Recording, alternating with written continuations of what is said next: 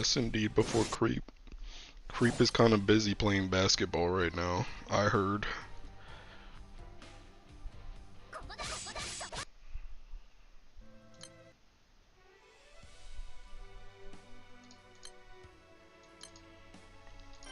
Our question's banned. I don't know, let's find out. Yeah, you're banned.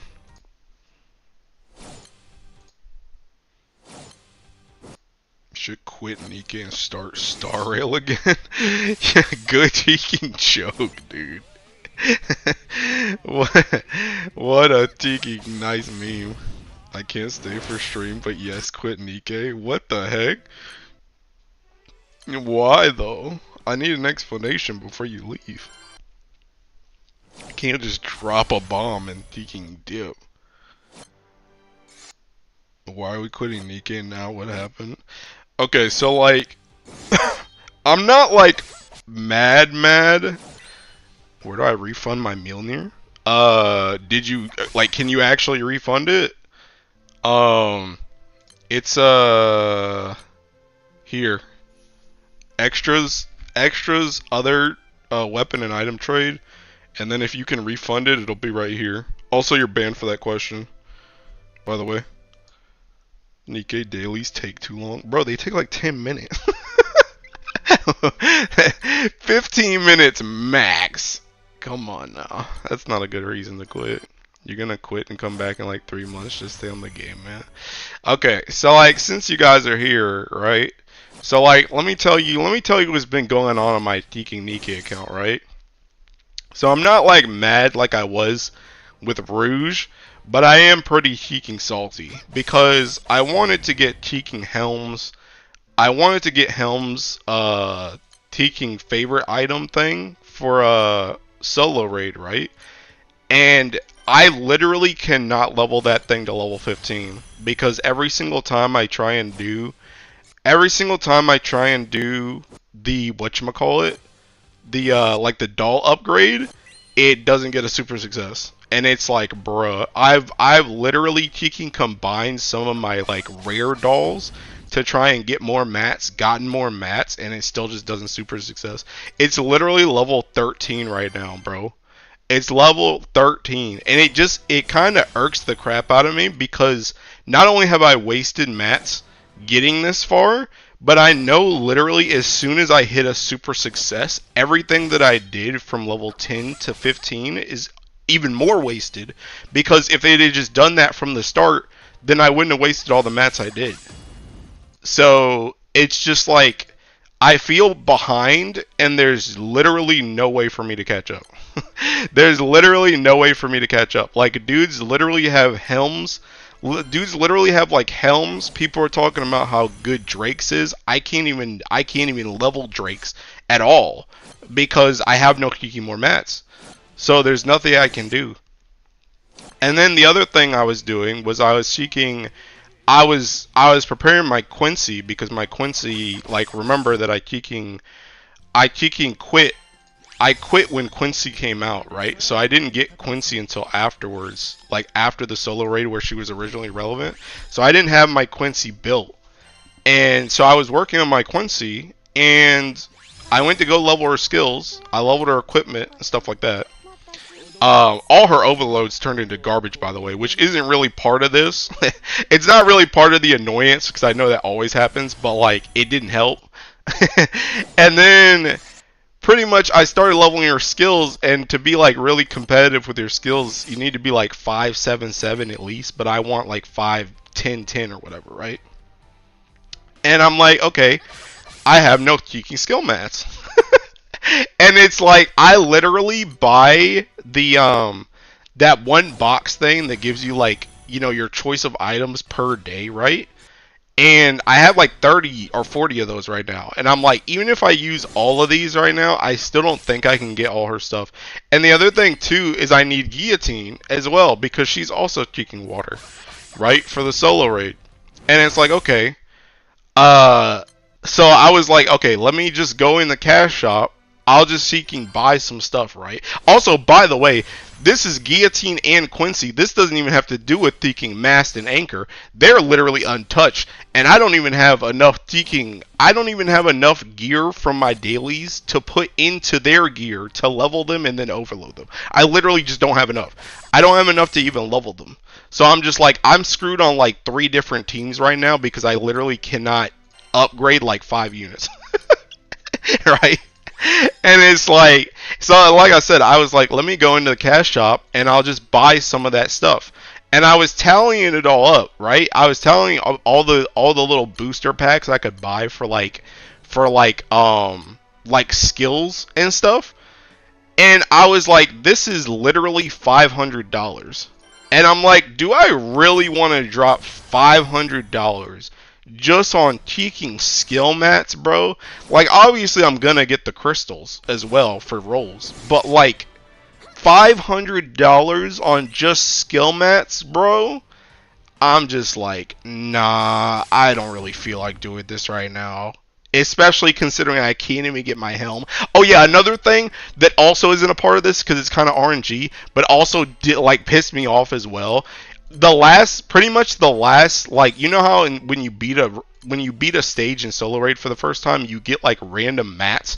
You get like random mats for people's treasures and stuff. Literally, I got like, I think it was like 12 of like milks or something, and I got 5 of Helms, and Helm is the person I want.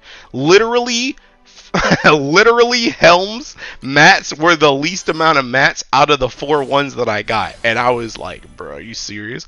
Like, I'm trying to get this treasure for the solo raid, and there's just literally nothing in my power that I can do to get where I want to be. And I'm just like, you know, I'm not feeling this anymore. And the other thing about Nikke too, right, is like, Nikke is fun.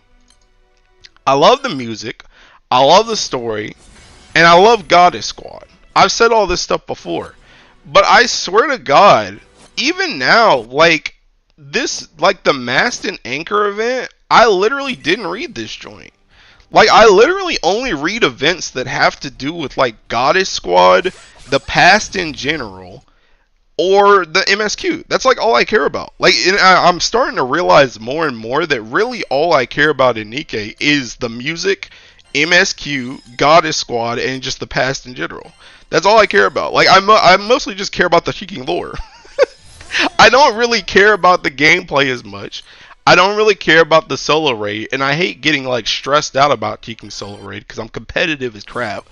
So I want to Seeking rank high in solo raid, and I want a whale to do that. But it's like, I don't know, bro. There's just too many obstacles in my way, and it's just like, at this point I'm like, I'd rather just Seeking stop playing and just read the story on Seeking YouTube, like I said I was gonna do before. Because it's like, and the other thing that I thought about too is I'm like, I literally, this is Seeking Grand Blue related, but I still got like 5 to 6 sparks on Grand Blue, and I'm like, literally right now, if I just took out Nikke, I'm just not spending money on gacha until at least like Seeking end of summer. Like, on God, like, I could save so much money by just not playing Nikke, because I don't even need to spend on Grand Blue anymore. Like, I'm good. So I'm like, do I really just wanna drop all this Seeking cash on Nikke for like no reason, when all I really care about is the story? That's really all I care about. That's really, and like, I don't even really feel like doing the dailies anymore. I'm kind of just like, whatever, bro. Anyway, what'd you guys say? I Seeking wasn't. I was talking. Let's go. Thank you. You're welcome. The doll mats are super stingy. Yeah, like the dolls, I feel like the dolls haven't been this bad. Like, I'm telling you, I have used everything. This is literally the worst doll I've ever tried to do with Seeking Helm. None of them have ever been this bad for me. Never. I got past the wall in Nikke and then quit. I didn't have it in me anymore. They not like us. FOMO in that joint was too exhausting. Just become a seasonal, for real. Again, your account continued to convince me to not play the game for this reason. Hi, Chaotic. Hi, Finn. So you quitting Nikke again? I don't know yet. Also, I'm serious, starting to get pissed off with Nikke as well. The character to max gain ratio is messed. Yeah, you do not get enough. You do not get enough stuff. And see, the thing about it is, I screwed myself. I screwed myself by quitting the first time, unironically, because unironically missing like, I don't know, like a solo or a union raid or two, and like 2 solo raids plus all those daily mats, like I'm just so teeking far behind now. And like I said, it's just like even the treasure thing. I remember I asked when the new treasure things came out, and I think Quebec teeking told me about the exchange. But I was like, even still, I'm like, how on God's green earth do people have Drake and Helm treasure already? How did you get all the mats for? Because the thing about it is, I can't even trade. I literally have like, 160 or something of like Viper and somebody else from the start. I think it's Diesel. I have like 100, like pretty much I have all their mats for Viper and Diesel, because I just essentially I finished LaPlus, then I finished whoever the other person was. I finished Exia. I finished all those, right? And then essentially I said I'm gonna finish the mats for the other guys, but I'm just not gonna get them yet because they're not really that great. And the doll mats, we all know about the doll mats. Well, come to find out, if you have enough mats to exchange, like if you have enough mats, right? Like let's say you have 500 mats, right? If you have 500 mats, but you haven't actually finished the favorite item, it does not let you trade those mats. So essentially, I have like 300 plus mats of Viper plus Diesel in my inventory right now that I can't trade because I haven't finished Viper or Diesel. But I can't even finish Viper and Diesel because I can't level up the dolls because I don't have any mats. So essentially, I'm just sitting on like 300 mats I can't do anything with, because I just screwed myself. Because I guess what I should have done was, if I wasn't gonna get Viper and Diesel, I should have just kept spamming LaPlus like everybody else until something new came out, so that I could trade her mats for something else. And it's just like, bruh. So essentially, and that's what I'm saying. I'm like, how in the world do people have Drake and Keeking Helm already on their account? How did you get enough mats to trade that joint day one? How did you do that? Like the only thing I can think of is it's just the fact that I was gone for like 2 months, so everybody just got way further ahead, and now I'm just cooked. I'm just cooked. And it's just like, and like I said, there's just no way to catch up. There's no way to get those things. Like, and y'all know me, I'm a freaking whale. If it was in the cash shop, I'd buy it, but it's not in the cash shop, so it's just like I'm just cooked. I'm just cooked. There's no way for me to catch up whatsoever. So it's just like I'm perpetually behind forever. It's just like, I don't know, bro. I don't know. It's kind of like if you guys aren't understanding what I'm saying because you don't play Nikke, it's essentially like missing like Valor badges in Grand Blue, but those Valor badges matter like way like 10 times more. Those Valor badges matter like 10 times more. Cause it's just like, bruh, they're just gone. They're just gone forever. All those days are just gone. That's why you only play one gacha game. You choose your destiny, your mental break path, and done. They're releasing 4 characters a month, and we need like 2 months to max 1 unit. I tried playing Arknights and Grand Blue at the same time, but I just saw how no gacha game matters, but I still like them anyway. Therefore, I only play Grand Blue Fantasy and let Arknights there. Yeah. And see, the thing about it is, like, Grand Blue, it's like, there's not always stuff to do in Grand Blue either, but like, I don't know, bro. Grand Blue, like, actually is just the freaking perfect gacha. I don't know why, bro. It's just actually just like the perfect gacha. It's just so free to do stuff on Grand Blue, bro.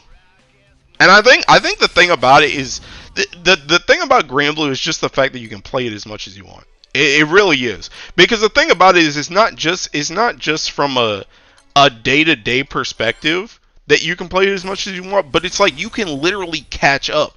It's like if you go away from Granblue critiquing, you go away from Granblue for like 5 months, and it's like, okay, you never hosted your bar raids in those 5 months. Well, you can just come back and just farm bars for a month straight, and you're caught back up. It's like, you're probably ahead actually. So it's just like you can catch back up in this game. You can't catch back up in like any other game. If you don't do your stuff every single day on every other game, you're cooked. You're cooked. You're literally throwing if you don't do stuff every single day. But it's not like that on Granblue. You can play as much or as little as you want, and you can always catch back. Essentially, you can catch back up with hard work, and you can't do that in any other gacha game. The only other way you can catch up in any other gacha game is either you don't at all, or you have to spend a buku amount of money. you had to buy a buku amount of money, or you had to use a buku amount of money. Wait, what'd you say? Sometimes join to see the new stuff. You should just do the same with Nikke. I was gonna say, unless you're trying to rank, there's no reason to wail that hard. I am trying to rank though. I like ranking.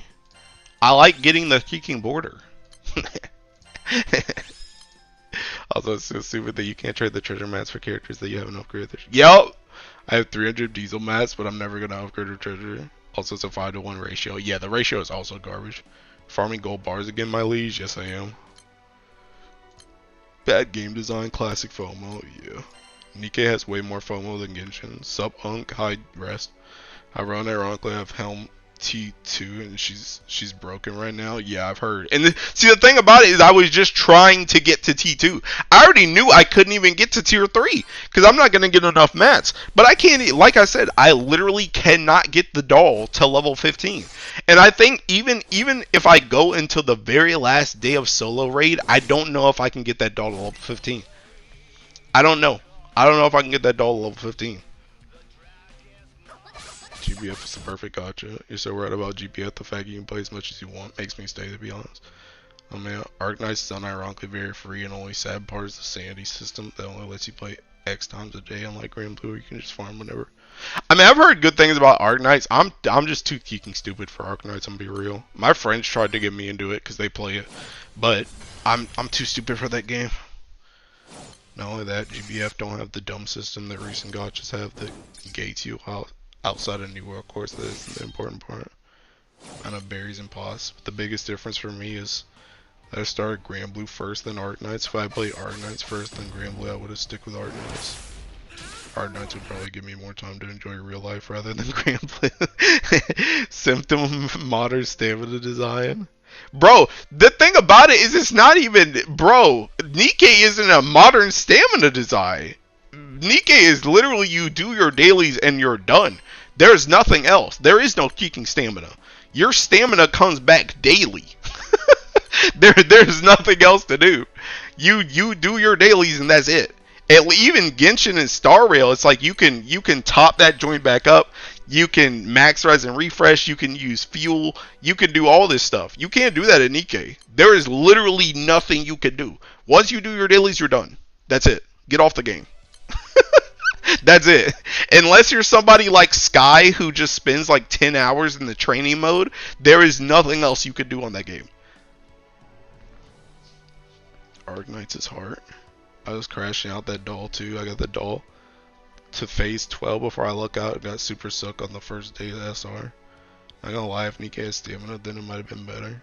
Arknights has a legit better UI than GBF, sadly. But yeah, I don't know, dude. I don't know. And it just sucks because I do like the characters. I like some of the events. Like I like rolling on some of the characters, but it's just like, god dang, bro. And the thing about it is, it's just like, I've said this before, I said this when I quit before, it's like, when I play a gacha, I want to wail, but it's like, what's the point in even wailing if I'm not going to kicking rank? But also, what's the point in trying to rank if I'm just going to be perpetually behind? I'm always going to get cooked. And I mean, the thing about it is, I'm probably strong enough on Nikke, I could probably work into a kicking top 3% for this anyway, but it's like, is it even worth the effort, bro? Is it even worth the effort? Games where you're gated by time events should always have a stamina system, but unlike GBF, where GBF has unholy amounts of content outside of events, start to notice the difference. There's even trophies for some quests and rare mobs when you're done with literally everything. Yeah. Yeah, that joint ain't on nikke, bro. I don't know. Like I said, I just want a Teking. Literally, all I care. Like, I'm literally just a Teking lore guru. Like, I want to be there when Teking Anise gets her Teking what is it, overspec form or whatever. I want to know about it, bro. I want to know about that joint. I want to see that joint. And I would love to roll on that Teking character, but it's like, god dang, bro. Like, the rest of the game sucks. The rest of the game sucks. I don't know, bro. My only sadness with Grand Blue is the FOMO from older events. There are some trophies that you can't obtain if you didn't get them back then. And I've always hated that type of FOMO. Yeah, I don't know, bro. Like, I logged in earlier. Well, yeah, I logged in earlier because I did all that Teking crap I was complaining about, but I haven't logged in since I got home, so I haven't actually done my Teking whatchamacallits today. GBF is so good to the player. I started like 2018, 2019, but I've really only played like a year worth of time on and off. I already hit Primal in my main Ellie and could do everything I want. Helm enabled me to complete the last chapter in MSQ, which is nice. I'm guessing the next story will center around what Behemoth did to Eden. Bruh. But yeah, I don't know, dude. I don't know. I just like, I don't know. I don't know. And like I want to just like, I kind of just want to be like seasonal on the game, but like, I feel like if I'm just like, I feel like if I just log like, I feel like if I just don't, I don't know.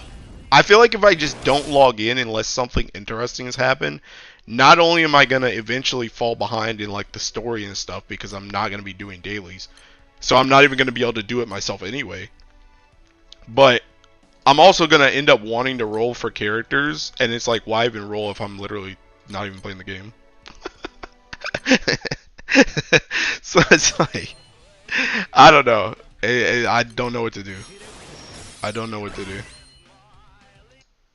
At this point, I don't blame you for quitting again. Apparently, a lot of day one players are quitting nikke and Dro. Really? Really? I know Sky and Mr. Kanto are still on. Who's quitting? And why better question, why are they quitting? Lastly, my last complaint about GBF is the obnoxious amount of characters. I kinda wanted that only release one character per month because there are so many characters with cool stories. They just don't expand because there are other characters to talk about too. Yeah, Mirai and Rosette? Yeah, I know what you mean. Yeah, I know what you mean. Bro, can we kill these raids? Hello? Salut?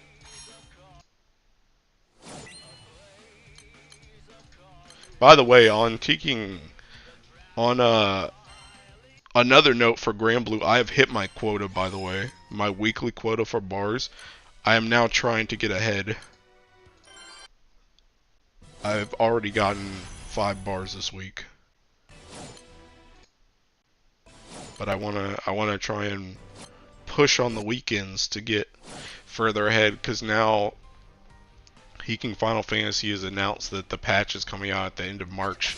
So I need to like get as far ahead as possible so that I don't get cooked. I should have joined that one.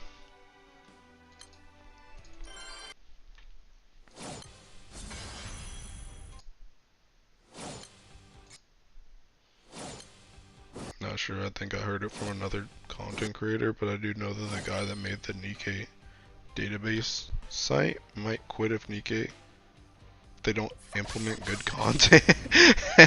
Get some new content. Yeah, unironically, they like, I feel like they're not really doing enough, to be honest.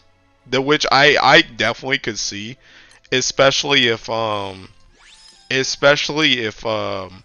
was treating Nikke as like my main game. If I was treating Nikke as like my main game, I could definitely see like, hey, can you guys do something that's not just solo and union raid? Because literally nothing else in the game matters besides solo and union raid for like a hardcore player or somebody that wants like even a little bit more out of the game. Like they're very repetitive in what they're doing. Bro, treating GBF like a desk job with quotas. You farm 5 bars per week. I don't even farm 2 per month. Yeah. Well, pretty much I made if you guys don't follow me on Twitter, I made a goal for myself. The goal for myself is I wanted to get pretty much the goal is I want 50 bars in my inventory by April. And to do that, when I started, I needed to farm I need to farm 5 bars per week until April to meet that quota. So that's what I've been trying to do. And I got 5 this week already. No, GBF is just that free if you don't want to. You don't need to farm. You made a good point in Nikke probably only have like 5 devs. 1 coder, 1 artist, 2 writers, and Cosmo for music. I mean, we literally know who the people are.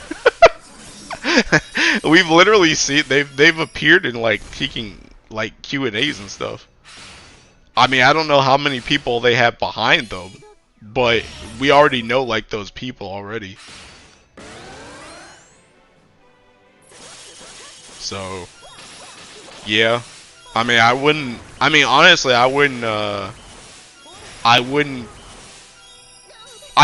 put it past them to be pretty small, to be honest. I wouldn't put it past them.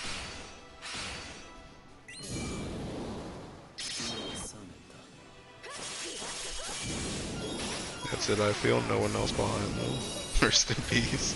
I mean, I could almost definitely say Teking music wise, it's almost certainly Cosmograph at this point. I feel like pretty much at this point Cosmograph is either doing the music themselves or they are, you know, bringing in someone or they're like collabing with someone, but it's not like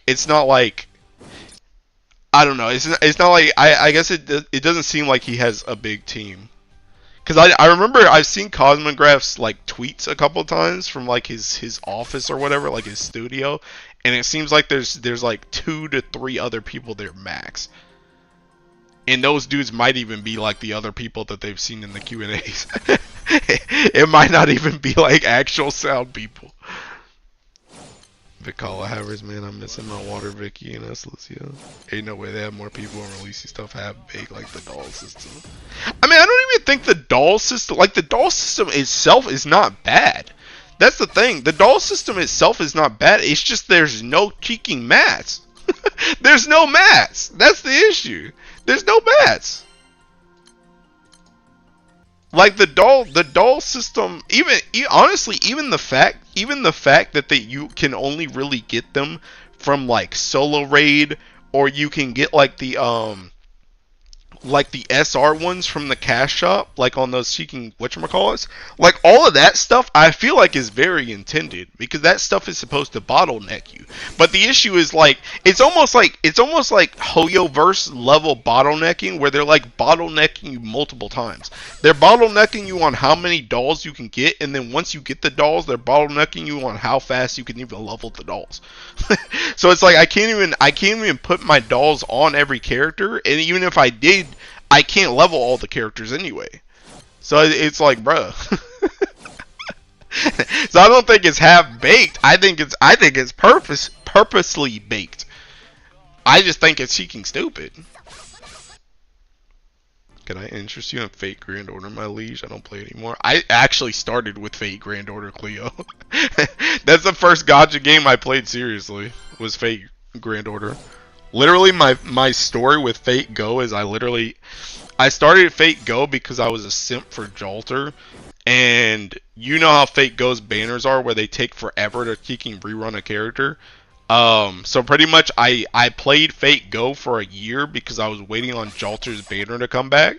I taking finally got to the banner, missed her. I wasn't as big of a whale. I wasn't as big of a whale back then, by the way. But I missed her, and then I quit the game. And then as I quit the game, I realized I was actually more of a fan of shooting Doji than I was of Jalter. So I came back when shooting Doji was on a banner, rolled her, and now I quit permanently. so yeah, that's pretty much my story with Fate Go. Also, I was a freaking Berserker main, dude. Bro, I loved the Teeking Berserkers in Fate Go, bro, cause Seeking. I liked how they were always on Ellie, bro. Why would I? Why would I play any other Teeking? Why would I play any other type of Teeking thing when I could just play Berserker and always be on Ellie? so, yeah. Meanwhile, they're releasing more and more units. Is ridiculous. I did the same. The more people talk about other games, the more I see the GBF is just that free. Classic extended content method, just making things take long. Yeah. God forbid they rerun banners more than 3 times. Bro decided to have shooting Doji. Yeah. I quit because I didn't want to do Lotto. Berserker pace. Lolita. Bro, I do not care, dog. Dude, shooting Doji is so freaking hot, bro. And it's crazy too because shooting Doji and kicking Tatsumaki are both kicking hot as crap, and they're both voiced by Aoyuki. Aoyuki literally makes me melt, bro. Her voice is so freaking good. Hercules carried me in story boss is real, just press red button. Yeah, dude, my first character ever, my first SSR was Seeking Hercules. So I was already set from jump. Who the heck is this? Bro, what's this Titan? Ew. Oh nah. Nah, you gotta go, pal. But yeah, my first SSR was Seeking Hercules. So I was set on the Berserker path literally from jump. Literally from jump. I was a Berserker.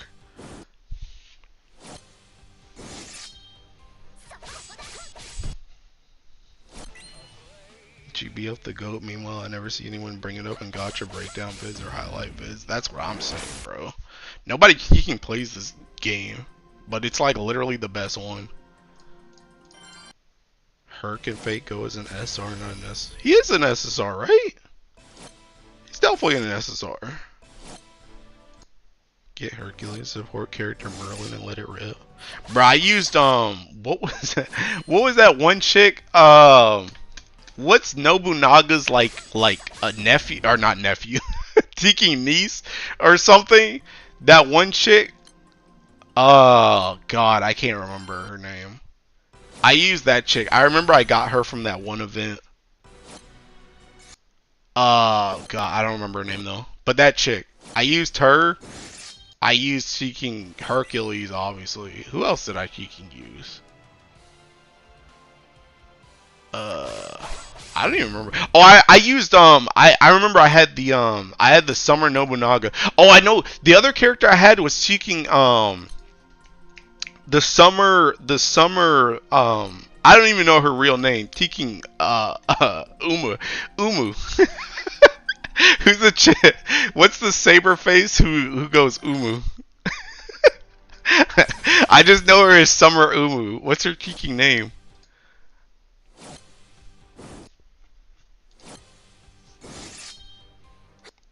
Hercus SR? Really? You gotta go, pal. Kills him with 6 shots then. To be honest, at this point, GBF following looks like a cult following away. He seems like an SSR because of his Bonsi. Oh yeah, Cha-Cha! Yeah, Cha-Cha. Yeah. I don't know.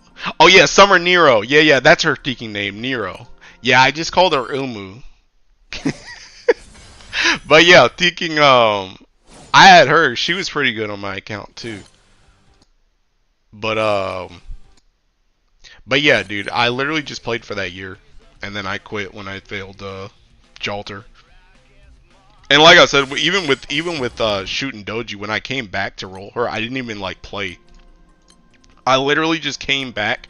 I literally just came back and like if you don't play Fate Go for a while, they give you like 5 bazillion rolls, and I just used those rolls, got shooting, and then I left. I tried with Teking what's her face too, the other Oni chick, Ibaraki. I tried with her too because she's also hot as crap, but I didn't get her, and I won't wailing on that game, so I Teking logged out. Go is fun, then I jumped ship to GBF LML. Yeah, especially on the anniversary polls for day. Yeah. I have Ibaraki Summer. Yeah, you're banned. Bro, she's so hot too, by the way.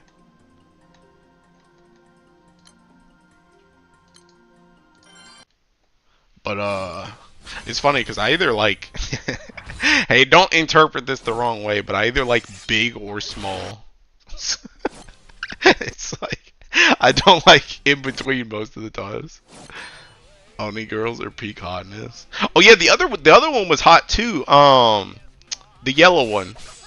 What's the yellow one's name? That's like friends with shooting. She's also. Well, she's not really as hot, but she has a cool design. Ew, the amount of gold bars you farm in this game almost makes up for how much you bring the quality of my life down. What the heck? Mediums seething in their seats, yeah. Bro, it's okay. No mediums are interested in me anyway. Ibuki? I don't know. Is that the one I'm talking about? Fate Go Ibuki. Oh wait, no, this is. Wait. Wait, who was I talking about then? Who's Ibaraki? Is that the yellow one? Ibaraki.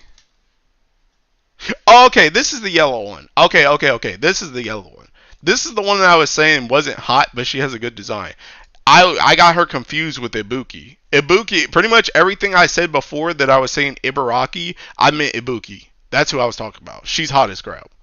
This one's hot as crap. Yeah, I got confused. Ibaraki's cool, Ibuki's hot. Makes sense. You're Hase and Fetty will enjoy, which are literally the both extreme. Yeah, literally. Yeah. Yeah. Seeking Hase is just seeking shooting Doji in another life, and Fetio is just Ibuki in another life. Now that you said it, I'm starting to understand the taste of ADT. You're just finally getting it.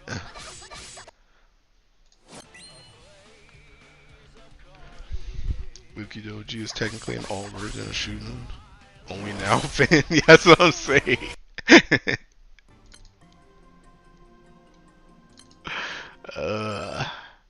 Anyway, dude, Teking, am I quitting Nikke, man?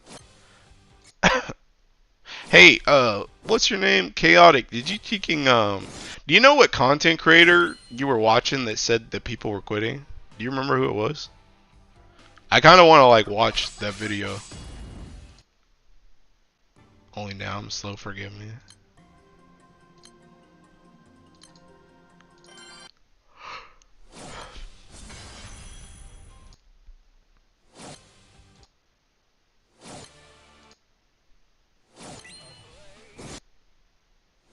React stream right here. I mean, I was just gonna watch it later. I don't think they have a vid. They mention it. Oh, in a Discord. Oh, okay, never mind that. Yeah, I was just gonna watch it later though. I'm just interested to hear, because I feel like I don't really hear from a lot of like high-end people or like big whales outside of like Sky and like this one other guy that I'm sub to, but this other guy doesn't talk. He just puts out showcase videos, so I don't really hear from like I'm not as entwined with like the more well-known Nikke players like I am with like Grand Blue. So I'm curious what their thoughts are. Is this dude done, by the way? You just got to level 19. Oh, you need another 10.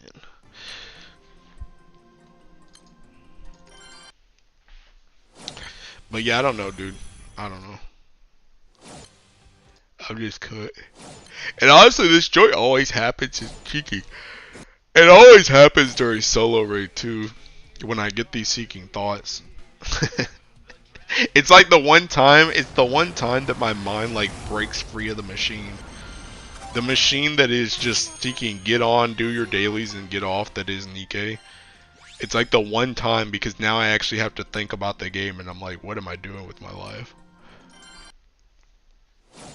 Watch the surface content be literally a reskin law sector, like how overclock and AI is to their OG game modes. I don't know. They just need to put, I don't know, they just need to put something else in the game, bro. They gotta do something else, bro. They gotta do something else.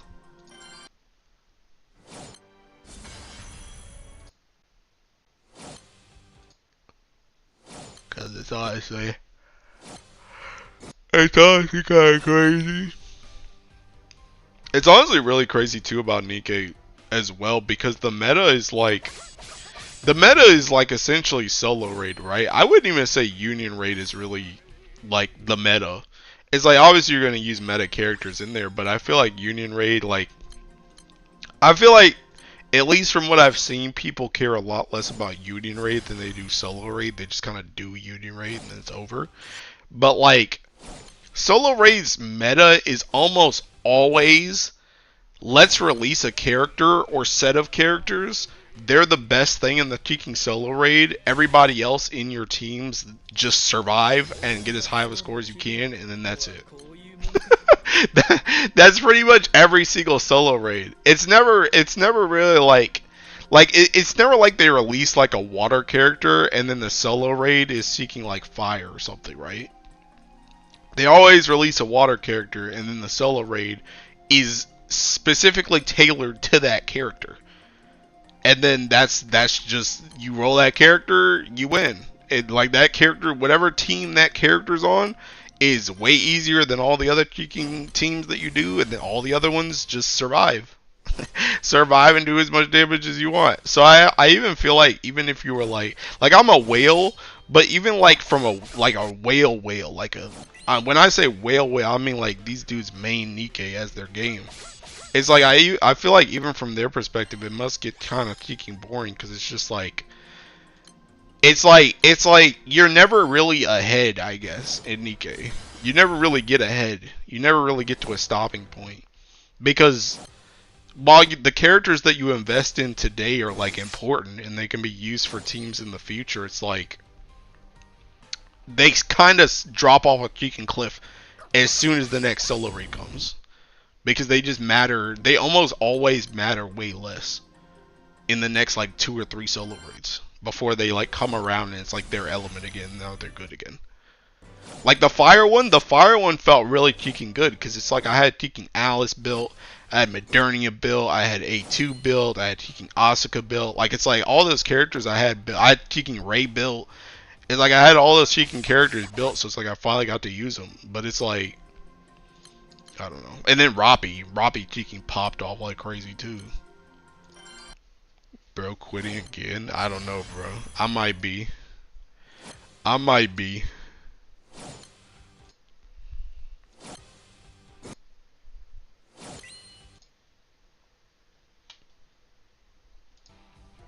Imagine the solo raid for the Eva collab. I mean, it's gonna be the same thing. It's literally gonna be the same thing that happened before.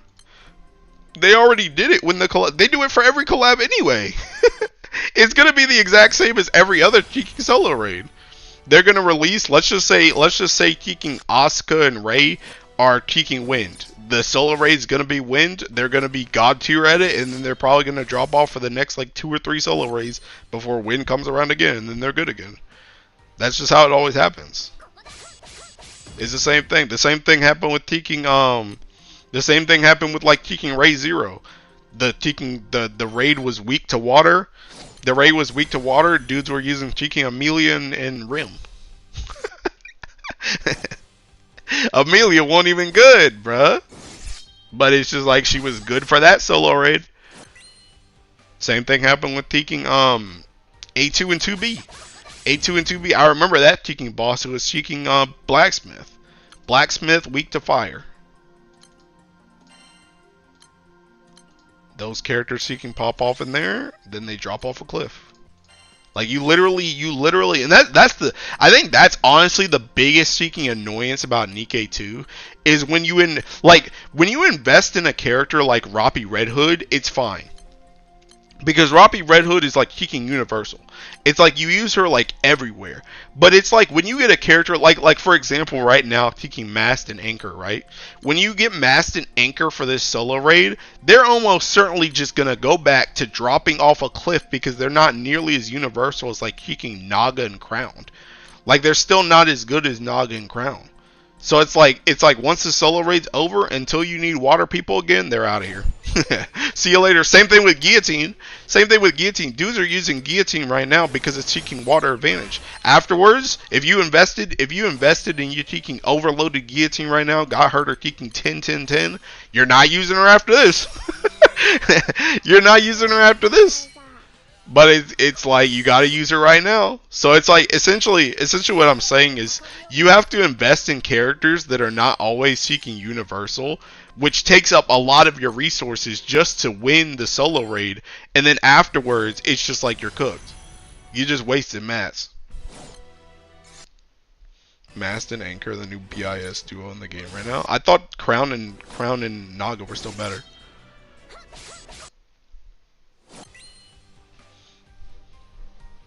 Swear down, we talked about why GBS slow weird power creep was slightly better than Nikke because of this. Every new unit is meta. They're gonna make Nihilist the next Red Hood. I'm still believing. You better believe real hard, pal.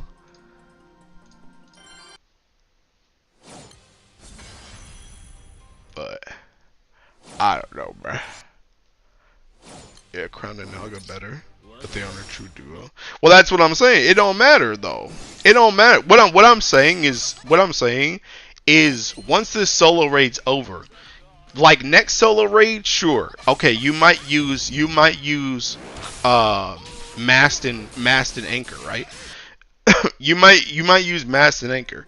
Also, I think Helm is a better pick over Naga for Crown. Okay, regardless, my point is. You're investing in these characters for this solo raid. But once you go back to doing your dailies, you're going to go back to Teking Crown, you're going to go back to Helm, you're going to go back to Naga. You're not always going to use those Teking characters. So you just spent all this Teking money getting cores on these characters, overloading these characters, using your Teking crystals to re-roll overloads on these characters. You're using all your Teking upgrade, your EXP mats on these Teking characters.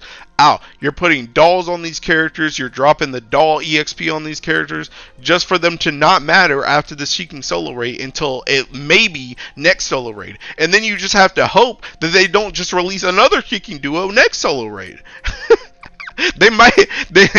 Next solo raid might come after Teking, it might come after the Half Annie, and they just release Teking Hansel and Gretel. Hansel and Gretel, they turn out to be Teking duo water units. Teking Mast and Anchor just gone. So all that Teking stuff you just put in a Mast and Anchor just completely Teking useless. just completely useless. Like that's my point. Even if they're good for what they have right now for this solo raid, they're not gonna continuously be good. And that's the issue, because you waste all your Teking stuff on these characters and then you're just further behind. It's like, that's another thing. Hey, that's another thing. If I went in here and I bought Teking $500 worth of Teking mats to get my Quincy and my Guillotine up, I'm going to be out of mats and out of $500. And then guess what's going to happen right after this? Teking Eva collab is going to come out. They're going to drop like Teking 3 Eva characters. I'm going to have to get those. And guess what? They're probably going to knock out Teking. They're definitely going to knock out Teking Quincy and Guillotine, because the next solo raid's probably not gonna be water advantage. So it's like I just wasted all my mats on these Seeking characters. It's just like, well, hope you can pay another $500 for these new Eva characters, because you're gonna have to buy their freaking EXP too. So it's just like, bruh, I don't know. Also, Cindy did say she got a lead on Siren, which means Siren for next 2.5 mini. Isn't that every gacha ever though? Just faster right now on nikke. Is it though? See, this again, back to Grand Blue. I don't feel like that's like it like that in Grand Blue. I don't feel like that's like that in Grand Blue. I think the biggest thing about Grand Blue. See, the biggest thing about Grand Blue is the freaking grid system. That's the thing. The biggest thing about Grand Blue is the freaking grid system. Not only does it take grids a lot longer to cycle through all their stuff, but you can use your grid for multiple different types of freaking characters. So it's like, for example, let's say right now, Tekken Rakan was the best character in the Tekken game ever for Tekken Earth, right? It's like, if Rakan gets power crept and there's a new best Earth character forever, you know, in Tekken Valentine's that comes out and he just completely clowns all over Rakan, well, it's like nothing really changed when it came to my grid. I mean, unless they bring a weapon, but their one weapon isn't going to change the entire Tekken grid. You're still going to use stuff that you already have. Essentially what I'm saying is, the way Grand Blue works on itself is Grand Blue very rarely completely changes your grid. It's a very slow streaking burn. A very slow streaking burn. And even then, once you completely change a grid out, there is still stuff that you use from your old stuff that you bring into the new. Case in point, something like Tekken Earth, right? You go all the way back to pre-Galleon Earth. You were using stuff like Kane Tana and Tekken World Ender. You go into Galleon Earth, you're still using World Ender and Kane Tana. You go into Medusa Earth, you're still using Kane Tana and World Ender. It's like, but if this was Nikke, Kane Tana and World Ender would have been replaced by like 7 other weapons while you were going through the stages from Kane Earth to Galleon Earth to Tekken Medusa Earth. Those weapons also would have swapped like 7 different times. and it's like by this time Kane Tana and World Ender would just be completely obsolete. Why did you even bar that in the first place? It's just like it's just not the same. It's not the same. Sure, every gacha has power creep. GBF is an outlier because the characters on the main focus. It's great. I keep playing Nikke, but keeps playing GBF. Honkai Impact Third Genshin, Epic 7 Dragali Lost Rift. It's universal. Mr. Dirt God, I finally did Hexa. Thanks for the app session. Hey, congrats. I think GBF spoiled us on what a good gacha game is. I mean, the thing about it is, yeah, it did, because it set like Grand Blue sets a very high precedent. Like my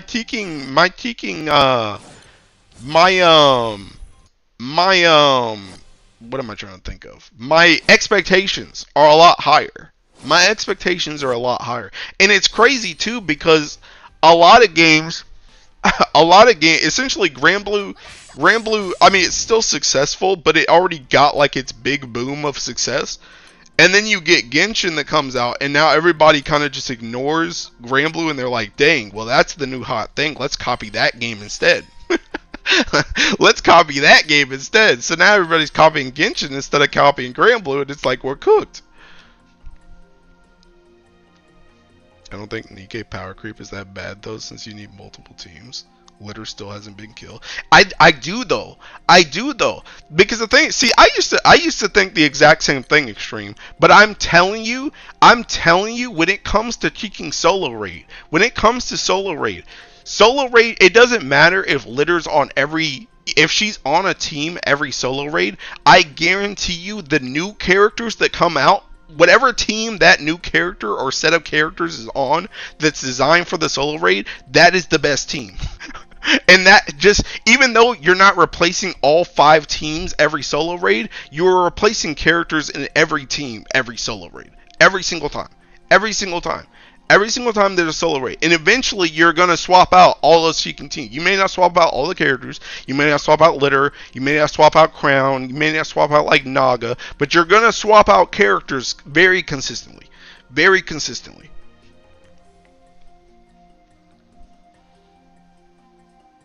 What went down in Nikke? A lot of stupid stuff, Ray. Essentially, Ray, TLDR taking, I'm extremely behind in kicking Nikke, and there's no way to catch up, and the little bit of catching up I could do is gonna cost me like half a grand, and I don't want to spend that just to still be behind. So yeah. GBF is a good game, but I think it has some of the worst gacha in the genre. Your grid might not really change, but GBF has a set OP units, and why bring any other one? Not gonna lie, GBF fall off like crazy. I remember when number 1 or number 2, Faco and GBF, bro, what happened? GBF fell off when MSQ went off the grid and was all just about rolling for limiteds and Guild War. Unironically, that is a really good cheeking point, Extreme. See, I'm gonna tell you, and this is not even Grand Blue related, this story, but I do think it is very important to have a strong, continuous main story. And this is from somebody who I've said multiple times that I think the whole society story is straight up better than the main story of Grand Blue. Like, the society storyline, in my opinion, is better than the entire MSQ of Grand Blue. But I think it is important to have a continuous, decently strong MSQ in your game. And the reason why I bring this up, besides just your comment, is because of cheeking Final Fantasy 14. I legit think that the reason why Final Fantasy 14 right now is sucking so bad is because that MSQ is dog water. And that's not even coming from people that care about the MSQ, but it's just when the MSQ is even something that you can latch onto, when it's even somewhat tied to your progression and somewhat enjoyable, it keeps people around. It gives you a reason to continue playing. Like, and when you lose that MSQ thing, you're gonna lose a lot of people. And I think that's what's happening on Keeking Final Fantasy 14 right now. Is a lot of dudes, essentially what I'm trying to say is the MSQ is literally the anchor to your game. The MSQ is literally the anchor to your game. Whether you like the MSQ or not, the fact that you have to interact with it in games is the anchor to the game. Essentially it's the one consistent thing about your freaking game. You can change everything else, but you know that the MSQ is gonna exist and it's gonna be there and it's gonna be at least somewhat decent. And it's almost like familiar faces too. I think that's another thing too. Where it's just having familiar faces that you actually even somewhat care about. Essentially, you having familiar faces that you don't absolutely despise. It's an anchor. It's an anchor. And high key, I think keeping GBF, like I said, I don't even like the MSQ of GBF, but I think just the fact that GBF's MSQ is completely cheeking MIA has alienated so many cheeking people. What you guys say? Unironically, the GBF crit system is so good. Yes, it's a pain to get the weapon and stuff, but after you get it, that's it. You good for a few months to years. To be fair, last Guild War, if you didn't have Dragon, you were cooked. Yeah, but the thing about it, Noodles, you literally had a kicking year to get Dragon. You had an entire year to get Dragon, bro. That's the thing. In Nikke, a character comes out for like 2 to 3 weeks. You get them for the solo raid. You use them for the solo raid, and then Teking, you go, Woody, I don't want to play with you anymore. Drop that joint off. Then there's another character that comes out. You have 2 to 3 weeks to get this character. Use that character, and that's it. Taking Dragon, you literally had a year to get that character.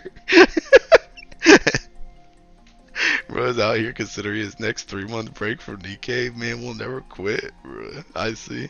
Come play games with actual power creep. Like, I don't want to do that. My face. Any stories of the real MSQ? Drop any game you're not enjoying, even temporarily. You can always come back later. I mean, that's pretty much how I'm feeling. I was saying earlier, Ray, that I really... really the only thing I really like about nikke, like obviously I like the designs, right? Like the girls are hot, but like the only thing I really like about nikke is the music and the teaching story, specifically the MSQ and which again the MSQ is the one thing that's even potentially, if the pretty much think about it this way, if the MSQ and nikke didn't exist like how GBFs did, or didn't right now, I would literally quit the game on the spot because there's nothing there for me. The only reason I want to stick around nikke is for the MSQ and the stuff relating to Goddess Squad and the past at large. That's what I want to know. But if that wasn't there, like in Grand Blue, I'd be gone. Sphene. Bro, did you see the new Teking posters for Sphene, bro? I don't know if she's possessed, by the way, but she looks hot. A good story can make people tolerate a lot of problems with the game. Yeah, really, unironically, yeah. Like I think, and that's another thing too, is I think if the story for Final Fantasy right now had been better, like if you had like Shadowbringer's story in the Seeking expansion right now instead of Dawn Trails, I don't think people would be complaining nearly as much about the game as they are. I don't think people would be complaining nearly as much. I care about the MSQ, but I care more about the power progression. It's true, a good MSQ can keep people hoping for better times. Also true. The fact GBF MSQ has not been updated in a year plus is insane. Side games are stupid. It's been a year. Yeah, it's been more. But forever. We never fought our dad. 400 days or something. Grand Blue going into multiverse shenanigans and the MC's power creep wrote them into a corner for setting stakes, not updating the MSQ. He went to the store in a different world and closed the portal. They've probably been putting their writing team on GB versus art and Relink. I don't know what's happening there, but it's so different. Bruh, but Tiki, that joint's been out like a year too. What do you mean? Bro, that Tiki Relink came out like literally a year ago. They just had their Tiki anniversary. You telling me you couldn't write a chapter in a year for Grand Blue's Seeking main story? You couldn't write one chapter. All these events we getting, consistently getting events, and they can't write one Seeking chapter for the MSQ. Ain't no way. It's weird that they literally haven't done anything with the face of GBF, like Cat, Rackham, Oigan. All we have is their outdated Grand and SRLs. Relink been dead for a long time though. Where the writing team at? Yeah, that's what I'm saying. Good writers working on Guillaume. Just the plan. At this point, just play Stellar Blade. Isn't it the same?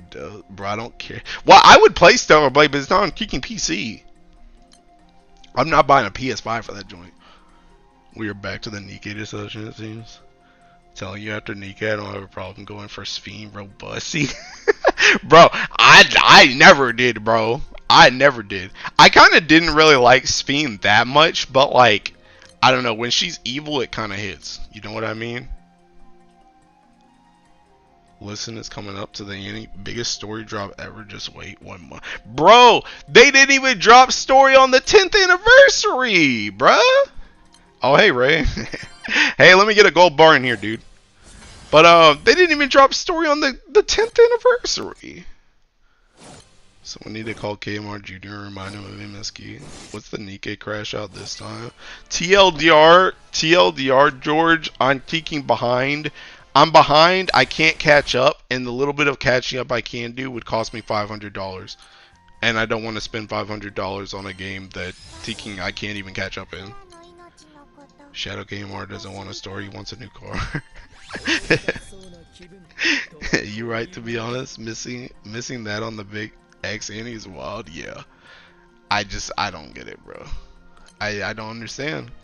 And like I said, I'm complaining about the Teking GBF MSQ, and I don't even like it. I don't even like it. But it's like, can we get a move on, my guy?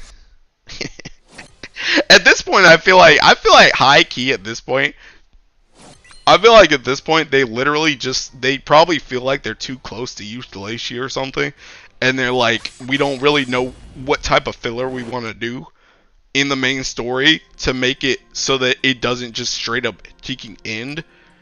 And they're like, well, guess we just won't put out chapters. That's one way to delay it.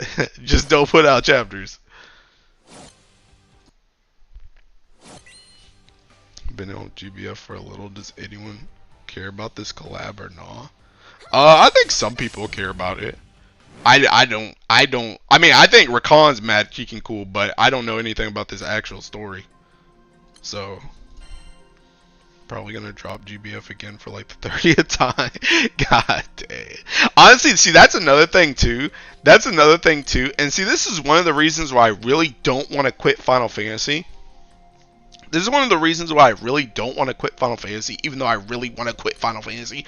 Because seeking, once you quit a game once, it opens the door to you easily quitting it again.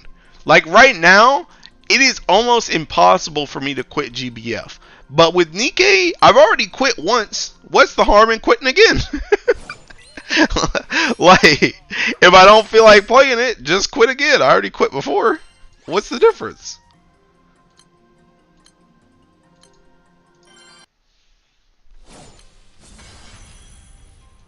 They think they will do MSQ after they finish Tower with Bubs 2.0 return and Fall 0 return to the story, I feel.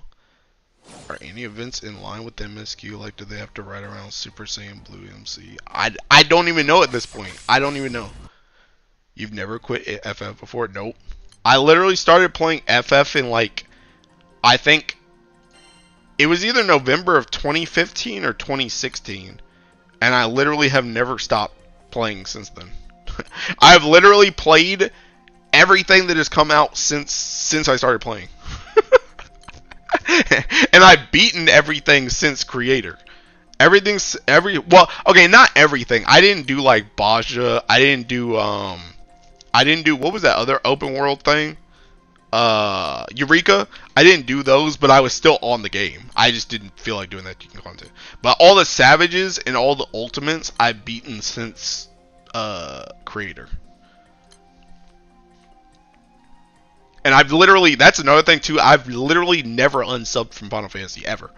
I've never unsubbed. Even when I don't really play, like right now, I don't really play. The only thing I really do right now is get on for PvP, but unironically, I could live without not even, I could live without even doing PvP right now. But even if I didn't play, pretty much we went on break like halfway through January, I think. Literally, and we're not trying to play again until like the end of this month. Even if that had happened, I wouldn't have like stopped my sub. I would have just let it go. I've never ended my sub before. I always quit GBF, but them free rolls, they speak to me. Voices in my head telling me to get them. Honestly, it's crazy what GBF does to me. It's like part of me at this point. I think of Cody sometimes. I blink and it's opening. Red old head, is it even worth picking up, or is it soul sucking like GBF? I think Final Fantasy is pretty good if you're speaking new. If you're new, there is a lot of stuff to do with that game. There is a lot of stuff to do with that game. A ridiculous amount of stuff to do with that game. And you have like, the thing about it is Final Fantasy, while being new, is literally the best time that you can ever play Final Fantasy. Because not only do you have a lot of stuff to do, but you have a lot of stuff to learn. I think a big issue with a lot of people that are in my position with Final Fantasy is there is almost nothing they can throw at us when it comes to Final Fantasy at this point that is going to be new unless they do like a whole rehaul of the system. We've seen everything. We've seen stacks, we've seen spreads, we've seen how all the jobs operate. Like they can't do anything to kicking surprises anymore. There's almost nothing to learn. And I think even something that's even worse nowadays, I was thinking about this the other day. actually. I think something that's even worse nowadays is back in like Heaven Sword Stormblood, people had rotations.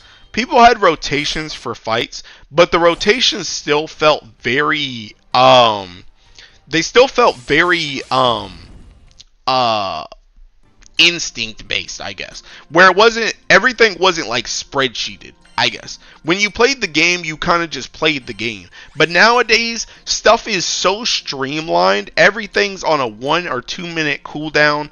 Everything is so straightforward that there is very little wiggle room on how you play the game anymore. Essentially, when it comes to your rotation, you literally do the rotation how it's meant to be, or you just fumble everything. Because essentially, every single job's rotation is literally, if is a button off cooldown, you press it. It comes back in 60 seconds. In 60 seconds, you press it. There's nothing else. There is no teaking. There is no holding. If anybody ever tells you on Final Fantasy nowadays they're teaking hold stuff, they're trolling you, bro. You always throw something. my friend Sev, that used to be in our group, our old summoner, literally his motto was always pot, never hold. Literally, just go, dude. You will always lose out in Final Fantasy nowadays if you try and hold something. Literally never hold. So what I'm saying is everybody's rotation is literally press move off cooldown and then that's it. There's no thinking. Pretty much all the thinking when it comes to Final Fantasy is not in your rotation anymore. It's about actually doing your rotation while you're doing the fight mechanics. That's essentially what it is. But back in like Heavensward and Stormblood, it was like both. And at some point during like Shadowbringers to Endwalker, it got extremely streamlined.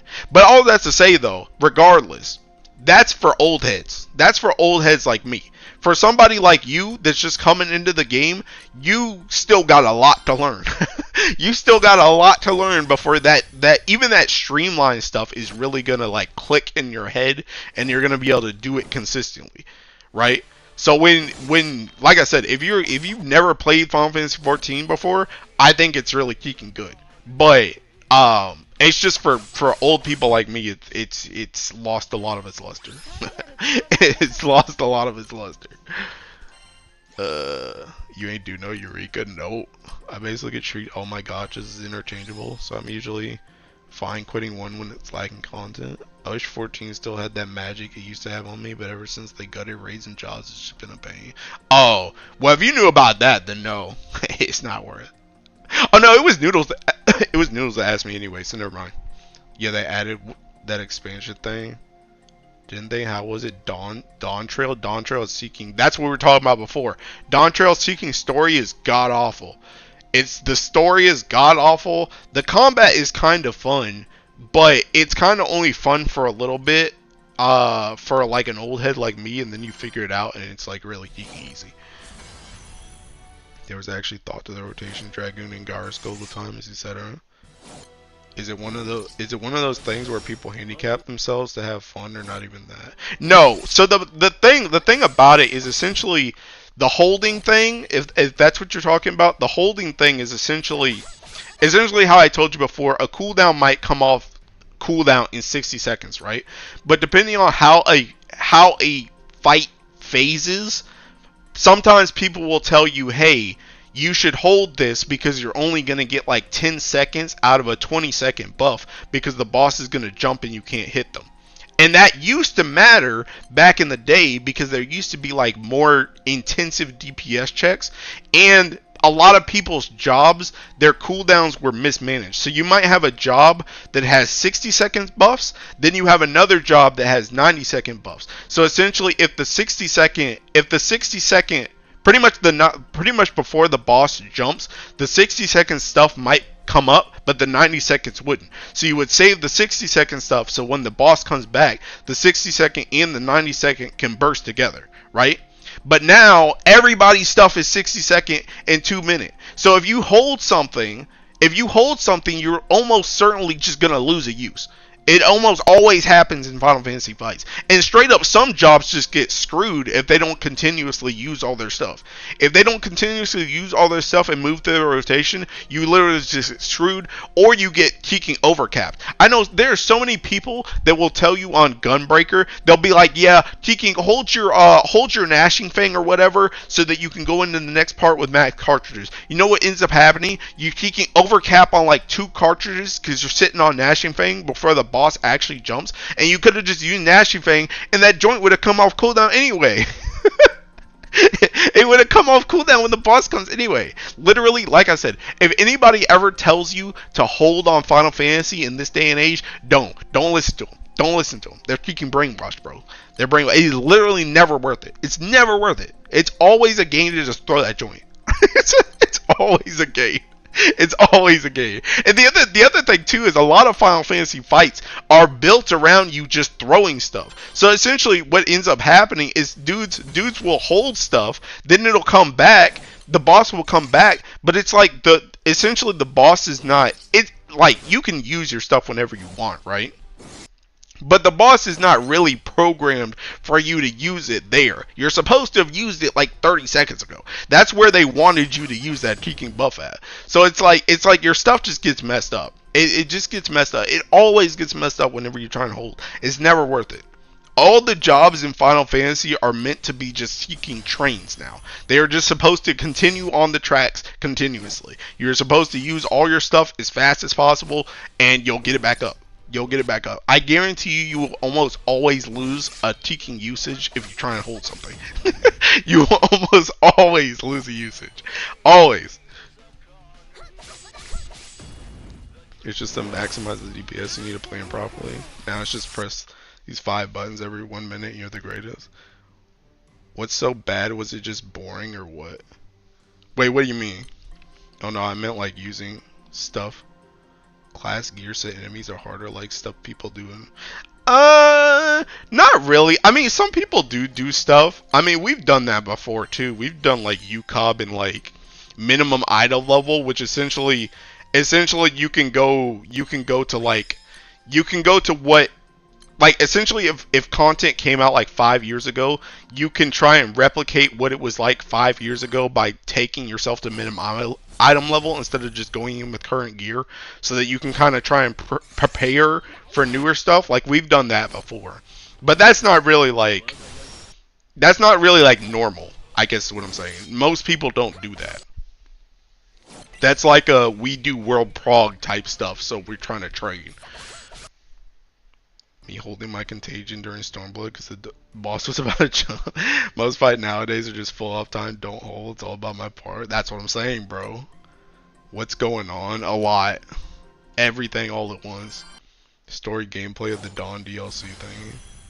Well, I think like I said, I think the gameplay is okay. I had fun with the Arcadian, which is the new Savage tier, but the thing about it is the Arcadian is also a pretty dumbed down Savage tier. Like it's not really that hard in comparison to older tiers, but I still think as like a new player you're probably going to struggle with it. Like it's not easy. It's just more so that's the thing about Final Fantasy, right? The thing about Final Fantasy is the player base, the normal player base has outgrown a lot of what they're trying to throw at us. So like if I might say taking the Arcadian is the easiest Savage tier they've ever put out, and you as a newbie go into Arcadian, you get clapped for weeks. You might get clapped for weeks, bro, on that joint because you're new, right? But it's like I've gotten so used to how the game operates that this stuff is easy to me. And that's the thing with Final Fantasy is not really growing with its player base. The player base is becoming drastically better at the game, but the game isn't really becoming harder to compensate. So essentially everybody's just running over content. That's essentially what's happening. Come play a real game, Hilo. Come play Woowa. Dude, I already missed Cheeking Crazy Chick. Carmelina or whatever. Carmelia? I don't know. I miss Crazy Chick already. I'm cooked. And I miss well, I don't know if I don't know if she got reran or something, but I missed that other chick too, Chang Li or something, the hot redhead. I missed her too. So yeah, I'm cooked. Raids are all cookie cutter, yeah, yeah. And that's what I said before. Like when I first started talking about Final Fantasy, it's just seeking. We've all seen stacks and spread before, bro. And that's all they do. They just continue to put stacks and spreads in the Tekken game. It's like, bro, you have to change the Tekken battle mechanics. We've seen all this stuff before. Ching Li coming back next patch in 2 weeks. You gonna play Blade and Soul Neo? No. I don't even know what that is. Player skill ceiling? What even is the skill? Skill like timing? I think it's mostly identifying mechanics, I guess. So like let me bring up something, right? Let me bring up something. Let me bring up a Tekken Final Fantasy thing.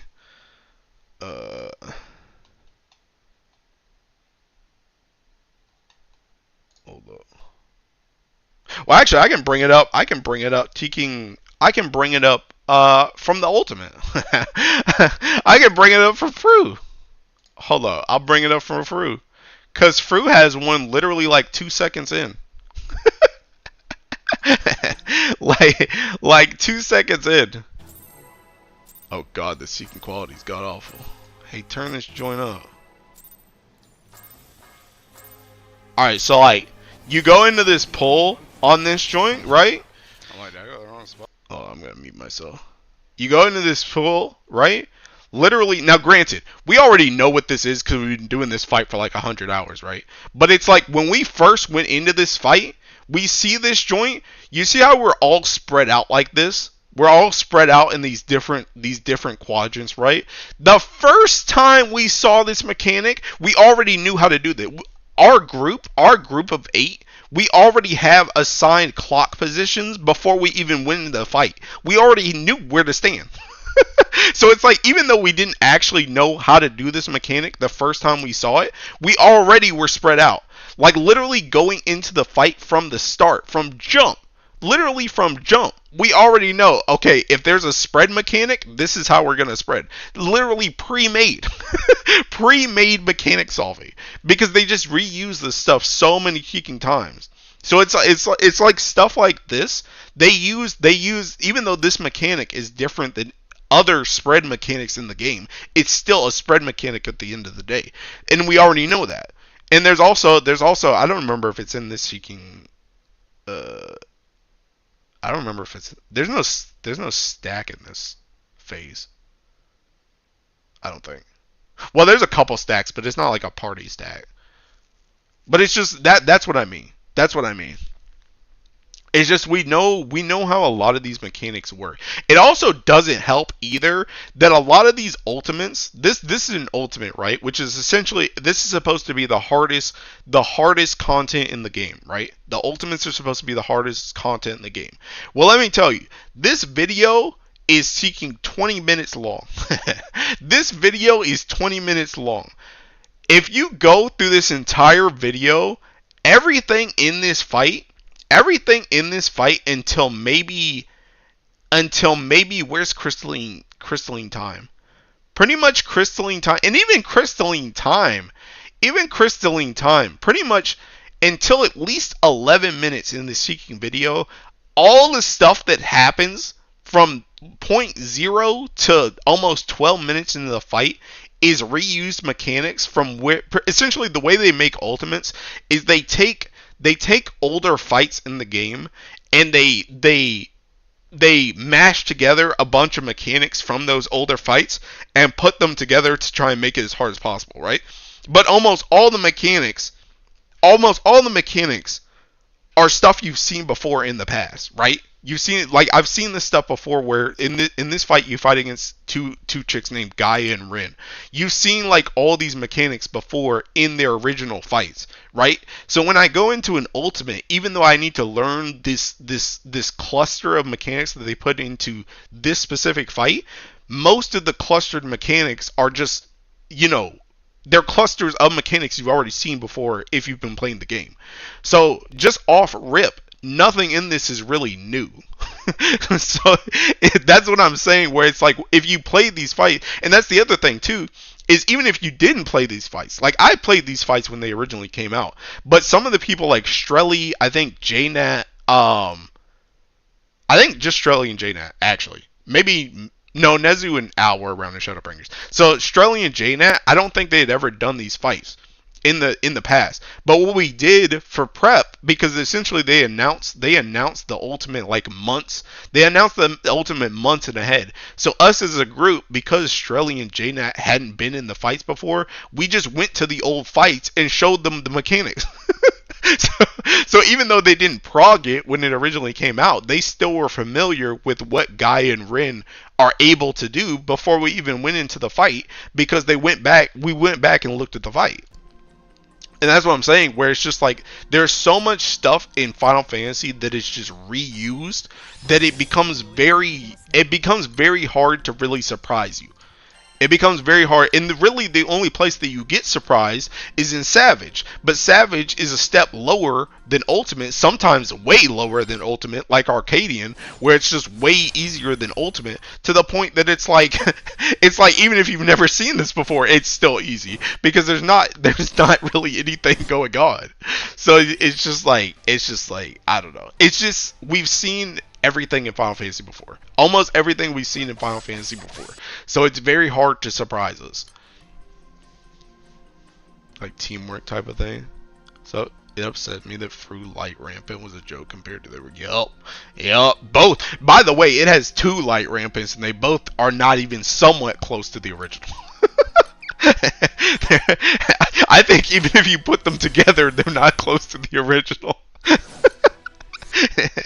Is that on them that you guys are really well coordinated though? I feel like they change it too much, people would complain too. Well, that's the thing. That's the thing. But it's just like that's the issue that Final Fantasy is going through. We're the player base, and it's not just us. It's not just us. It's the player base at large has gotten this down. They've gotten this down. It's just like I said, they just need to throw. They need to throw like a left hook. They need to throw something new to shake it up, because everybody knows this. It's not just our group. It's like the vast majority of raiders know this stuff. Something where you could pinpoint when they stop making new mechanics and start recycling, or has it always been like that? I would say it was probably around Shadowbringers. I think Shadowbringers is when they really started to like reuse stuff, like a lot. They started to reuse stuff a lot. I think Heaven Sword was still, and see the other thing too is Heaven Sword. See the issue, the issue is Final Fantasy used to be a really kicking good game, and the issue with that is that a lot of people stuck around. So essentially, if you don't know, the way Final Fantasy is gone is it started with a Realm Reborn. Well, it started with the original Final Fantasy, but I'm not going to talk about the thinking failed stuff. I'm just going to talk about a Realm Reborn forward. It started with a Realm Reborn, then Heaven Sword, then Stormblood, then Shadowbringers, then Endwalker, now Dawntrail, right?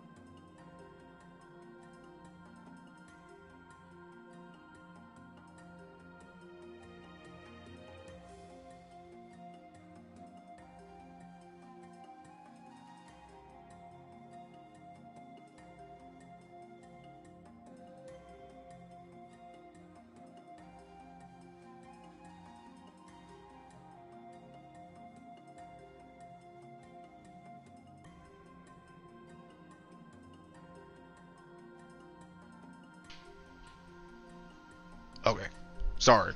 Anyway, what I was saying. So, taking Realm Reborn, Heaven Sword, Stormblood, Shadowbringers, Endwalker, and now Dawn Trail, right? Back when A Realm Reborn came out, everybody was really, really, really bad at the game, right? Then Heaven Sword came out, and there was not only were people still bad at the game, but the game got like way harder. Like when Heaven Sword originally came out, Gordius like nearly destroyed the entire raiding community because people literally just could not beat it. People could not beat Gordius at all. But the people that did beat it stayed around. A lot of the people that beat it stayed around, right? And then those people started helping other people get through not only that content, but through like the rest of the expansion that was Heaven Sword, right? And then in Stormblood, those people were still there, and they continued to help people get better at the game. And then you hit Shadowbringers, where that's when they started to reuse stuff. That's when stuff became a little bit more simple when it came to job design. And you still had those people from Heaven Sword that were still around teaching people how to play the game in Shadowbringers. So at this point, everybody is kind of caught up to the game, and now they're at the point where I would say Shadowbringers is kind of at the point where people were like at a standstill with the game. People had caught up to where the game was, but the game wasn't really going any harder. And then you get to Endwalker. And Endwalker, also another big thing you have to remember too, is also Shadowbringers came out around, or Shadowbringers was out around the time when COVID came, right? So not only was it out when COVID came, that means a lot more people came into the game as well. So you had more eyes on the game just in general that were also able to like analyze the game and stuff. The game still wasn't moving up anymore. And you still had those people from Heaven Sword that were still veterans that were showing all these new people how to do stuff in Shadowbringers, right? Then you transition to Endwalker. The game still stays pretty much where it was in Shadowbringers, but now you have all these new people, all these new faces in the community that are looking at the game in new ways, as well as the people that beat stuff all the way back in Heaven Sword, still teaching people. But so essentially now in Endwalker, people have started to outpace the game because the game didn't move at all.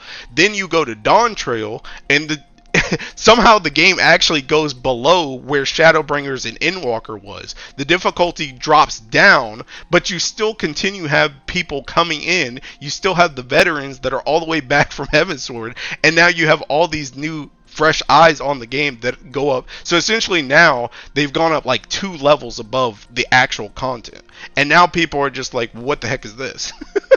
it's essentially everybody's outpaced the game. Everybody that's actually trying to play the game has outpaced the game at this point, because the game literally went down. It went down from Shadowbringers Endwalker to Dawn Trail. That joint went down. It was like easier. It was easier. Like you literally had the Arcadian being beaten, a whole Savage tier. The Savage tier used to take people weeks, by the way. This whole Savage tier for the first Dawn Trail Savage tier literally beaten in less than 24 hours. Then you have an Ultimate that used to take people months, and now this joint is beaten in a week. Beaten in 3 days. It was like 3 or 4 days for free. It's like that's the type of discrepancy that we have when it comes to player skill versus the actual game level now in Final Fantasy. And it's just like I said, unless they step it up, that people are just going to get bored, because it's just the same stuff, and they've already mastered it. People have already mastered it. People are just way too good at the freaking game now. They're way too good at the game, and the game is too easy for them. So it's just like besides people that taking like, I don't know, like RP or something and taking Limsa, like a lot of the hardcore people are just seeking bored, because it's like there's no challenge. Essentially, a lot of people are in the same boat as me, where pretty much the way I am with Final Fantasy right now is the most enjoyable part for me of Final Fantasy is literally just seeing a fight for the first time. Seeing a fight, seeing the mechanics for the first time. As soon as you see the mechanics and you see the fight for the first time, all the enjoyment is gone. Whereas back in the day, it was fun to redo content in Final Fantasy because you could still learn stuff. You could still optimize stuff. You could learn different jobs. But now that's another thing. Half the jobs play the exact kicking same. So it's like once you learned one job, you practically learned all the ones in the role. Like you learn one tank, you practically know how to play all 4 tanks. Like unironically. So it's like there's no nuance to which tank you're playing. Everything does the same thing. You can literally on tanks you have to pop cooldown, like defensive cooldowns to survive.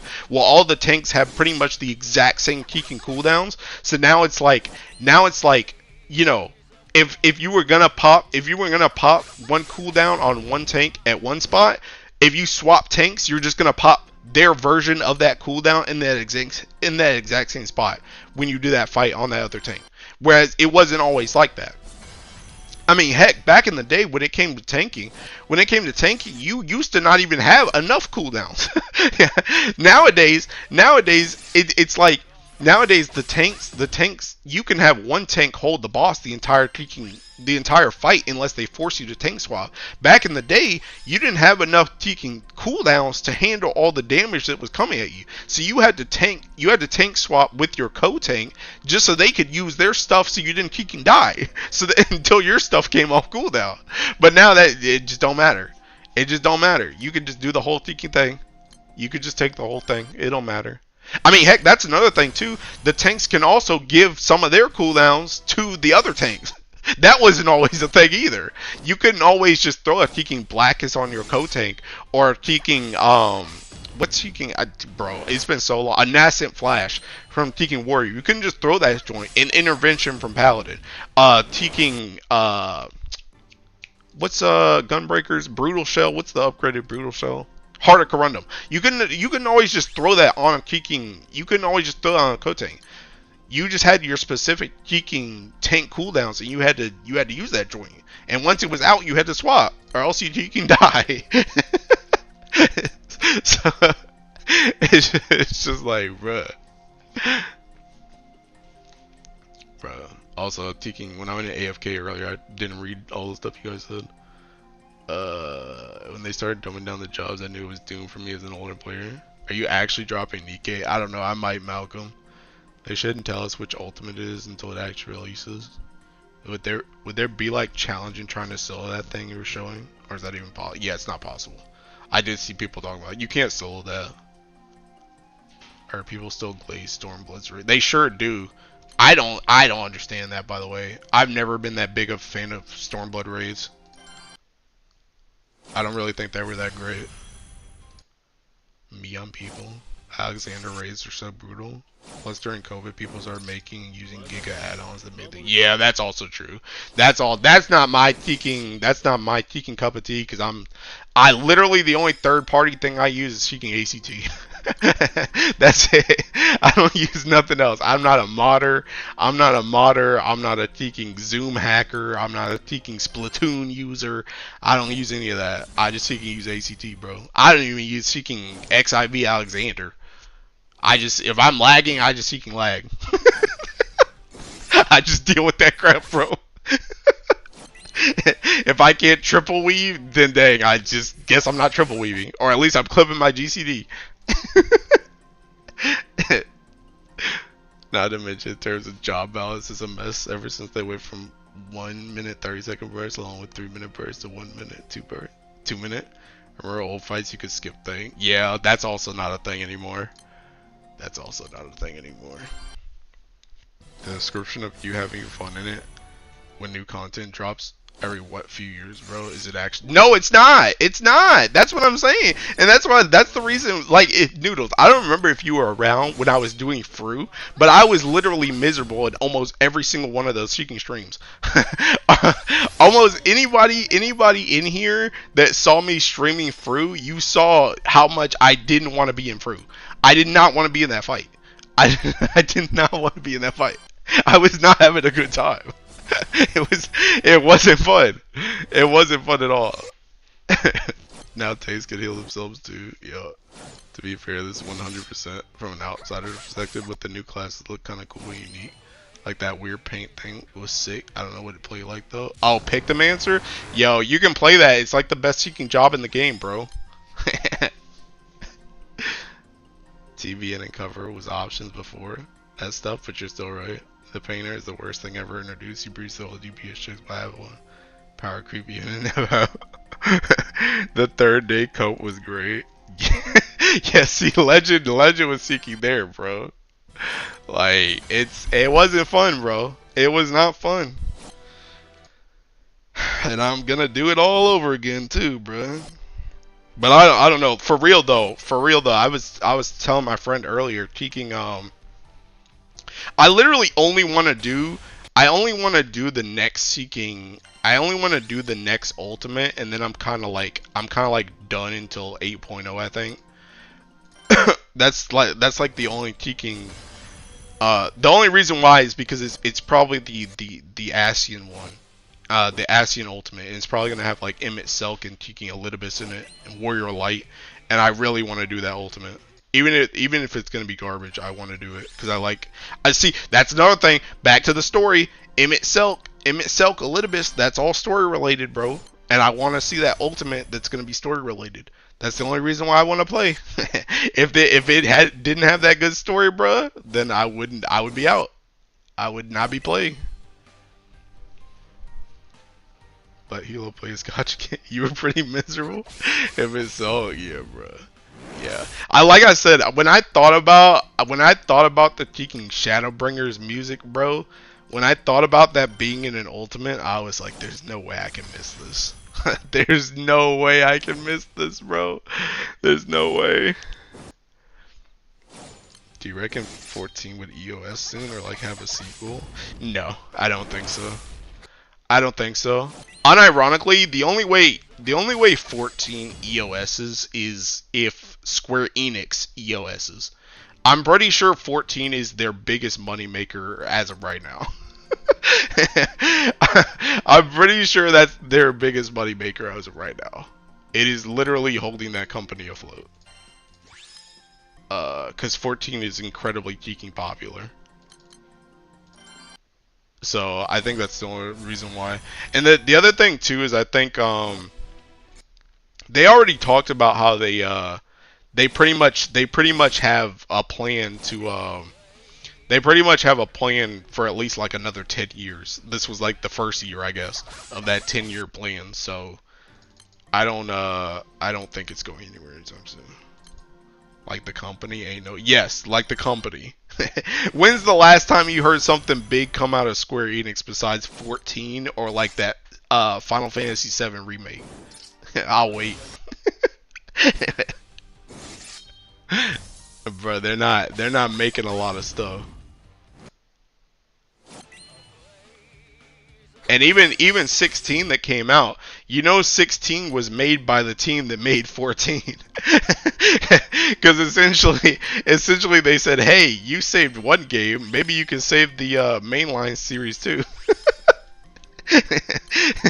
Here, go ahead and do 16. Which, by the way, 16 Tiki sucked. I'm not going to go on that ramble today, but that game Tiki sucked.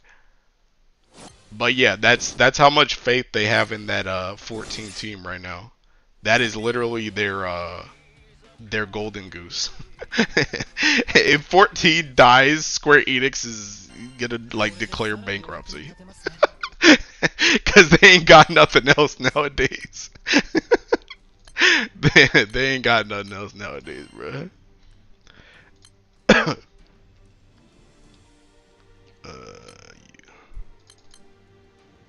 16 doesn't suck, you just don't like it. Well, down the hell. That's simply factually untrue.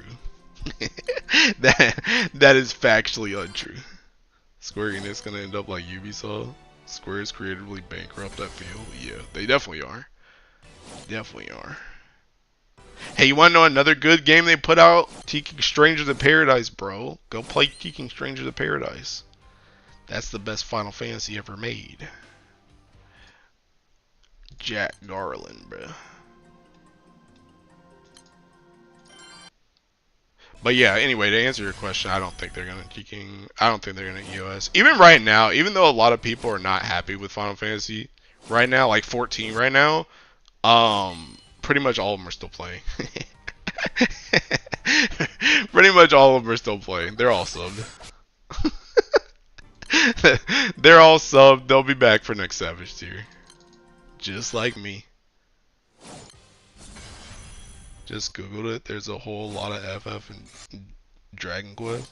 Meanwhile, Sega happy that they bought Atlas back in the day. Yeah. Dragon Quest fan, I'm chilling. This Fantasia thing, I don't know if that's a new IP or if I'm out of the loop. I don't know what that is. I do not know what that is.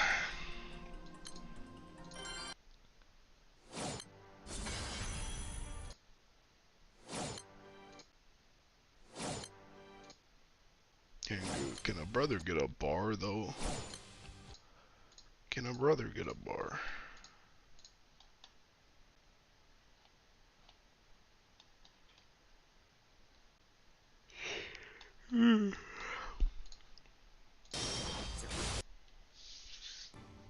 High key, most FF people are way too invested. How many years are you on again? I've been playing. I don't know. Well, okay. The thing about it is seeking. Well, unless you're talking about specifically 14. I've said before that I'm not a seeking Final Fantasy fan. I'm not a Final Fantasy fan. I'm a Final Fantasy 14 fan. I don't like Final Fantasy. I like Final Fantasy 14. But I've been playing since almost 10 years. I think this is like my 9th year of 14. Nintendo happy that they bought Xenoblade Company. Oh, Monolith saw it, yeah. Dude, I want to play Teking Xenoblade X, but I wish they Teking. I wish they put that joint on PC, dude. I don't want to play my Switch. Would say try the FF7 remakes. I'm not interested. I'm not interested. Just like I said before, I don't like Final Fantasy. And the only thing I like about Final Fantasy 7 is seeking the only thing I like about Final Fantasy 7 is Tifa. That's it. And that's only because she's hot. Almost as long as GBF's been out. I think that's the issue you have with 16. Or I think that the issues you have with 16, 7 completely avoids. I don't know. I'm not, like I said, by the way, I didn't even play, just so you know, I didn't play 16 because I wanted to play 16, by the way. I didn't play 16 because I wanted to play 16. The reason why I didn't, or the reason why I played 16 is because back when 16 was only on PS5, like a whole bunch of my friends in a certain group were all teeking fanboying over that game like it was the teeking second coming of Christ. And I was obsessively looking at teeking reviews and taking gameplay of that game, and I'm like, I don't see what you guys are seeing. This game looks like kicking dog water. And they're like, oh, you gotta play it though. You gotta play it. Go ahead and get a PS5, play this game. And I'm like, I'm not getting a PS5. I'll play that game when it comes out on PC. So I got it on PC to see if maybe I was wrong about what I said before. Nope. Nope. It was still garbage. That game sucks. that game sucks. Literally everything I saw, it was the same tiki thing because the whole game is cheeking cutscenes anyway. Just get a Switch too. I mean, I probably will get a Switch too, but my issue is just I want to play stuff on my PC. I just don't want to play on the Switch. Do you remember Project Mugen? Apparently they rebranded to Ananta? Is a gameplay trailer? Have you seen it? I don't know what Project Mugen even is. There's too many Genshin clothes. Glad Hoyo capitalized off of it. For what it's worth, their storytelling and improve Arlecchino's base, by the way. Well, man, y'all got nothing else.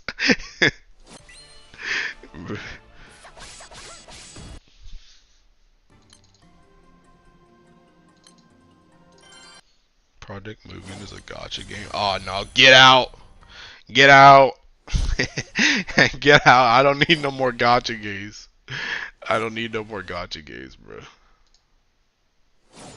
Never mind, you definitely would hate the other Final Fantasy games because people love them. Yeah, I know. No.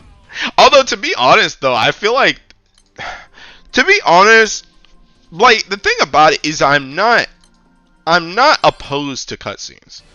I'm not opposed to cutscenes. My issue is, for one thing, your game shouldn't be 95% cutscenes. That's one thing. Which I will say, from what I've seen from the Final Fantasy VII stuff, it's not 95% cutscenes. I also just think that Final Fantasy XVI's combat is not really that great, because you literally just spam square over and over again, and as you get kicking new primals, you just rotate between the 3 primals, and that's the whole gameplay loop. And when the primals are all off cooldown, you just spam square. That's it. There's nothing else. Now, I don't know if Final Fantasy VII's gameplay is any different than that. It looks a little bit different. And you can play as other characters that aren't just seeking Clive in the game. So that's already better. But yeah. But regardless, my issue isn't with seeking the cutscenes per se, but with cutscenes in general. My issue, like I said, is that the fact that 16 is 95% gameplay in the last 5, or 95% cutscenes in the last 5% that is gameplay is seeking dog water. But the 95% of cutscenes is also seeking dog water. The 95% of cutscenes in seeking 16 is literally just, like eye candy bait. That's essentially what it is. Like, oh my god, that looks so good. Oh my god, look at Titan. Look at how well he's cheeking animated, and he looks so cheeking huge. And look at the rocks. And look at how they cheeking modeled that joint. Oh my god, that's crazy. Look at Shiva's ice. Oh my god, that looks so cool. But then you realize that the cheeking cutscene has no cheeking substance at all. Literally, dudes are just cheeking standing there like they're cheeking Genshin characters. That joint's garbage. And they're talking about stuff that cheeking doesn't even matter. That joint, no. That joint sucks. That joint sucks. That joint sucks. Also, those characters seeking suck too. The only good character was seeking Sid. Sid and kinda Clive. But Clive barely gets a pass, and that's only because he's a seeking main character.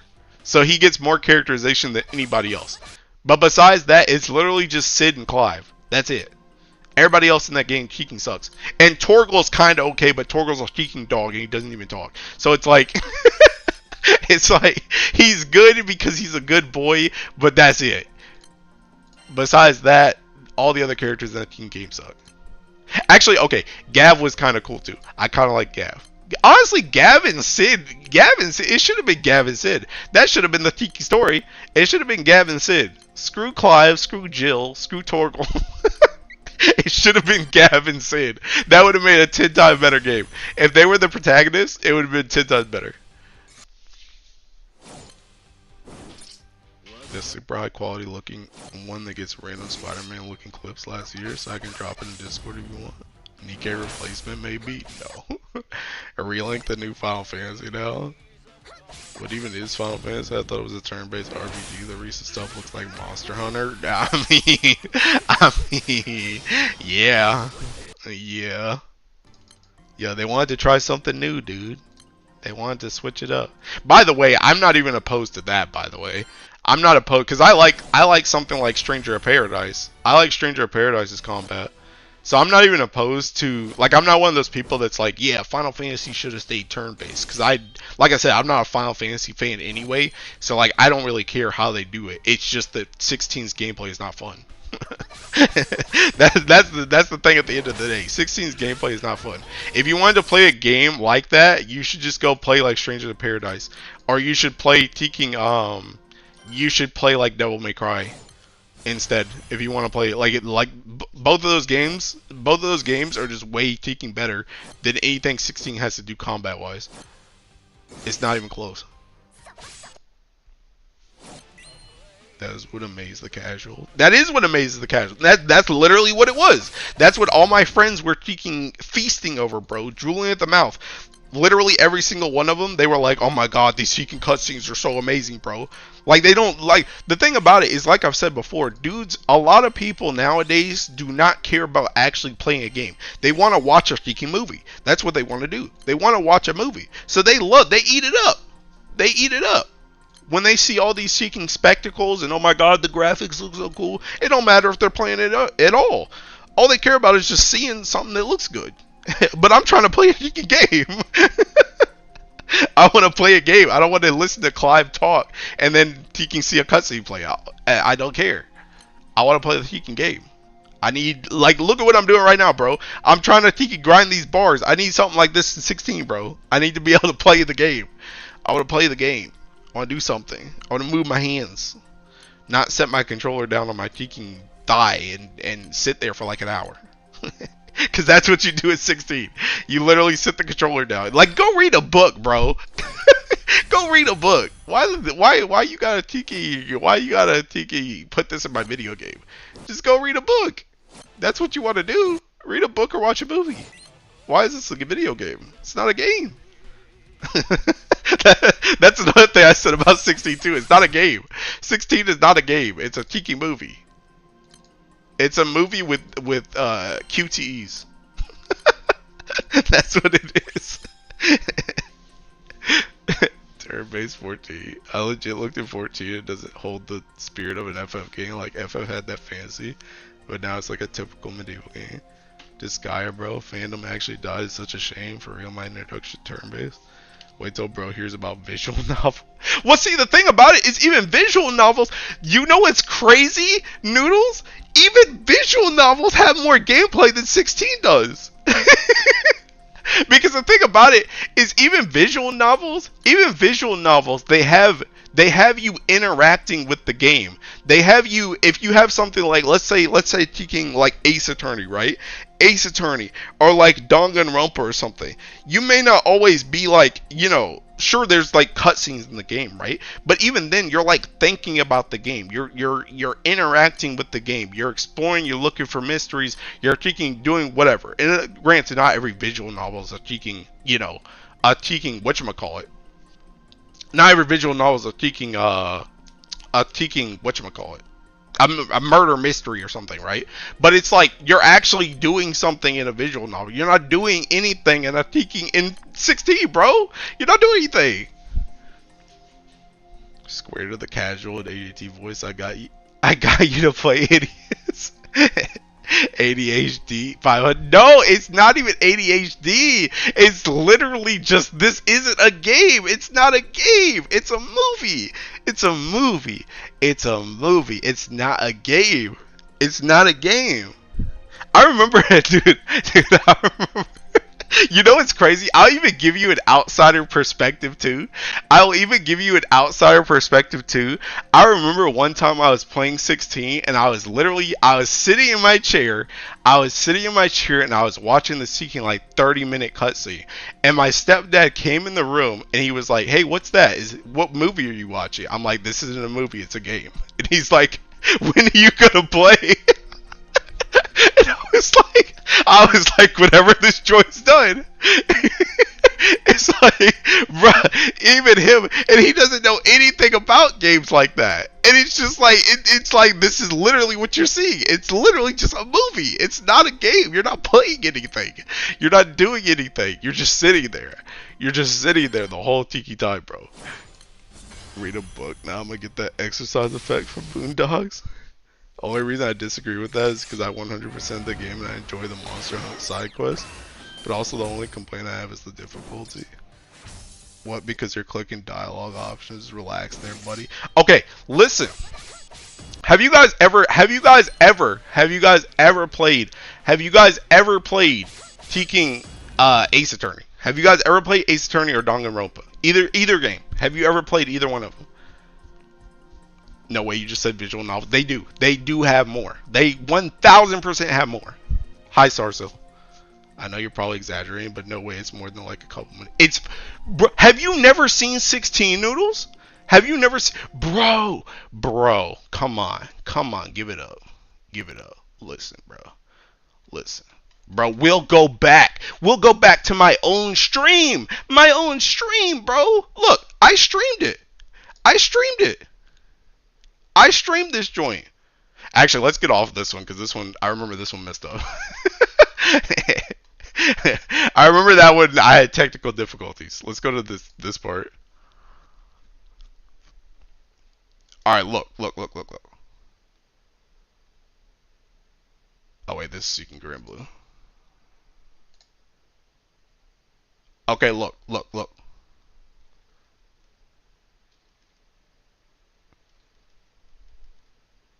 trying to go back to the start of this. Okay. Gameplay section right here. Gameplay section right here, right? Gameplay section right here. Let's skip a little bit. Walk over here, grab some stuff. Yeah, blah, blah, blah. This is at the very start of the game, by the way. So all this filler stuff with the teaching, telling you what to do in blah, blah, blah. Gameplay section, right? Come over here, cutscene, right? We're not gonna watch this whole teaching cutscene through this game, right? 25, 25, 20, right? Skip all this. This is all cutscene, all cutscene, all cutscene, all cutscene, all cutscene. Okay, cutscene over. 2 minutes later, right? 2 minutes later, new gameplay section. You walk up, talk to Teking. What's his face? What's this kid's name again? Joshua, right? This is practically a cutscene right here when you talk to this dude. Okay, another gameplay section. Go in through the door. Cutscene. Cutscene again. Cutscene again. Cutscene again. Cutscene again. Cutscene again. Cutscene again. Still in a cutscene. Still in a cutscene. Still in a cutscene. Okay. Gameplay section again. Walk up here. We literally. By the way, I walked up here because I was looking for chests and stuff. Nothing up here, by the way. Go to the next objective marker. Back in a cutscene again. Cutscene. Cutscene. Cutscene. Cutscene. Cutscene. Cutscene. Cutscene. Cutscene. Cutscene. Okay, we swapped from one cutscene over here to another cutscene. Now we're with Clive and Jill. Cutscene. Cutscene. Cutscene. Cutscene. Cutscene. Cutscene. Cutscene. Cutscene. Cutscene. Okay, cutscene ends. Cutscene ends. Load up. Next day, another cutscene. Cutscene. Cutscene. Cutscene. Cutscene. Cutscene. Cutscene. Cutscene. Literally all I've done in the last 20 minutes is walk up some stairs, bro. Come on, bro. Come on. And then you finally get to play the. Oh, never mind. Sorry. You go to this place, more cutscene. Now, finally, once you get here, you can play the game, right? You can finally play the game. In this place, you fight against some freaking oh, never mind, another cutscene. Haven't even fought a goblin yet. More cutscene, more cutscene, more cutscene. Finally can fight a goblin. Finally can fight a goblin, bro. Finally can fight a goblin. Finally. It only took 20 minutes. It only took 20 minutes. Now you go through this section. This section, by the way, literally spamming Teking Square the entire Teking time. That's literally it. We're back in the cutscene here. This was like 5 minute skip, by the way. This is the boss fight thing right here. Teking. There was a little cutscene in there too, bro. There was a little cutscene in there too. I'm trying to skip through all this seeking because this is like the tutorial boss. Like this is it's like the tutorial boss. So I'm trying to skip through this. But this boss fight is what, like 5 minutes? 5 minutes right here. Skip through. I was looking at taking these rings and stuff. Also, that's another thing that sucks about this Tekken game. There's no RPG elements in this joint, bro. This joint has no RPG elements. It's literally just this gear has better stats. Put that joint on. Anyway, this is cutscene again. We go into another boss fight here against the Tekken Marble. You fight this Marble. Hold on, I'm gonna get through this. I'm gonna just skip through this a little. So this starts at like 57 minutes. Skip through this joint. The Marble lasts like 5 minutes. He lasts like 5 minutes. 5 minute fight, right? 5 minute fight, cutscene, back to another cutscene. Okay, we leave the map, go into another cutscene. Cutscene.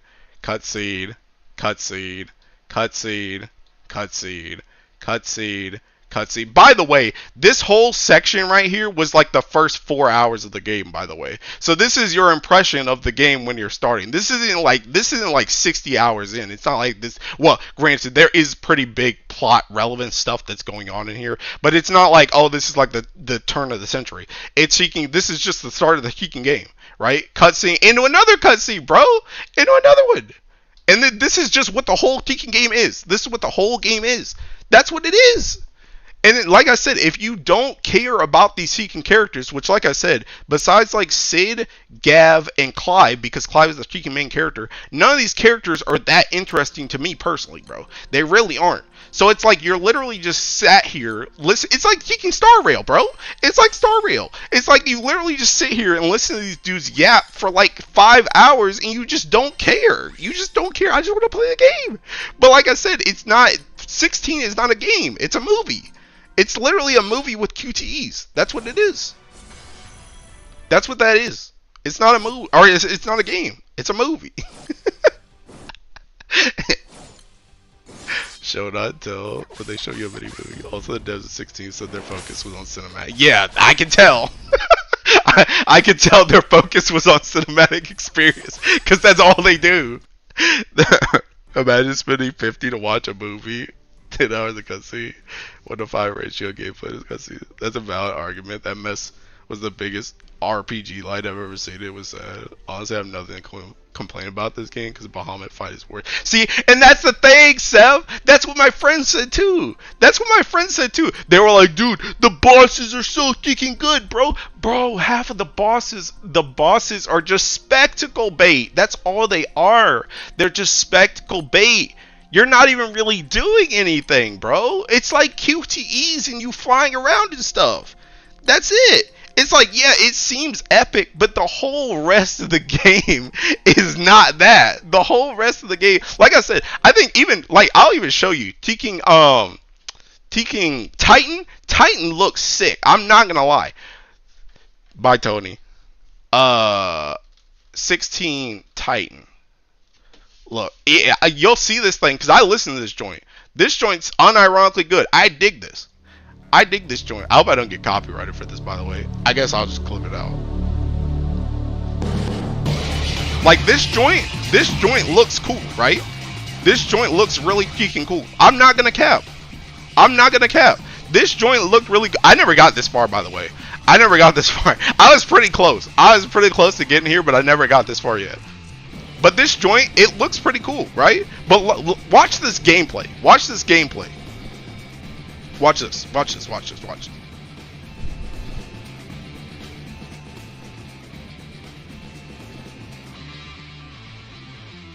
Like, this looks cool, but you're just running forward, bro. You're just running forward. you're just running forward and dodging some rocks. And then, like, watch some of the Tekken stuff that plays out in this fight.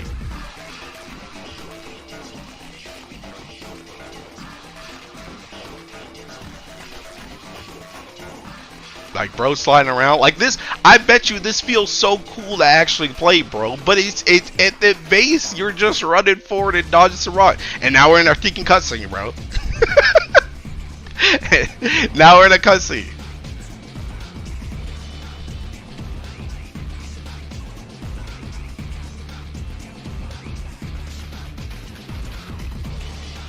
Now we're still running forward again. Still running forward again, bro. Oh, another cutscene. Never mind.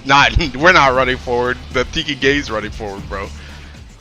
Like, this all looks sick. It looks sick.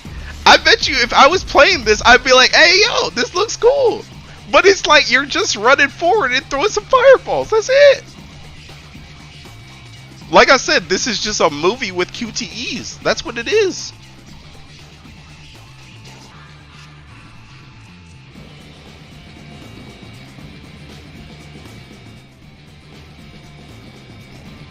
Focus was on cinematic. We didn't want to put more thought into the game's gameplay and combat.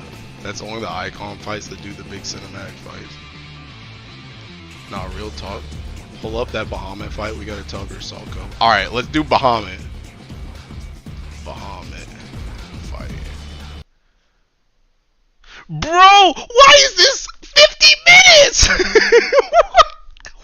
You see what I mean? What fight do you know is 50 minutes, bro? You think this whole thing is actually you fighting for 50 minutes, bro? You really think this whole thing is you fighting for 50 minutes? Come on, bro. Come on, let's be real. Let's be real. You think you're fighting for 50 minutes. When I click on this video, you think it's gonna be a fight for 50 minutes, bro? You think it's gonna be a fight, or you think 30 minutes of this is gonna be Tekken cutscenes? Come on, bro. Like, come on, dude. That's not real. They have the typical boss fights mixed in. I mean, I played some of the wild encounter fights too, but it wasn't that fun. It wasn't that fun because again, like I said before, 16's normal loop outside the icon fights is literally spam square and use your freaking icon abilities on cooldown. That's what it is. It's literally 16's combat is literally kicking Final Fantasy 14's combat, but you have to manually do the auto attacks. That's what 16's combat is. It's literally 14's, but you have to manually do the auto attacks, which is the square. That's what it is. It reminds me of early 2013, 2016 games cutscenes QD. The music is 6 though. Crash Bandicoot Simulator. We had that in games like God of War, Gears of War, etc. back in the day. Only, but if we go by your logic, then all Elden Ring or Dark Souls spam dodge and attack the boss. They are! That's the reason why I don't play those games anymore. Those games aren't that fun for me anymore. They really aren't. That's why I never played Elden Ring. I don't like Souls games anymore. I pretty much stopped at Bloodborne. And I only really stayed with Bloodborne because the lore was really interesting. I wouldn't even say Bloodborne's combat was that geeking crazy. The slide was sick, but it reminds me so much of Mario Odyssey Bowser Run. Transition didn't really see it. Low-key, this reminds me a little of Asura's Wrath, but that thing is kind of just quick. Time and sick visual. Yeah, Asura's Wrath is also only like 4 hours long. This game is like kiki. What? How long is this game? Like 60 hours long or something? Boss have like 3 forms.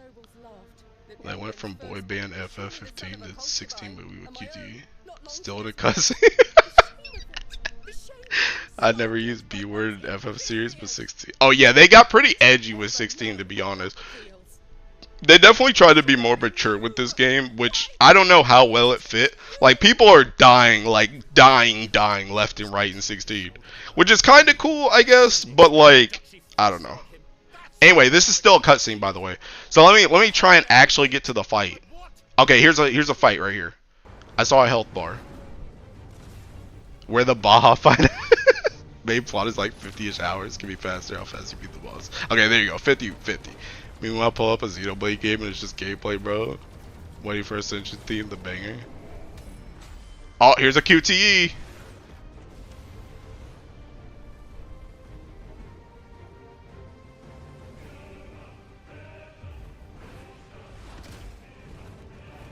This is a cutscene, by the way.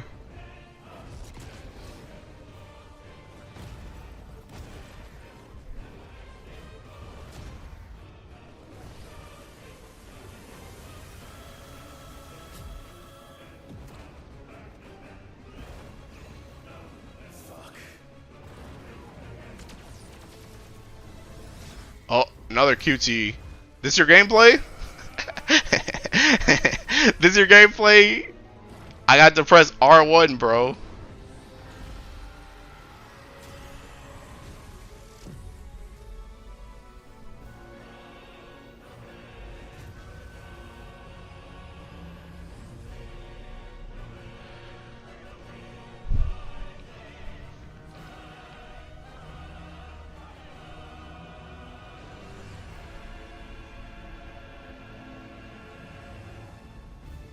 I've never actually even seen this before.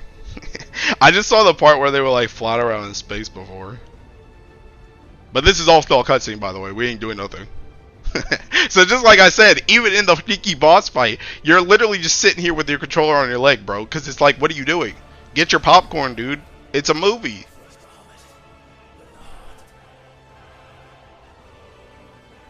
Alright, we might be fighting now. Alright, shoot some fireballs. Dodge. Okay. By the way, kicking in this Ifrit form, you're practically just Clive anyway, just spamming square. But anyway.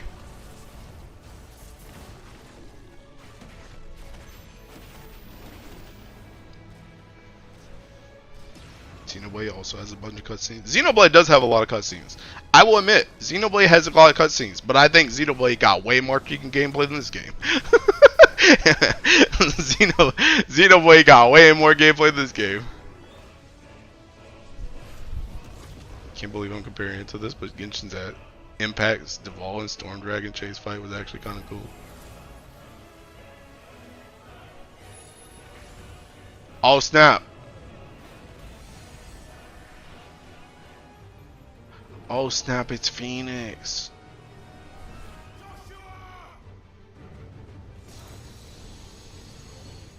This is a cutscene again, by the way. Nobody's playing.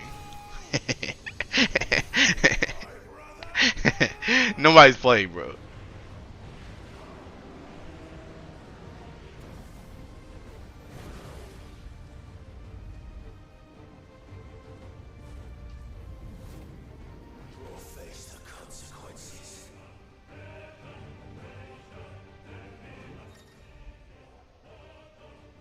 Oh snap! Split fair or spit flare. DMC combat is good, but enemies just don't have the HP to do sick combos, and you can't juggle bosses. Also fair. Also fair. But I wouldn't even say the gameplay is like, I don't know. I have seen some people do some crazy. I guess probably what you said is probably most accurate. Munching. I think there is potential to do DMC stuff in here, but like you said, the enemies don't have enough health bars for it. And a lot of the bosses like you can't really like you can't like juggle or anything. Like you can't like basic enemies and Seeking DMC. You can't do that with like these bosses. Like you can't juggle the Seeking Bahamut. So, that's the difference of focus. Like they said, it was cinematic focus. I mean, that's fair, but like I said, that like it's just like it's just like again, it's cinematic. It's a difference of focus, but this isn't a game. It's an interactive movie. That's the thing. It's not a game, and it definitely ain't an RPG. Which I think one thing I've seen a lot of is I think a lot of people have said that 16 shouldn't have been a mainline Final Fantasy. I think if 16 was something like Strangers of Paradise, I think it would be a lot better. Because then it's like you can kind of just do your own thing. But it's like when you make a, like, I'm not even a Final Fantasy fan, but when you make a Final Fantasy, it's just this is too different. Not only is the gameplay that you get different, but the whole philosophy of making the game is like different. Because they just wanted to make a movie.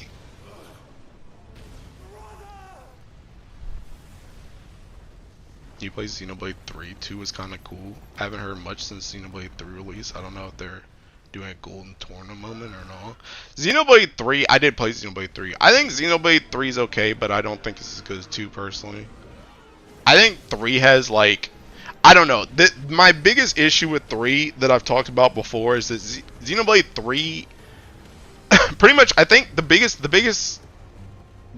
story component that I think makes Xenoblade good is its characters, and I think Xenoblade 1 and Xenoblade 3 both lack what Xenoblade 2 have, in the sense that Xenoblade 1 focuses almost entirely on Teking Shulk, and Xenoblade 3 pretty much focuses entirely on Noah and Mio. Besides Shulk, Noah, and Mio in those 2 different games, nobody else really Teking matters. Those are the only 3 characters in their respective games that actually matter. Whereas I feel like in something like Xenoblade 2, I feel like almost everybody in the entire cast mattered. So it gets me more invested in those characters than it did in Xenoblade 1 and 3. I don't know if this is that deep, but it'd be cool if they didn't warn you about attacks so you felt smart for figuring it out.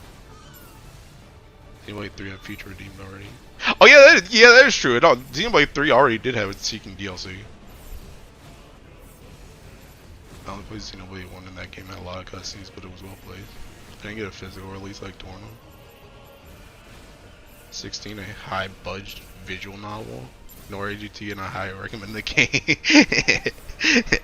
Bro, you ain't even gotta, you can literally tune me out. Just look at this. Does this look fun to you? Does this look fun to you? Honestly, what I'm seeing here doesn't look like an FF game. I play the whole FF game, so don't let realistic look over this. 16 look like Kingdom Hearts 3. That would be cool. Nia's in Xenoblade 3. Yeah, she is in Xenoblade 3.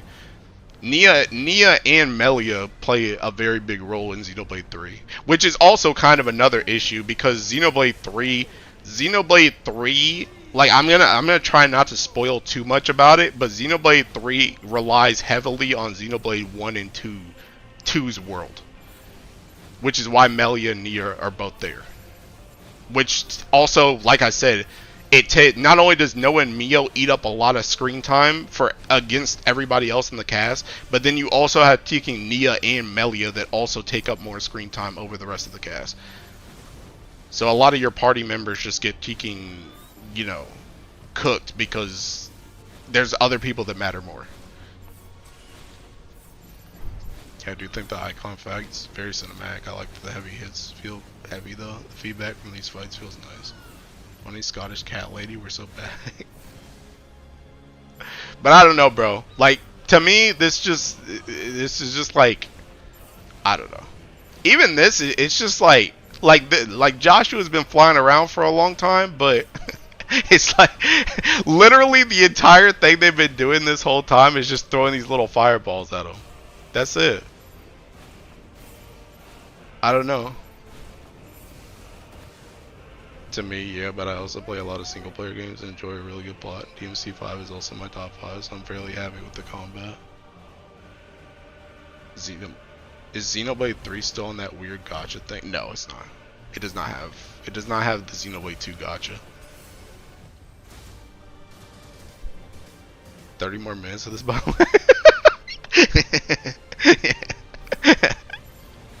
Yeah. I don't know, let me skip through some of this, cause like, look, they're still flying around, bro. They're still flying. Like, don't you get bored? Don't you get bored? Like, there's only so much interesting that you can do with shooting fireballs at this dude while you fly around. And now we're in a cutscene. Okay, we got something else with Clive down here. Clive and Phoenix doing the fire breath. Guys, technically solo Mugen. Bro, I should have been full autoing Tiki Mugen while I'm looking at this stupid mess.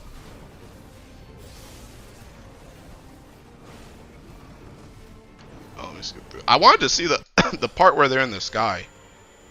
Oh god, what is this, 14? God dang, bro. Quickly to me. Oh snap, okay, they beat that part. Alright, cutscene again. All of this is a cutscene, okay.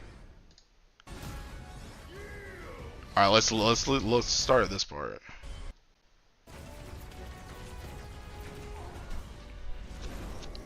Yeah, and it looks dope. I mean, yes, it looks cool. I will admit, it looks cool.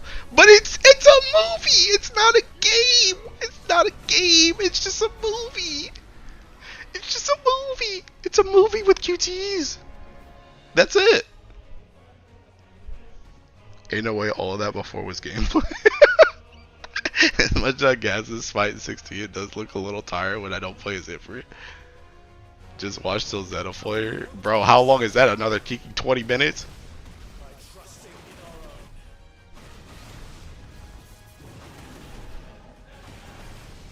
Like, I guess what I'm trying to say with 16 is like, if you enjoyed playing it, if you thought it looked cool, if the music was epic, you know, if you got into the groove of the combat and stuff, I don't want to take that away from you, but it's just the game, the game wasn't great.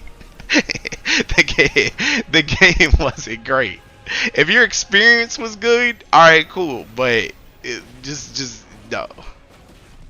It's a movie.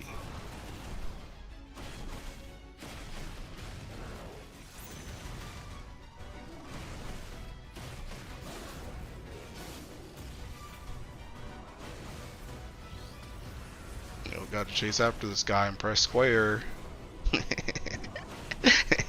Keep pressing square, bruh.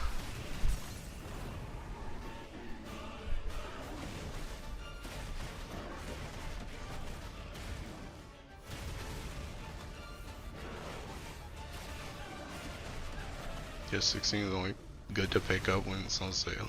What games do you enjoy then? Because a lot of your logic applies to most games. I don't think it does though. Well, okay. See, this kind of goes back.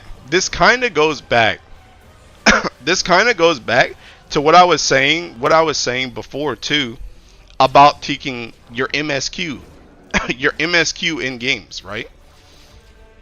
You can deal with a lot of stuff.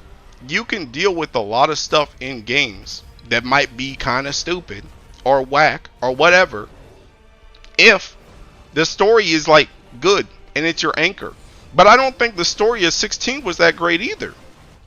The story was not that great. Like, essentially, I had to sit through all these cutscenes for a lackluster cheeking story just to hope that well, not even hope. I will say that the icon fights, they were pretty good in terms of cinematic spectacle, right? I did Tekken Garuda. Garuda was still just press square, but it did feel fun. And I've said before that the one thing that I really liked in 16 was seeking the Shadow Clive fight. The Shadow Clive fight, unironically, was the best part of that Tekken game that I played. That joint was good. That joint was good. And I think that fight too, that fight also wasn't like ridiculously long. I think that fight did a good mix of like cutscenes, QTEs, and normal combat. I think that fight was like the perfect Tekken fight in the game. And the thing about it too is even the story behind that fight was good too, because it was Clive actually like, it was Clive dealing with something like that's like personal to him, I guess. It was like him dealing with something personal with him. But like all the other stuff in the Tekken game was boring as crap when it came to like the overall story at large. It was just the Clive dealing with the stuff in his own head, which was kind of cool. Like a lot of games can be dumbed down to just press square. This phase 100% dragged on too long. Only thing that kept me hyped was the music. To be fair, how long was Relink's? Was Relink's hardest boss? Like, don't they have a super long Baja fight? Go search and compare with this. They had Baja and they had Tekken Piat A. Piat A was pretty long. And I like, the thing about it is I like Piat A a lot because I love Tekken Society stuff, but I'll even say Piat A kind of drags on. Until people started optimizing Piat A, that fight took too freaking long too. That joint was like 12 minutes. Only played like 10% of the story. Bro, how much of the story am I supposed to play for it to get good? when does it get better? Is this dude god tier this game, or is it just that easy to not take much damage? Probably both. Probably both. I mean, the game wasn't really kicking hard, to be honest. None of the build up they were doing was played off. This guy has an easy mode accessory on. Oh. I got society stuff and relink, yeah. Here we go. Is this the good part? Is this Zeta Flare?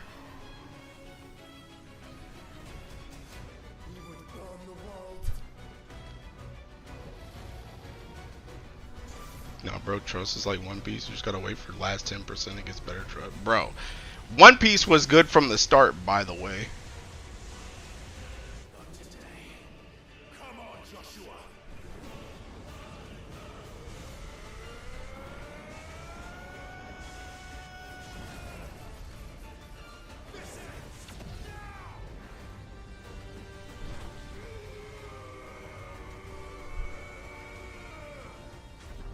This is peak. Not the glaze, but the $70 was worth it for the seat on its own. The tension's very high.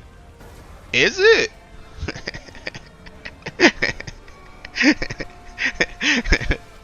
Bro, this is just a cutscene, though.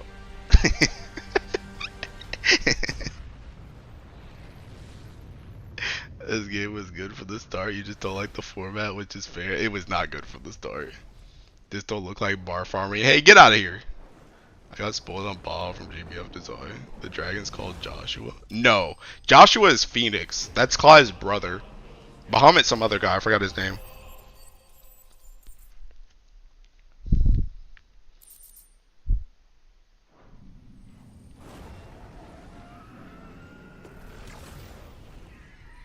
Then we have Ultimate Fight, which I almost fall asleep halfway. I don't know, bro. Now, okay, so we just seeking beat Bahamut, right? We just beat Bahamut. Did y'all see how much gameplay was going on, by the way? Like this section where it was like dodging these beams and then repeating the same Tekken combo over and over again. Then before where you had Joshua flying around and it's just him shooting beams and stuff. And then you had the Tekken Clive thing where he's just seeking here, pressing square.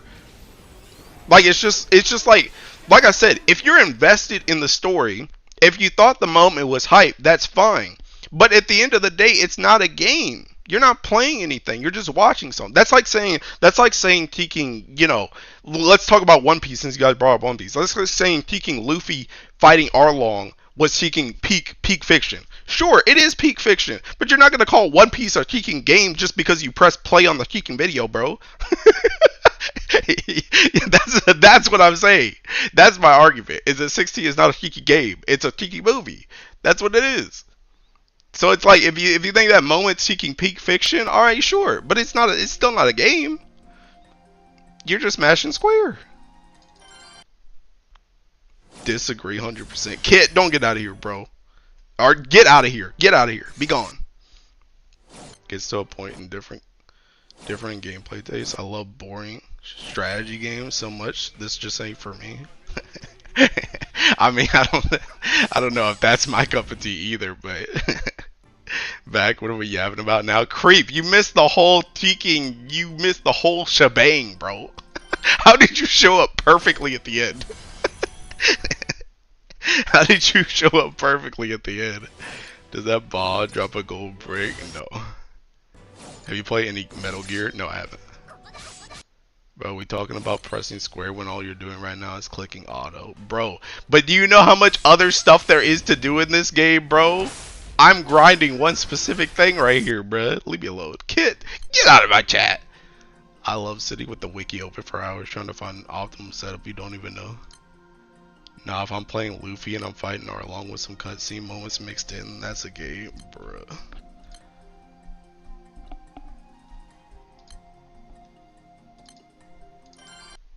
You can say the same thing for FF. Come on, bro.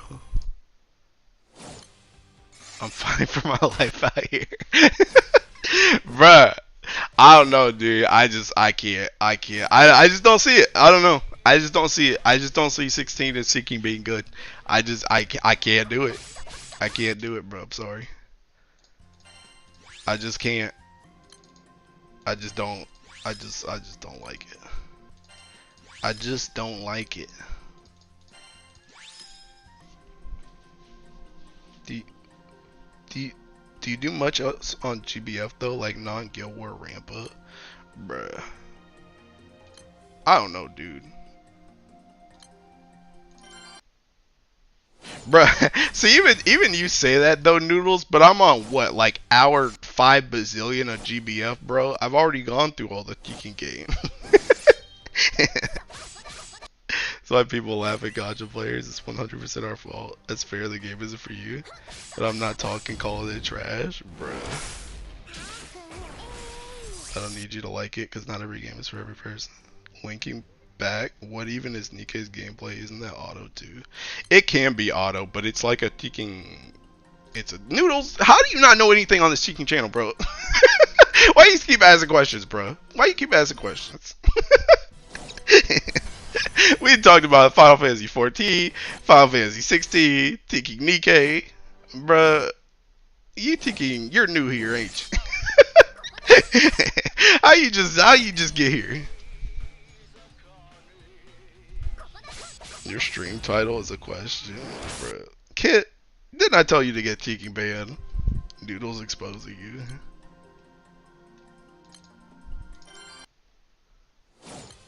Questions are bannable. Stop asking questions. But even then, I already told you guys. I already told you the thing about it. The thing about it is, like I said, it goes back to the Tekken. It goes back to the Tekken. How the MSQ is seeking important. The MSQ or a story is important. But the thing, one of my biggest issues with 16 is 16 has so many Tekken cutscenes in it, but the story that it's trying to tell is not Tekken interesting. It's not interesting. I'm not interested by the Tekken story, bro. Like at all. Unless speaking like Sid was on the screen, then I was interested. When Sid speaks, I sit and listen. Everybody else, though, I don't care. I don't care. Called out for giving the stream substance is over. You should play Yes 8. Has great combat music and somewhat decent story. Try 16 for yourself when it goes on sale. Yeah, Noodles, try 16 for yourself. And then come back and tell me whether or not you liked it. I'm interested to know. Jill on singing. I don't like Jill, bro. I don't like Jill. And back. What is the Yap session about, bro? How do you, bro? Look, legend. Everybody skipped out when we started talking about 16. Coincidence? I think not. All these dudes coming back when we was talking about 16, or after we're done talking about 16. Is that a coincidence? There's no such thing as a coincidence, bro.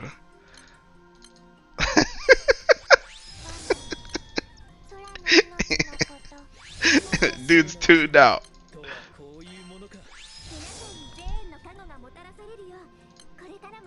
Hey, to be fair, I cooked lunch.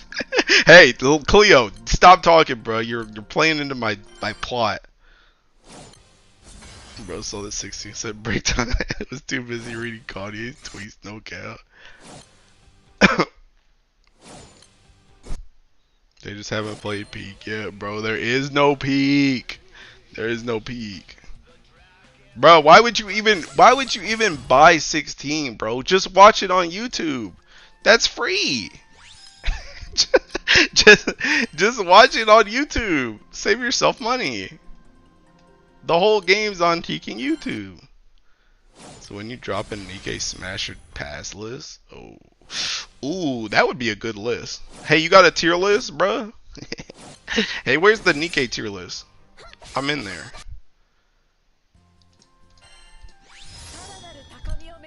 Kanye tweet is more interesting than 16. Kid said it, not me.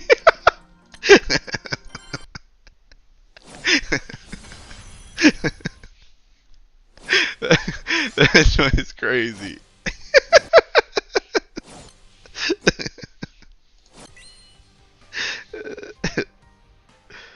HB? What is HB? Oh, how about the Nikke Cheeks tier list? Bro, isn't that the same thing? If they got good cheeks, then we smashing, right?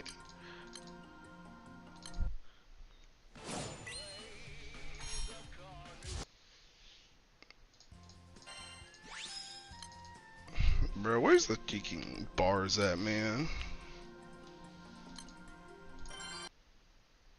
It's not me, bro. It's Kid.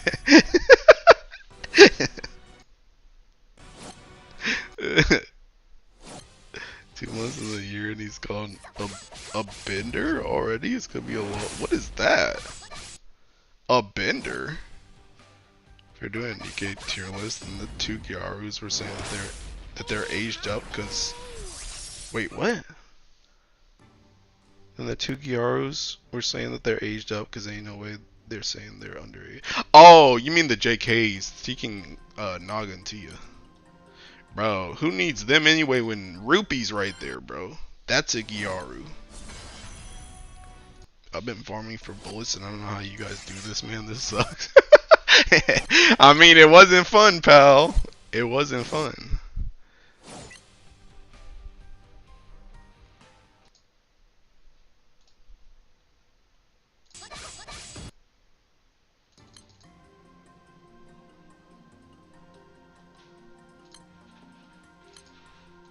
Dang, bro. This guy started his PBHL and went to sleep. Why is it a 96% and there's only 25 minutes left? Got mad when off his head. Saturday. I don't know British phrases, my bad.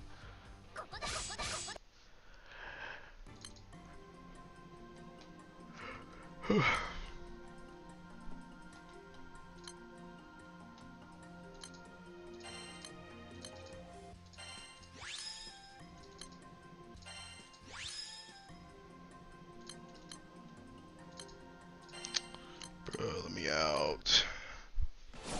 Speaking of bullets, I have not seen a Rozzy Umbrella showcase anywhere. Yeah, I wonder why. I wonder why. Speaking of British, it's like 5 a.m. I'm gonna dip. Have fun though. Buy noodles. Wait, are you British? Hey, where's that T-King? Hey, wait, before you leave, hold up. T-King, where's that one video? Hey, you guys ever seen this? Okay, I love this video, bro. I use this on all my T-King British friends. Hey, you see this T-King video? Excuse me? Oh, I paused it by accident. Are you British? Oh no. Oh no, no, no, no, no. Not too many could have not talk to British people. Really outside the people in your mom. Second. Hey, you guys ever seen that video before? Alright, anyway, you can leave now. Wasn't there a man diver comp for 250 bursts? Yeah. I don't know why you said that, but yeah, there was. I need some bleach for my brain. This is what I remember this.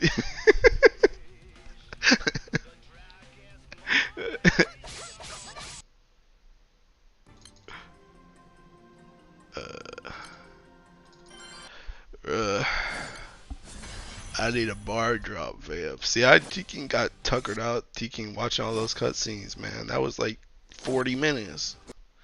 I could have got 5 bars in that time. Next to Miku Gooning in the Hall of Fame. London, the singularity of never-ending rain. I love the phone winging one. The phone winging one.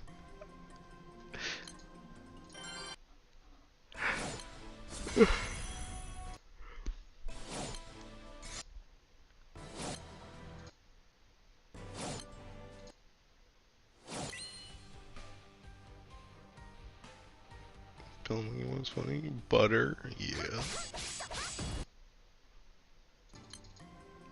I could have had like 10 butters by now. But we gotta talk about Chicken 16.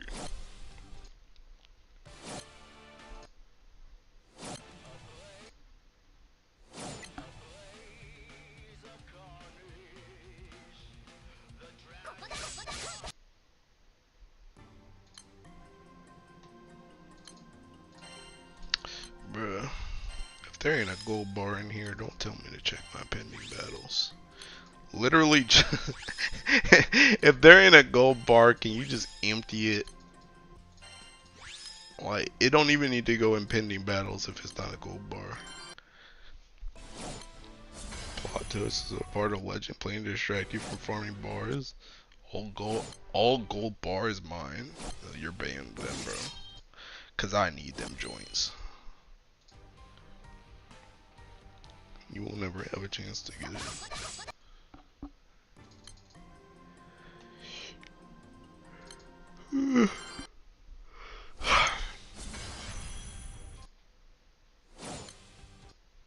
Yeah, I need to farm some meteorites too before Magfest ends. I need to do some ultimate Bahamut at some point. I think I have like, I don't know, maybe like another 30 of the ultimate Bahamut hosts before I'm like out. Which is only 15 days, by the way, with double hosts, so.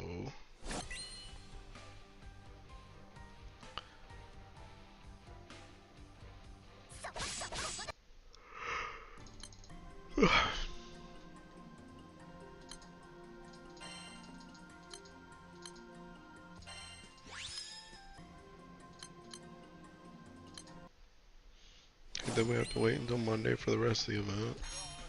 Yeah, same, bro. I'm trying to finish my spark. I'm trying to finish my spark, bro. I need them to release the rest. Just have that joint in one go, yeah. I don't really know what the point is in splitting it, to be honest. I mean, I guess it's to try and get you coming back, but I feel like if anybody's gonna farm it anyway, they're gonna farm it regardless, right? Like, essentially, like, let's say somebody was gonna farm it for like, I don't know, 10 hours, right? It doesn't matter if you thinking let them farm it 10 hours at the start or you make them do 5 and 5 for their hours. It's still gonna be 10 hours. So just open the event.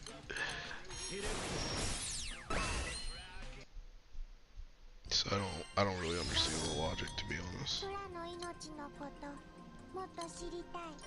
Side games had no issues with their players coming back. Also true. I mean, I would come back anyway, just do my maniac and see the little story thing that they do every day. Like, I come back for that regardless, so. And heck, the freaking second half of the event ain't even the second half of the event ain't even the event. It's seeking. It's like go kill a needs. It don't even have to do with the rest of the event. Besides like the story. And it's like, what's the point in even gating the story? That don't even make sense.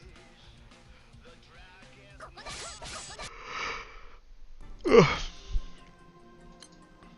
guess their point is though, maybe if they grab some people for the event, maybe they'll be like, you know, if we cut in half, then they'll come back. Or maybe not that they'll come back, but they'll stay on the game longer. And then maybe they'll get hooked on the game. Whereas if they just do everything and then leave, then they may not have any other reason to stay on the game. If they just came for the collab. The blonde girl's good, Neggy is decent. Oh, the vampire looking chick? Yeah, I mean, she's dark, so whatever. Not my Ellie. Apart from GBF, are nice and fake. Oh, what gacha games have like real good stories in your opinion? Nikke. Nikke. Star Rail? I don't even think Star Rail story is that good, bro. I think Bellabog was good in Star Rail. I think everything after that I played has been taking dog water. Is it really? I guess the cheek scared me off. Yup, that's usually what happens. That's usually what happens. People, I'm scared of what. Thank you. Honestly, Cleo, thank you for saying that. I'm so glad that you said that, because a lot of people are afraid of boobs and butt, and they don't want to admit it. And they're like, dang, taking you know, Nikke sucks, when it's like, bro, you're just afraid to look at boobs and butt. It's okay, dog. It's part of the human anatomy. But yeah, that's usually what happens with a lot of people, is they're like, dang, this is just a booty game. And then, like, pretty much a very common statement with taking Nikke is, I played for the plot, quote unquote, and then I stayed for the plot. Because the story's actually freaking good. Cocolius Peak, yeah. Yeah, unironically, Bellabog, like, all of, like, 1.0 Star Rail was actually good. But as long as we got to the Luo Fu or whatever, all downhill. Also, I love the fact that they made a own lie about needing a gacha to introduce more collab characters. Has legit been one extra. We used to get 3 collab, now it's like 2 free and 2 gacha. Bro, dude, I should make a teaking video on my teaking. I know what you meant, chaotic, but teaking. I should make a video on my teaking theory, because, you know, I saw, I think I talked about this, like, I don't know. Excuse me, hold on. I had a cough. But, I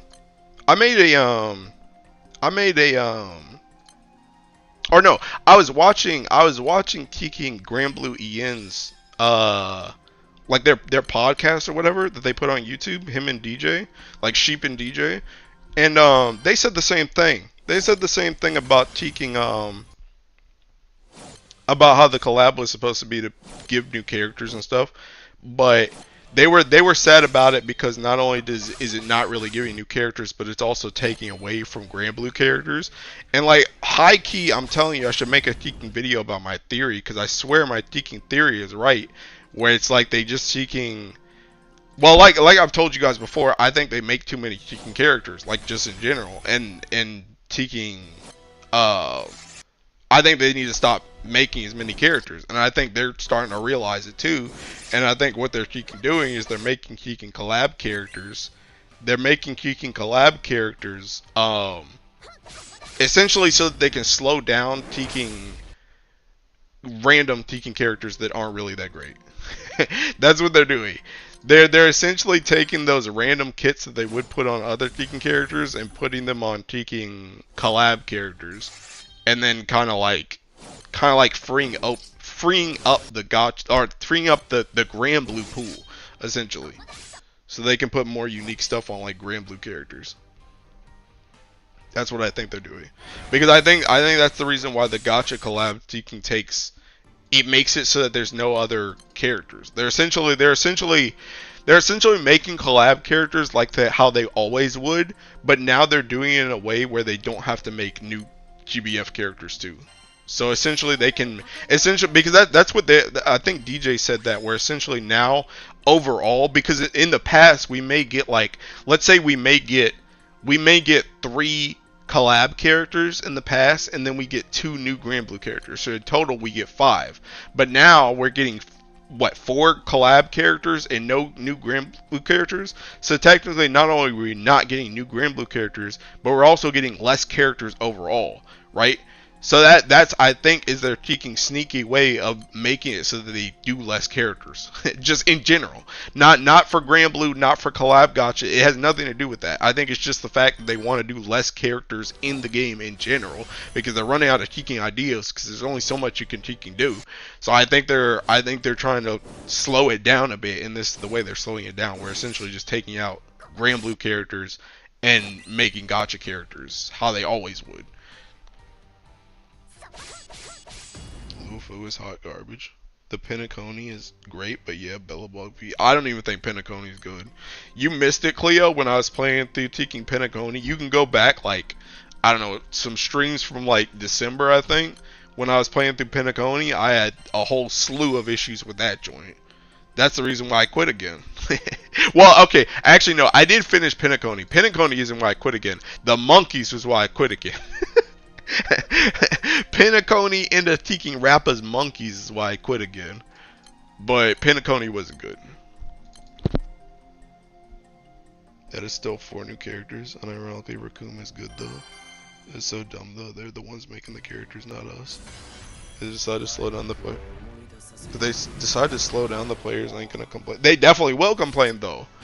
Bro, they're already complaining about Tekken collab characters and the fact that Tekken collab characters. Could you imagine if they really said, okay, instead of making 2 characters, or instead of making 4 characters a month, right?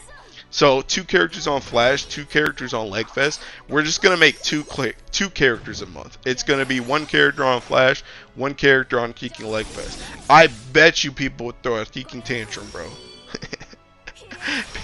People would throw a Tekken tantrum. Why are you doing less characters? What happened? Oh, I love that video on the Star Rail story that you watched.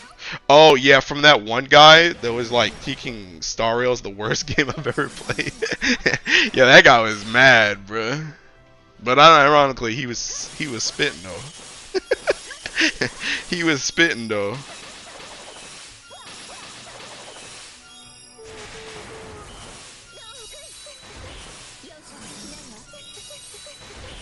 But yeah, I don't know, dude. I don't know. But anyway, that's my Tekken theory, though, is I really think they're just using collab characters as a way to Tekken slow down their release of characters overall. That's what I think they're doing. And honestly, it would make more it makes more sense to me too. Because that's why the Tekken collab gacha exists. Because imagine if they did that, but all the Tekken collab characters were free. Well, now they just don't make any Tekken money at all. And they're doing a collab. So like, imagine if they did the same thing they did now, where they didn't make any new Grand Blue characters, no new Grand Blue characters for this Legfest, and they Tekken made all the collab gacha characters free.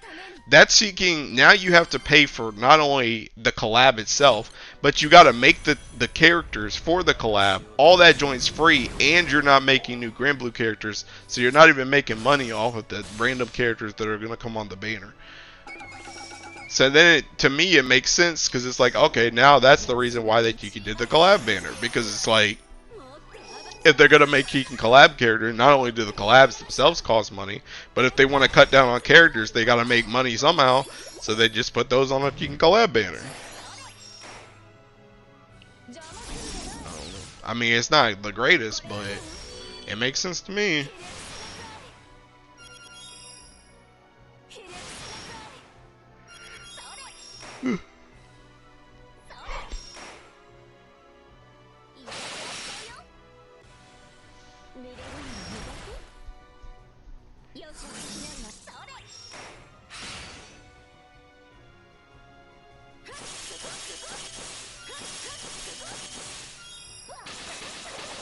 Dang, dude, there's Koku art.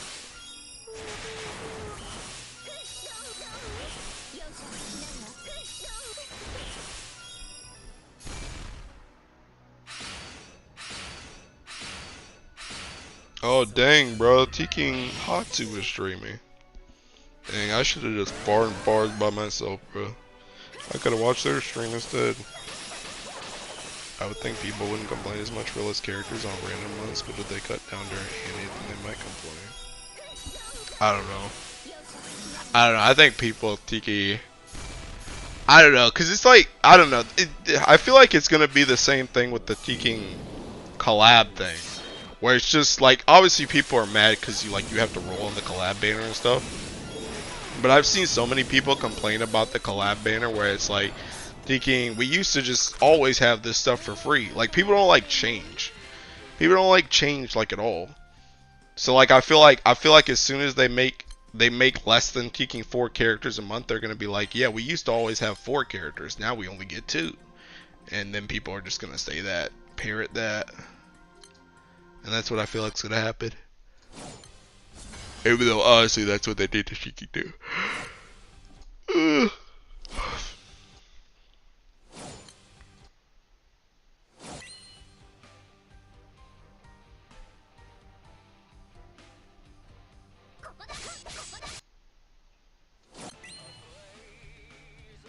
Oh snap, wait, this is turn 3. Ah dang, bro. I'm about to hit like 2.5 mil on that joint.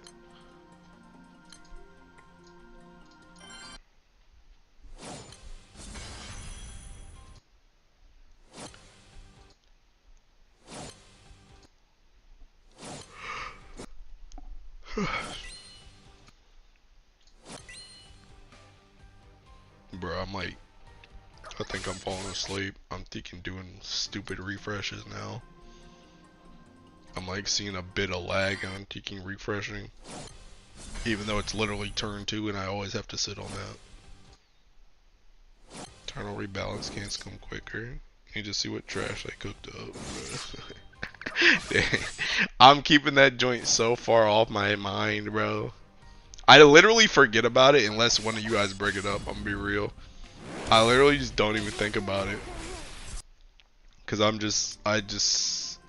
not expecting anything. I'm not expecting anything. And as long as I keep my expectations low, then they can't hurt me. When they inevitably make Sarasa eating dog water, bro. Did we still get banned for asking stupid questions? Banned user from a stream? You're pre-banning yourself. I didn't even get to read the message yet. Hey, you're catching on, pal. I like that. Bro, can I get a bar, though? Yo, you know what I want to do? Even though I might fall asleep doing it, bro. I kind of want to test this, I want to test this, Diaspora Full Auto again. I really want to get Petrify on the Teaking first thing. Because I think it's going to fail. I think it's going to fail. And I want to know if it fails or not. Oh god, I'm going to go do that, bro. fire to hit in BBHL. Let's see if this works.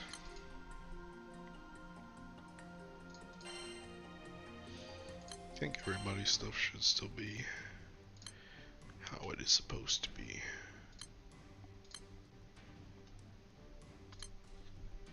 Imagine if they gave Eternals the Celestial passive in place of the Domes Seraphing out.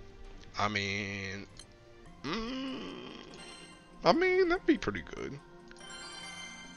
Bro, what if they what if they literally gave it the Celestial passive to the point that you don't even have to bring a Celestial anymore? What if they just waited until everybody farmed all the Celestial weapons and was like, hey, all that's useless, I hope you were 150 Eternals instead, because now we're putting that on a character. So, yeah, get cooked, pal.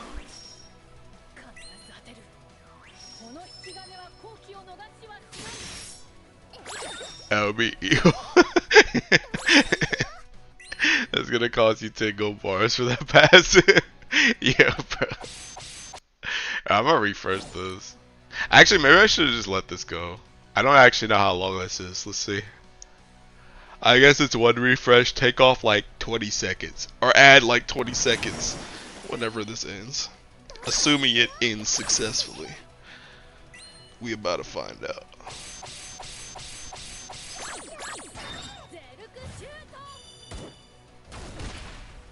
Per character. Yeah, good thing I'm farming bars, dude. I'm gonna be ready. I'm gonna have at least 5 of them done. Okay, here we go. Here we go. Here we go. Here we go. Debuff 10 times. Is it gonna get petrify? This is the question.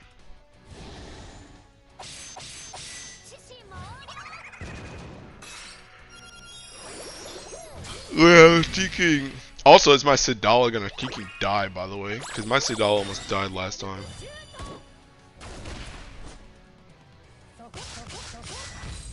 Dang, bro, I've never seen Silva actually fight. She's got the tiki low kick. Okay, they got petrify. They got petrify. Oh snap, they got petrify. Are they cooked? Let's find out. Guessing Sarasa rebalance might give her damage for NA and she starts battle with 10% or 60% HP cut.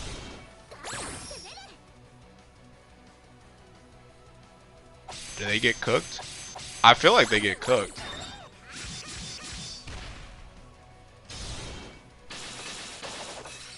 Got a 50 cal but kicking. Yeah. Yeah, bro. I feel like they're almost certainly cooked with this petrify, by the way. Because the auto attacks is gonna go up higher.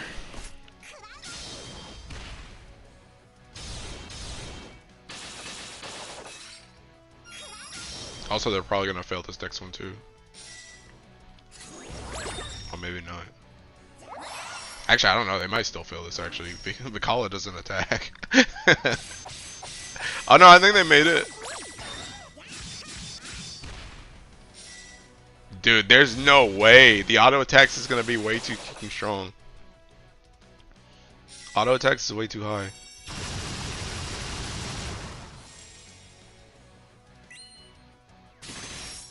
Also, they're failing this for sure. They're failing this for sure. Yeah, they're failing this. They're failing this. So if you get petrified on that first one, you're dead. It does not work. Yeah, they're kicking dead. Oh, double petrify, by the way. Yep. So this doesn't work. That doesn't work. You cannot get petrify. I'm telling you, dude, you can't. You cannot reliably pull out of this fight. You can't. You can't. It's impossible. It's impossible. If you get petrify, you're cooked. Saga's really just has no idea how to balance free-to-play units with top unit.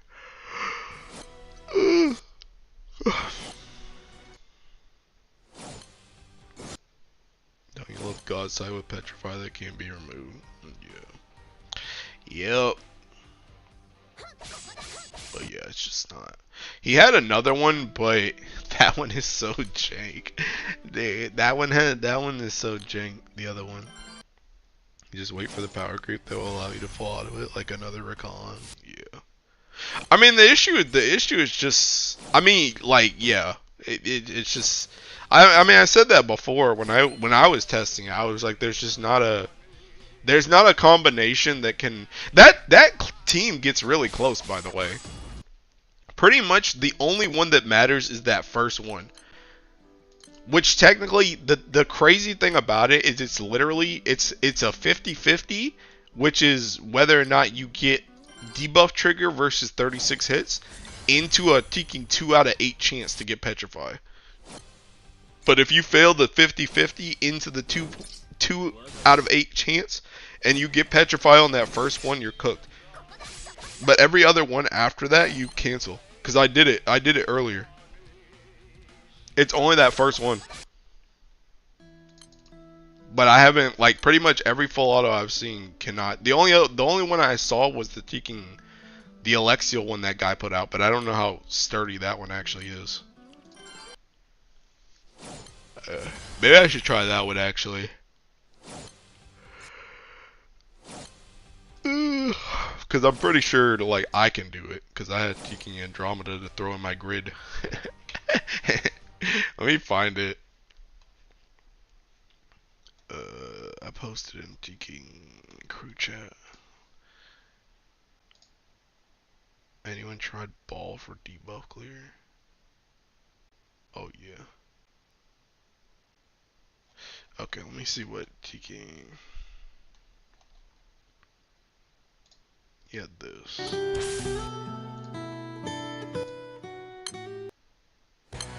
This was seeking Silva R. Lumaya Satter. Look at this jank grid, by the way.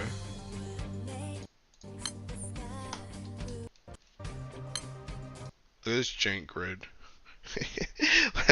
Look at this jank grid, bro. Look at this mess. This joint's disgusting. I think this thing. Do you need charge bar gain? Oh no, you don't, because he has seeking. He doesn't have his seraphic in it. This is a jank seeking grid, bro. I don't know if I have space for this. Where did I put this? Where is this team? Oh, this is seeking Hexa. Where is this team? Oh, that's Super Ultimate Bahamut full auto.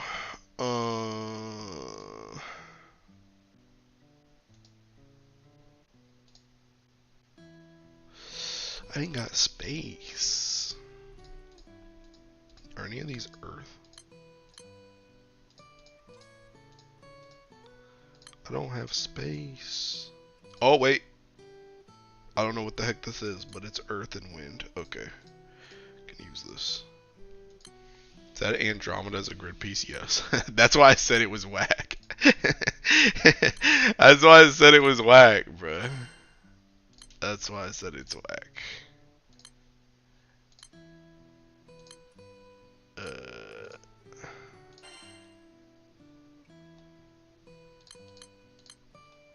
Okay, yeah, this one. I wonder if this grid would work, to be honest. Like, I wonder if I actually even need galleons. Actually, probably. Knowing Earth, probably. Because you probably need to can push at a very specific time, or else it's not going to work.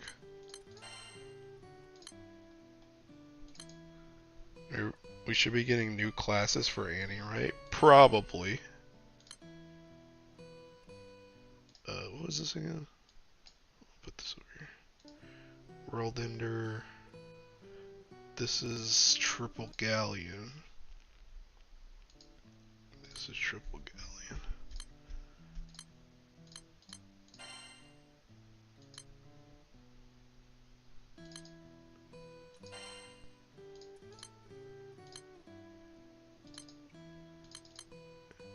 It's time to get some use out of my Teking Tico weapon. Let's go.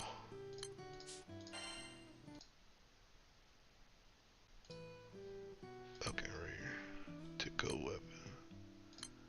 Let's go. What are the summons?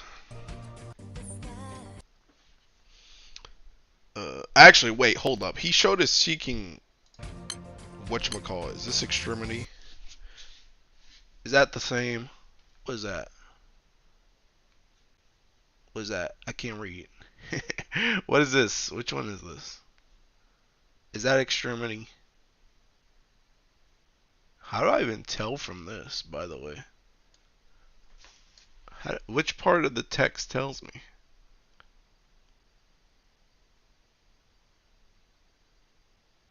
I don't know. I don't know. I don't know what that is. Hey, we're gonna make it extremity though, pal. Alright, Titan, Bubs, Bahamut, no Galleon. No Galleon. That's the exact same. This is Bahamut. Maybe not again, because they were never good, but you know what I mean. Oh, Bo will finally be good again. Yeah, okay, pal. Alright, what was his skills? Okay.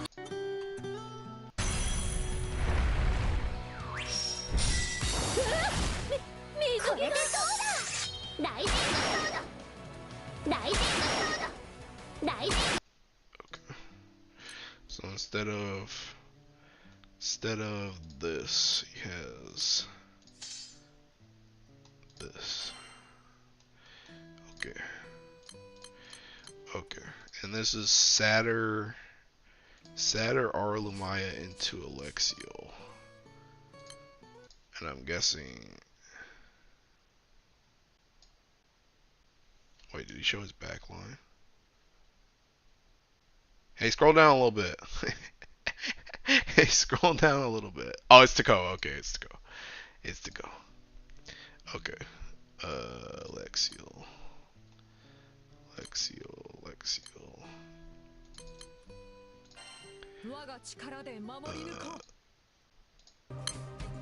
How did he have this lineup?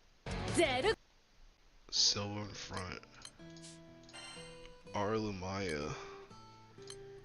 And where is this chick? There she is. Arlumaya and Satyr.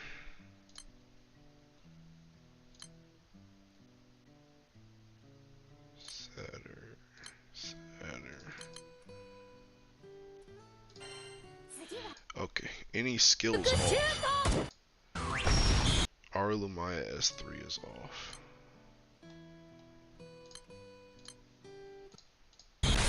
Anything on Alexa off. Okay. Alright, let's try the. Oh, wait, hold up. Is this an Ultima? No, he had a Teaking sword.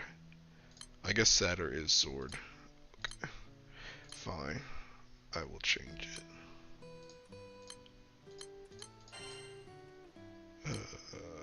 This one. Fine. A good way for Sadala to Ogi turn 2 so she has S1 up for debuffs. You know, I wonder, can you just seeking Uriel? Can you just Uriel? Can you just quick summon Uriel? Do you think you actually need Lucifer? Quick summon?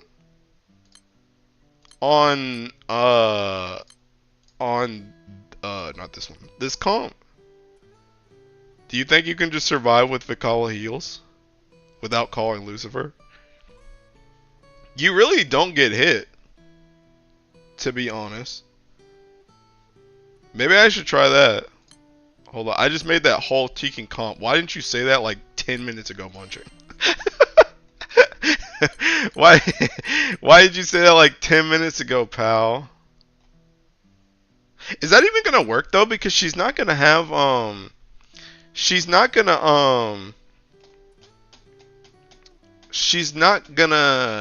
have enough tiger tape though. she's only gonna get what, like max, like 2 tiger tape, 3 tiger tape. I don't know if it's gonna be enough. And even then, too, I don't know if, I don't know, like there's too many hypotheticals. Let me just try it. I'll just try it. After I get this bar, by the way. There's a bar sitting in this stack, guaranteed. Guaranteed. Guaranteed. Okay. Anyway, let me just try it. I don't know how it's gonna line up. I'm out of trials to death. Bro, when are they gonna give us more than Teking? When are they gonna give us more than 4, dude? When are they gonna give us more than 4? Okay. Alright, I'll try it with the Uriel quick summon. See if something can be made out of nothing, bro. Why is it 4 in the first place? I have no idea, bro. I have no idea. They just be making stuff up. Hey, this is gonna give you Teking Vicky. I'm already gonna start healing really fast. I'm already gonna be healing.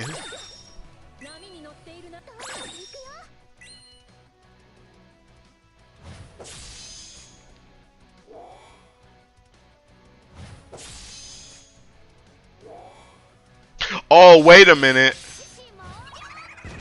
Oh no, I don't think this is gonna work, Munching. I don't think this is gonna work. Unless they get charge attack really fast, because now that I think about it, the way this comp worked before, without the Uriel quick summon, is Vikala was seeking.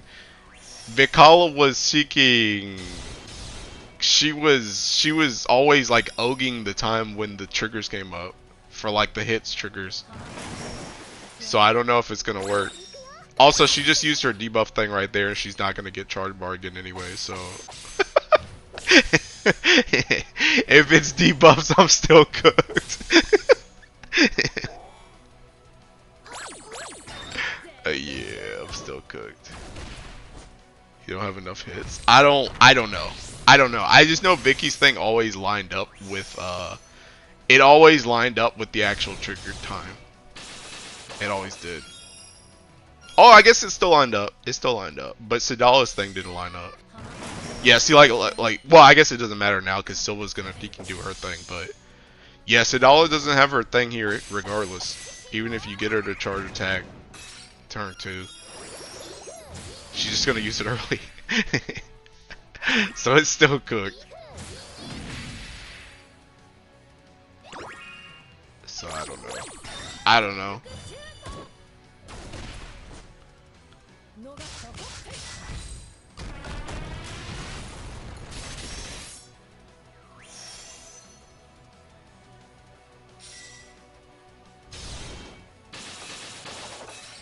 I do kind of want to see if this is going to work with the Uriel thing. I wonder if it messes up anything else. Or if I just straight up die anywhere without Lucifer healing.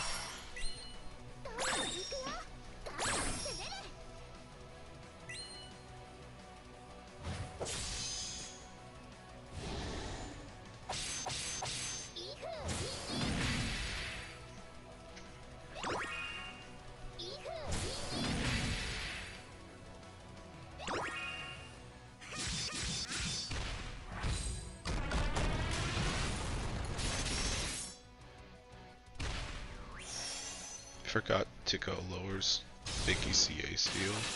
Oh, is that what it's for? I was telling my friend Teking that that's why they were bringing Tico, but I didn't realize that's what they were bringing Tico for, the Vikala interact. I thought it was just when they got debuffs in general, they were trying to Teking get rid of them. But I guess that makes sense. Am I cooked right now? This is seeking 5 debuffs. Did they hit this? Oh, well, I guess the Tiger tweet? But that's only... Oh no, the double Ogi. I think they're good.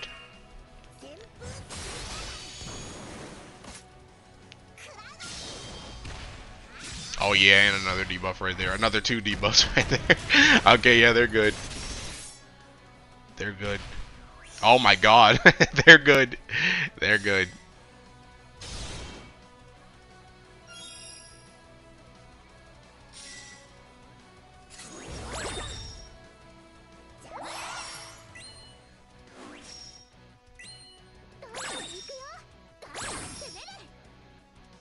What?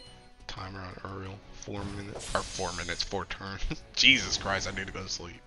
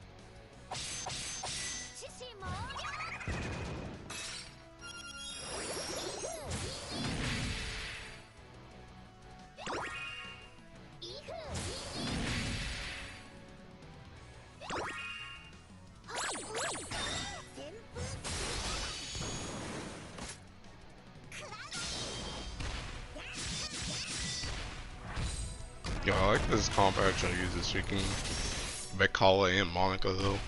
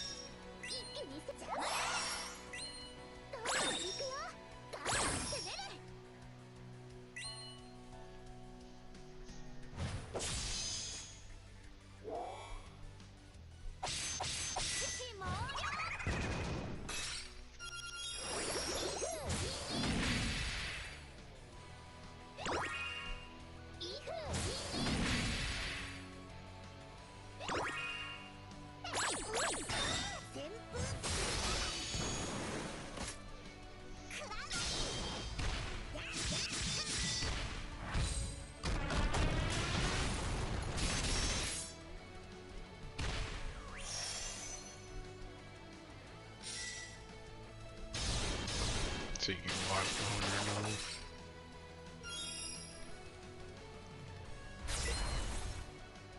whole. Oh snap, Uriel. Hey, right on time, pal. Also, see, Tiki munching, this thing's gonna come up now. So yeah, I think you might be getting cooked on the Tiki Shalim thing, bro. No Shalim gate.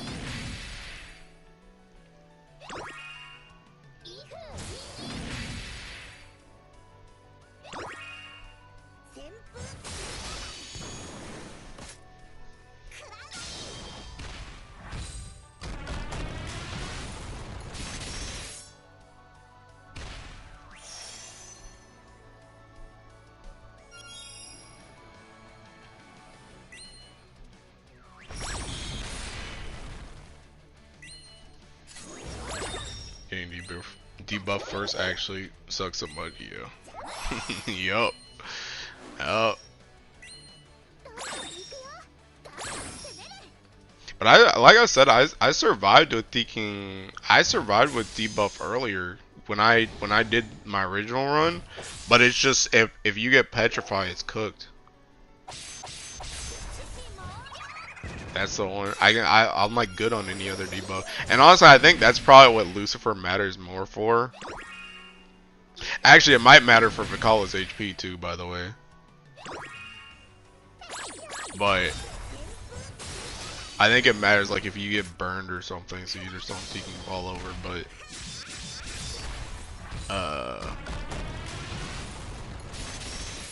yeah.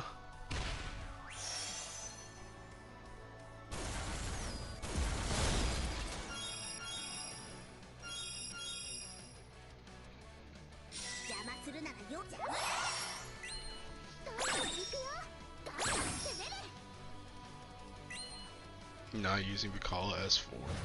Vicala? Oh, you mean Sidala? Bro, that joint hasn't come up yet. My God. Brother, I got one red skill. It's gotta take a lot of time. Don't we love Earth, bro?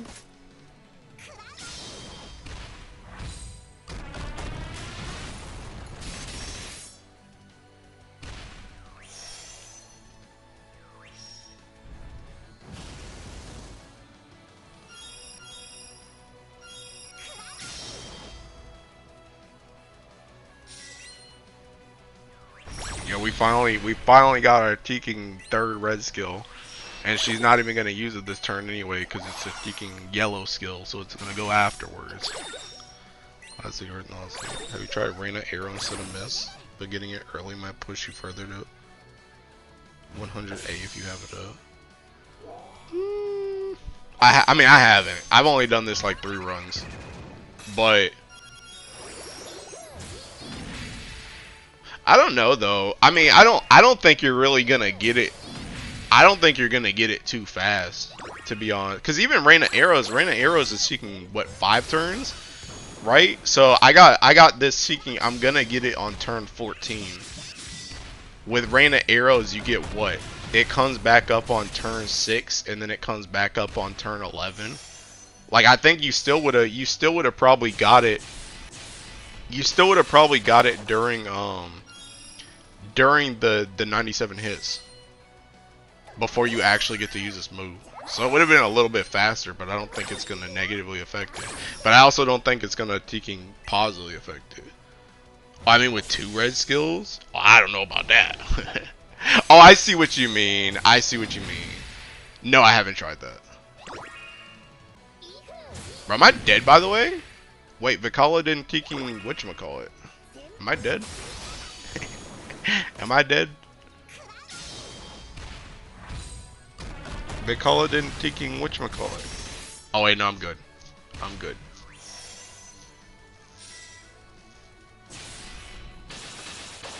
Hi Mo. Are you winning, Mr. Streamer? I don't know. I don't know if Tiki Vicala is gonna survive, bro. I think you might need that Lucifer call, bro. You might need that Lucifer call. To keep her healthy. She dying.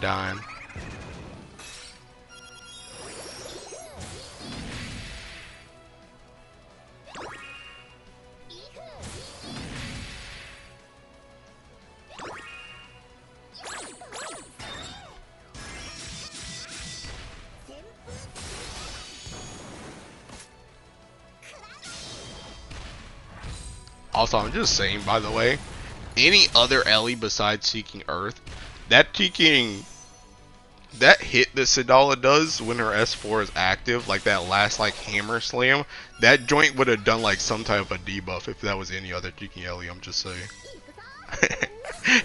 If this was any other Ellie besides Earth, that thing would have put like a Seeking. It would have put like a Seeking Percival damage up. It would have done like a stackable attack and defense down. Like it would have done something. It would have done a multi-attack down. It would have done something. Any other Ellie, I guarantee you.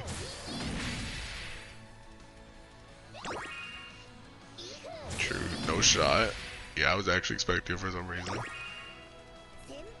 You're coping? Bro, what do you mean I'm coping, dog? Am I dead for real this time? Oh wait, no, I keep forgetting about this thing. I keep forgetting about this. The tiki follow-up attack.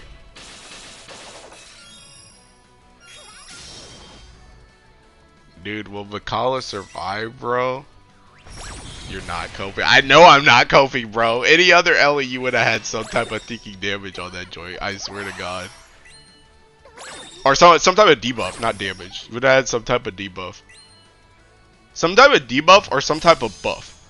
Guaranteed.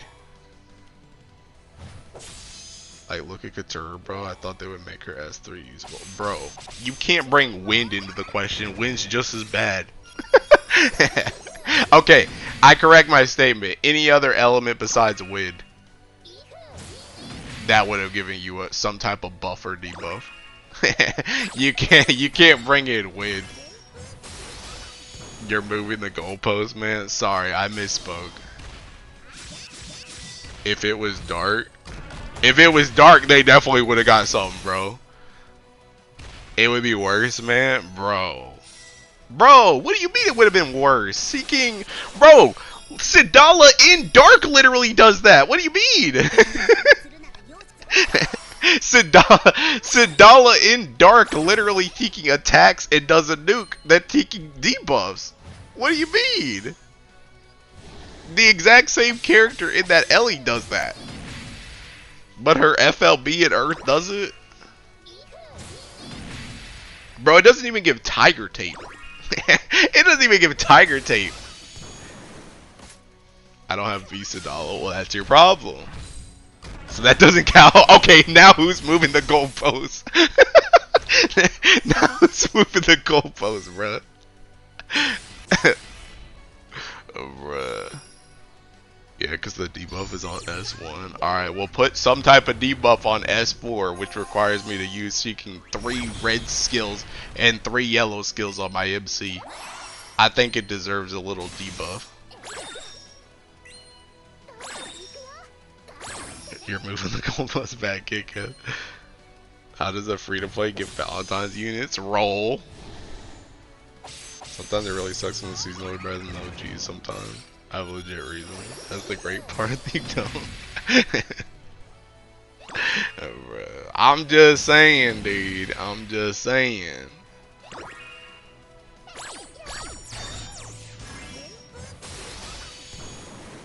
Let me roll 1 month before Annie. Yup.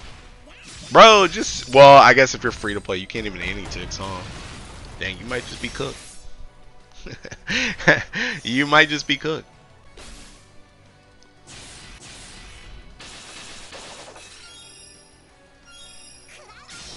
Nah, you can't get any ticks because seeking wait, taking Sanu, you're taking the one test in Diaspora, that's why you're speaking up.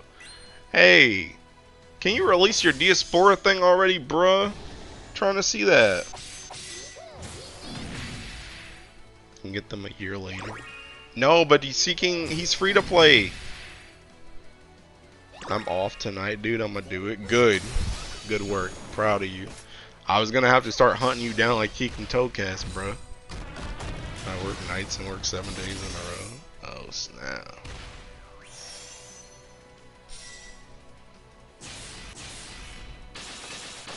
Bro, Sanu, you ain't gotta Tiki, you ain't gotta spoil it.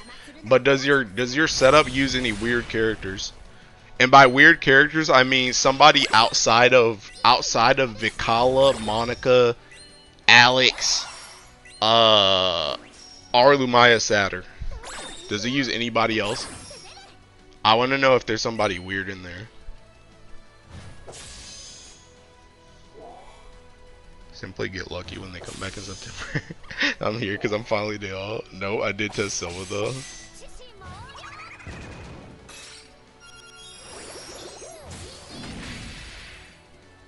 Bro, there's no reason that you can do this Uriel, by the way. I'm back. How did the crash out end? Which one? we crashed out about like 4 different things this stream, bro. You gotta be more specific. Which one are you talking about?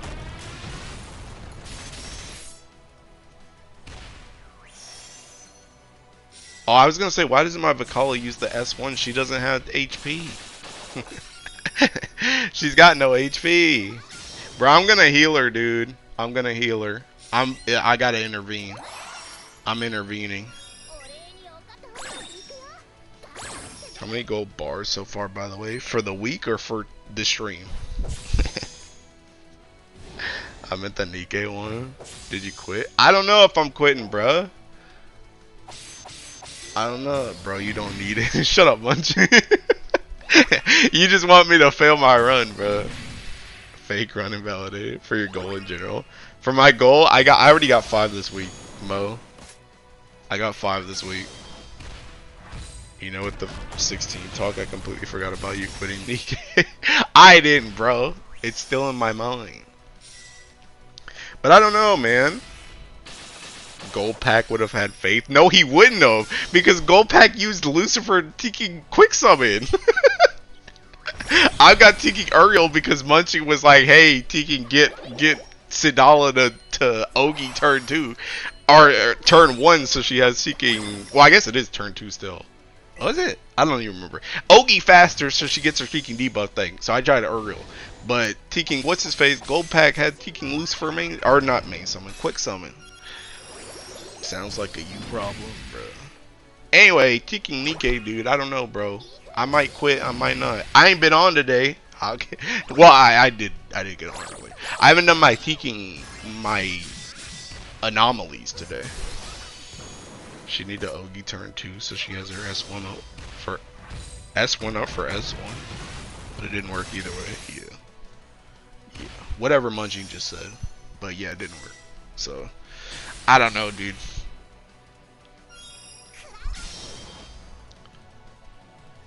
Turn 3. Phase 1 omens are a joke to begin with if you have Lucy Cole.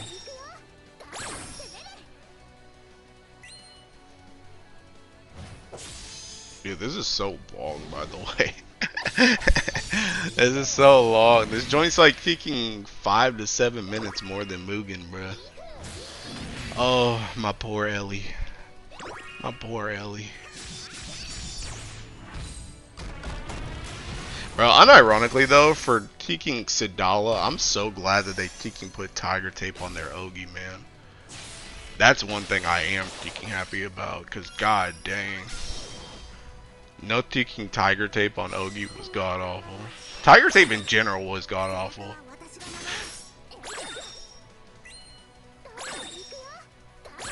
Yo, let's kill this guy.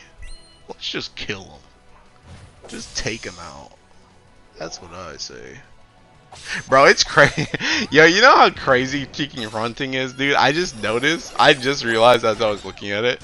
Because Seeking Sidala, or not Sidala, Vicala only gives Seeking Double Strike. Wait, Vicala came out before Hunting, right? Because I remember when Vicala came out, we were all like, dang, this doesn't affect MC. But now MC doesn't even care because they always have Double Strike. So even though Vicala's Double Strike Tiki misses MC, like they always have it anyway. So it's like, dang. Oh my god. Dang, dude. People are lapping that up. 22-19.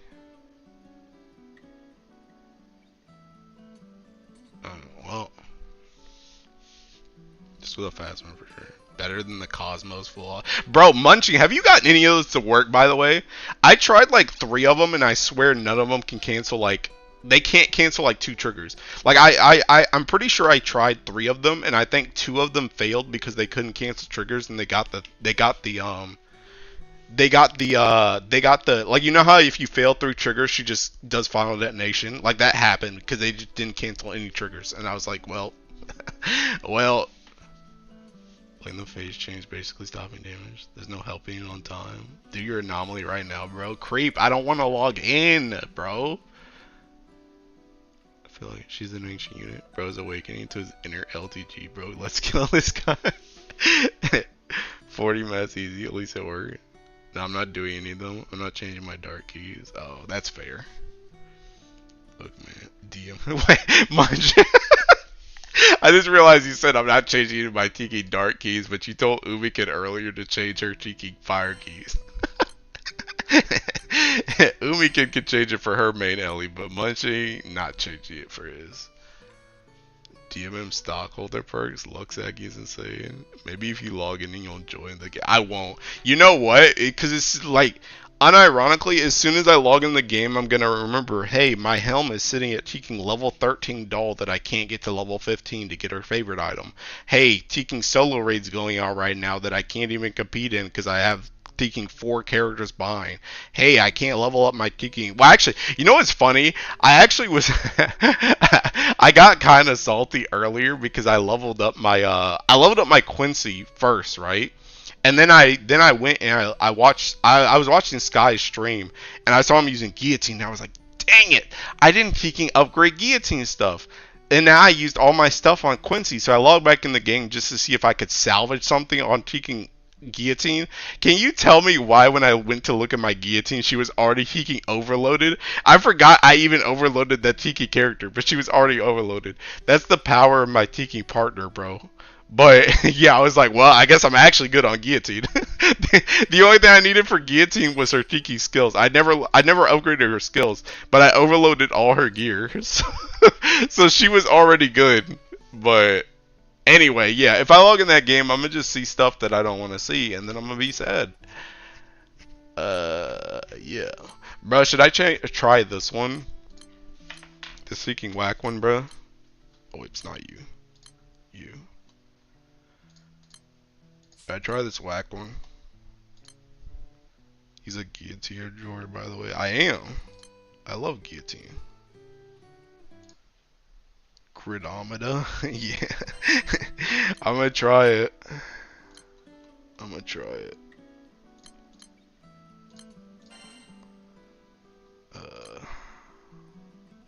Use for. Alright. Titan.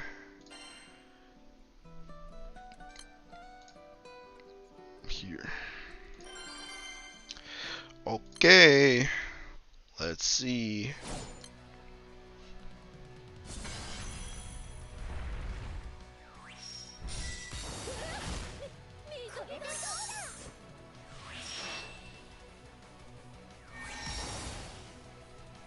Loki, I just want to see if I get debuffs first and if I fail it. Unironically, I just want to see like every trigger and just see when I fail debuffs, because I'm pretty sure this team is gonna fail like every single debuff trigger. There ain't no Sidala over here, bruh. I'm pretty sure we fail at every debuff trigger. I think we're just good.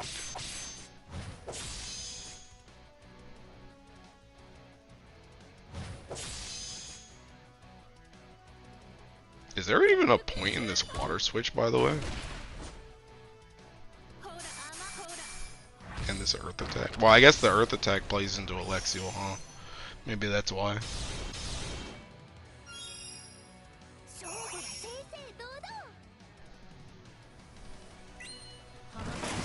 Arlumaya? Wait, what does it do with Arlumaya?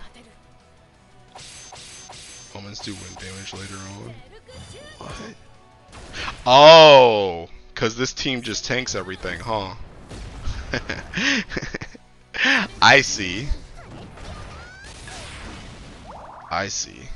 Because this team... so this team doesn't plan to cancel anything, huh? Gotcha. I see.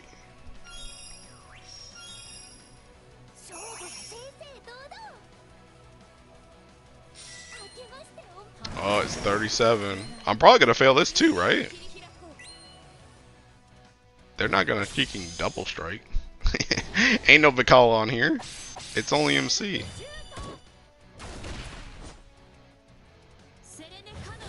She also lowers debuff duration. Dang, bro. Dude, this guy Teking loves lowering debuff durations, man.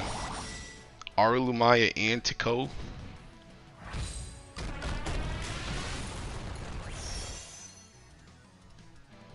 Give me petrify, give me petrify, give me petrify, give me petrify. Bruh, you fiend. Can't do that. My Cosmos raid have to balance bar and clearing omens. Bro, Cosmos is so cooked. The only thing I trust less than a teaking, Diaspora that doesn't deal with what am I trying to think of? That doesn't deal with Petrify is a teaking Cosmos full auto in general. I literally don't trust any Cosmos full auto, bro. Them joints do not work. Them joints don't work.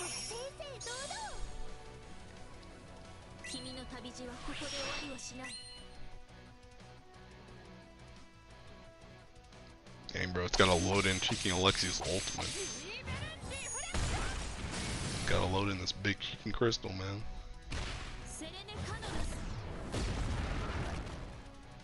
Costy's okay just to have.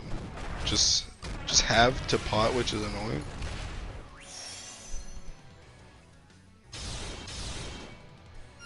Bro, I need to try your teaking Siete too, to be honest. Bro, I ain't got time to be doing all this anyway. I need to be farming bars. I do not have time to farm or to full auto revens, bro. These joints take too long. Maybe when they die in teaking 10 minutes or less.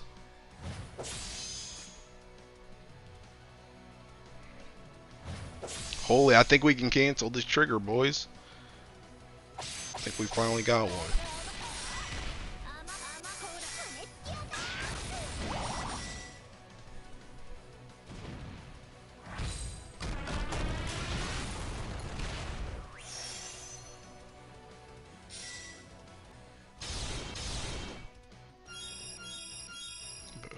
I was gonna say, I wonder if you could well, I guess you can anyway, because you guys were talking about the water switch. I was gonna say, I wonder if you can do Excalibur as the offhand, but I don't think you could do that anyway. Even if that thing gave water switch, because I think Excalibur pushes Seeking Red too fast. You do too much Seeking damage with that thing. Especially with this type of comp too, that has the Seeking... the assassin thing.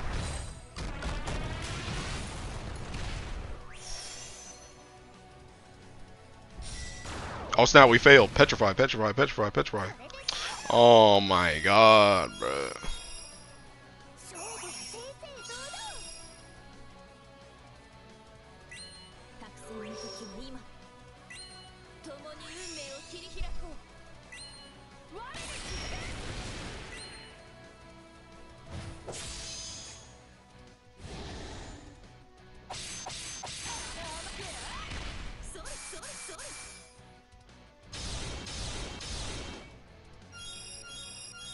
Bro is suffering from success. Something like that. If that's what you want to call it.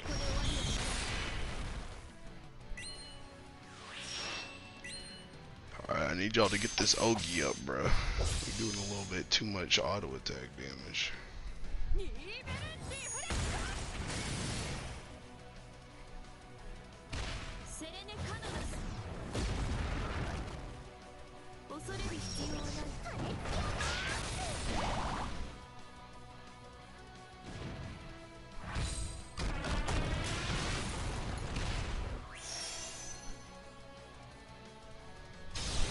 Good, good, good.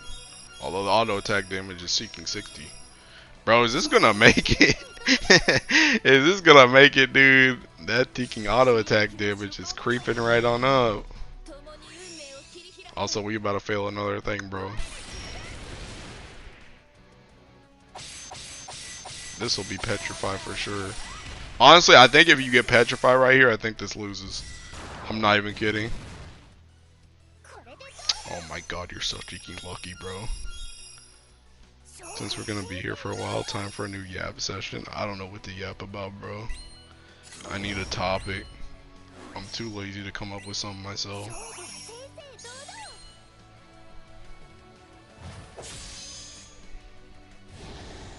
The fact we just went like 3 failed triggers without Petrify though is kind of insane.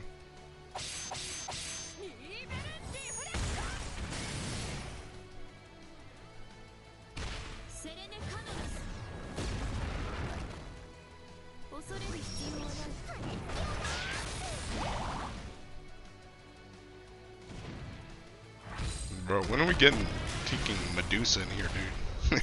Actually, Medusa would just get us seeking the blue one, bro. Then we'd really be cooked.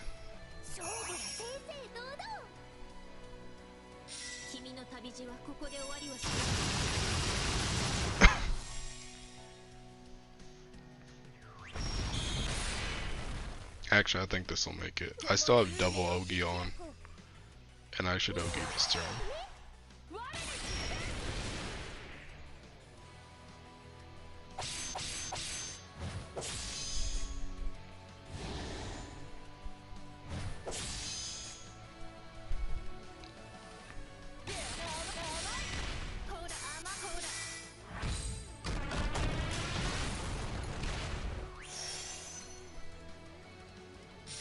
Oh my god, they both hit 100 at the same time. What happens now? Which one does it take?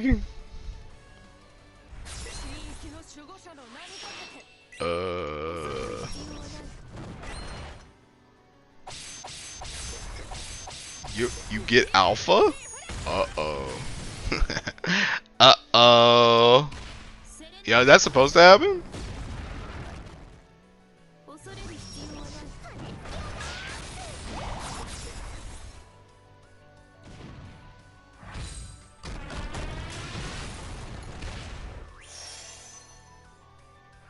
Bro, I already know this joint's gonna take freaking forever. Bro, look at this! Oh my god, Alexiel finally finished stacking during the taking hits mechanic. Woohoo! Let's just waste a turn. Let's just waste a turn. Yay! All these seeking Ogis, and for what?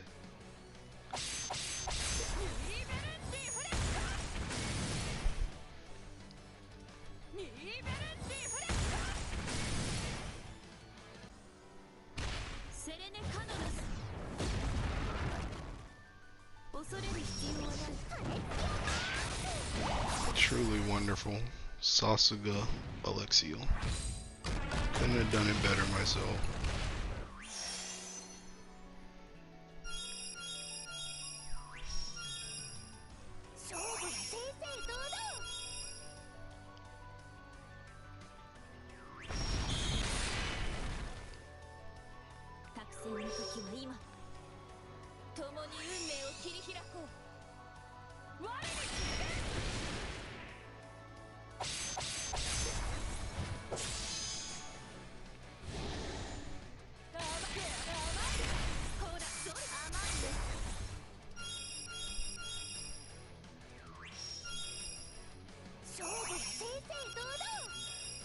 Bro, this takes so freaking long.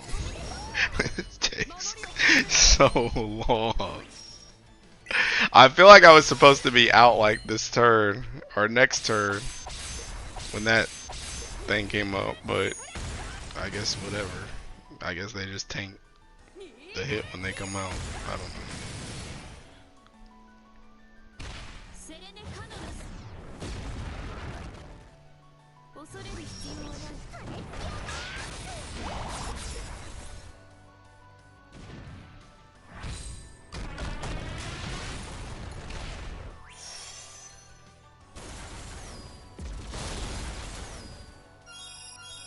Well, they made it. Alright, what did I get? I did get alpha. So do I just die now? Bruh, this is gonna take forever.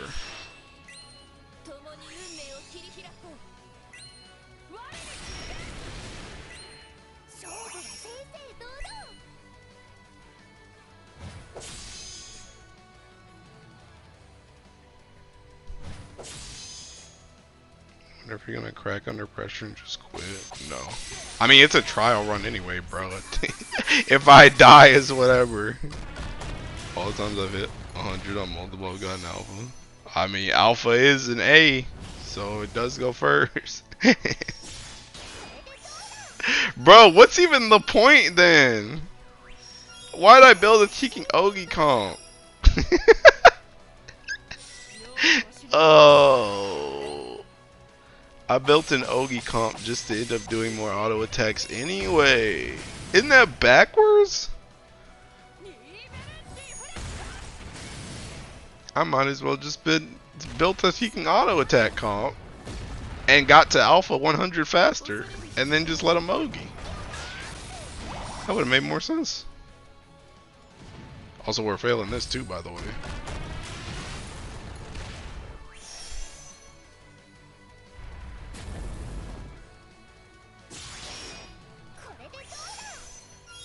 Does that break the mirror image? If oh, okay, never mind. I was about to say, if Alexiel didn't break that mirror image, this character is absolute dog water.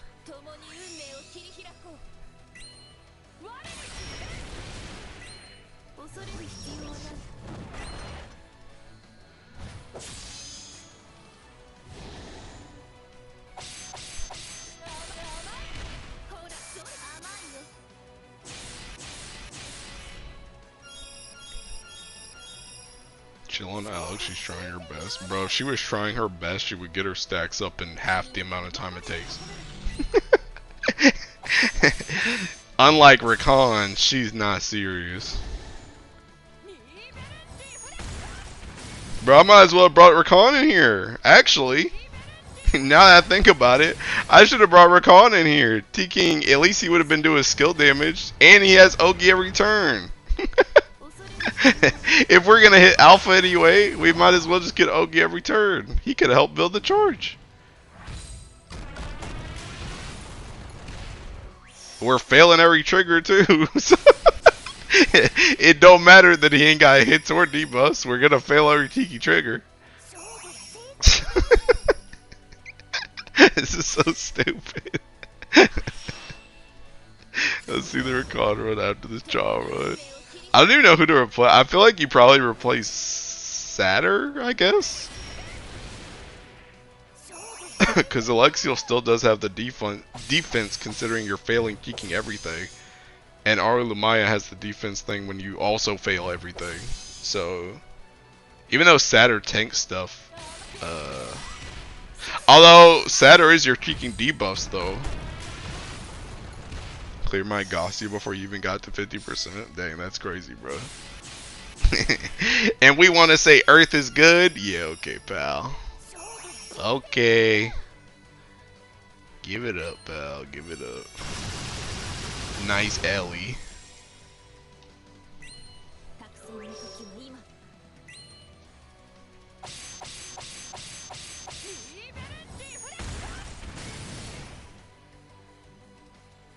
By the way, remember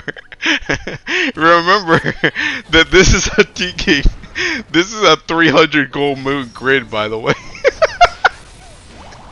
Because this is main handy.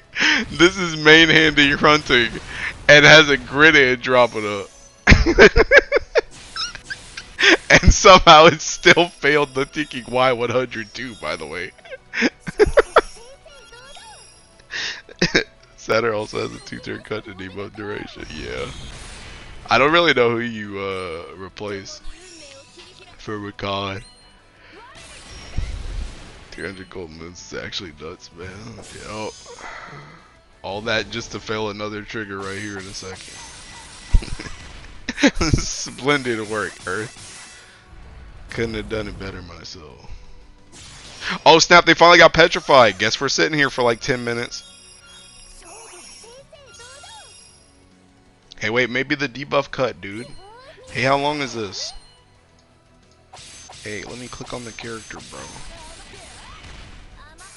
Oh, dang, Alexia already got hers off. She said, I'm not getting petrified, bro. Not me.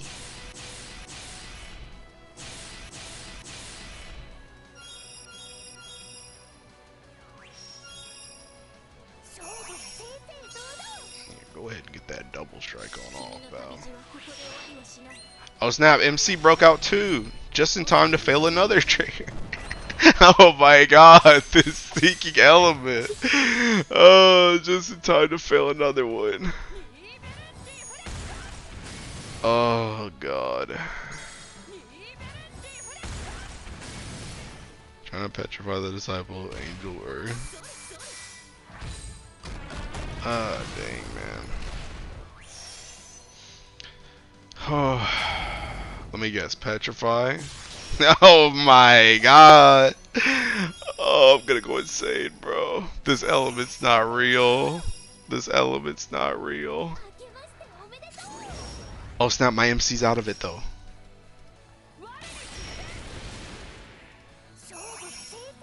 Dispel the double strike? This Ellie cannot be real, man. Double strike veil too nice. Yup. Yup. Just in time for my debuff too, by the way. Oh snap, everybody broke out. Everybody broke out of the Teking Petrify. They're good. They're good. They're smoothing. We're back, baby. We're back. Bro, I thought that just did 900k for a second. I didn't see the rest of the numbers. I was like, wait a minute. That was an Ogi, right? What do you mean 900k?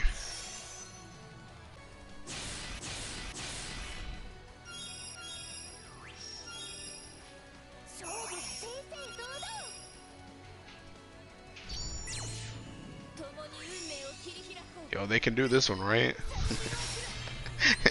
Hey, they can cancel this one, right? Yo, if I didn't get that Ogi, I might not have been able to. Oh no, I guess Alexiel Ogi's twice. I guess it would have been okay, probably, maybe. I don't know actually. Now that I think about it, because she's only hitting 10 mil. That's 5 mil. Oh, okay, no, she's good. She's good. She's good. Plus the Silva support. Yeah, we would have been good.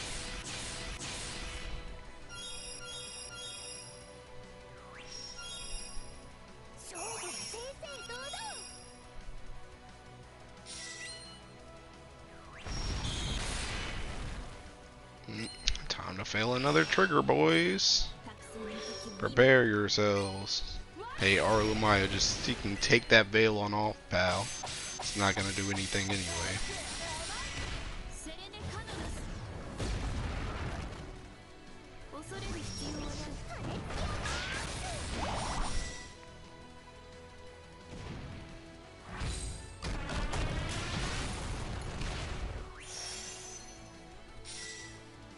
Oh snap, they canceled something. That wasn't a damage trigger. Hey bro, that's a new site.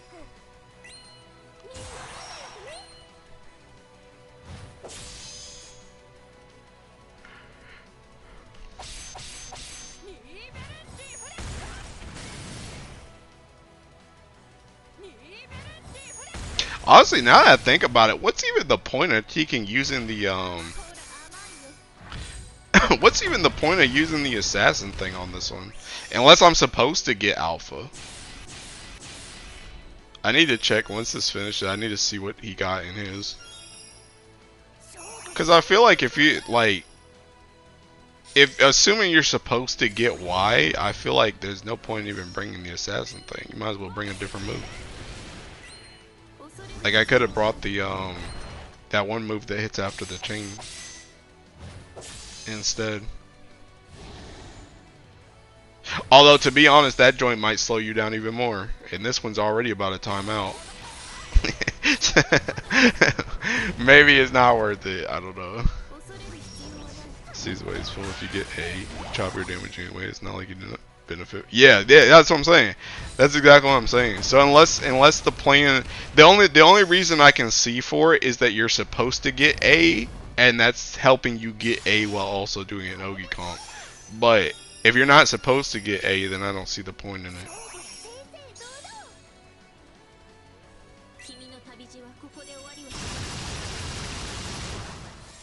Because I'm really just hitting blanks.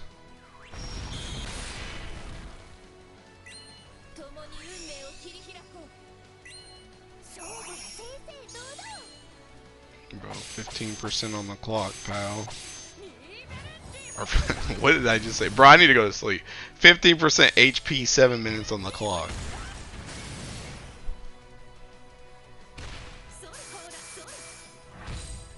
We're over here Silva backline support is doing more damage than our units.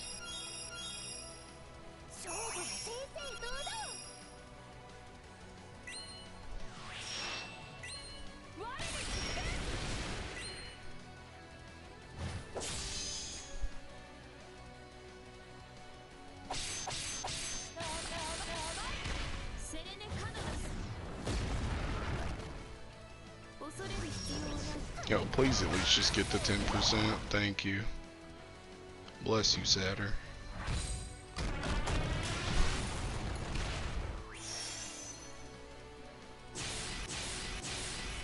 Dang, Lamaya, chill out. Hey, yo, you're supposed to survive. You only got 10% to go, pal. Keep it together. You also give up, what, like 4 mil per Ogi? Going from Unworldly back to Xeno. Yeah. Yeah. Yeah. Yeah.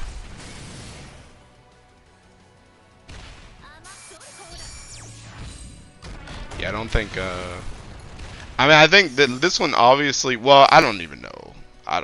Because I didn't get petrified at the start, which is what matters. That was the one I needed to see. Because it's like, yeah, this one can tank all the other triggers, but the other comp can just cancel them all. So it's not like this comp is necessarily benefiting from the fact that it can just be tanky enough to survive, because the other comp can just cancel them. So it's only if this comp can make it through that first petrify that matters. But also this joint's slow as crap.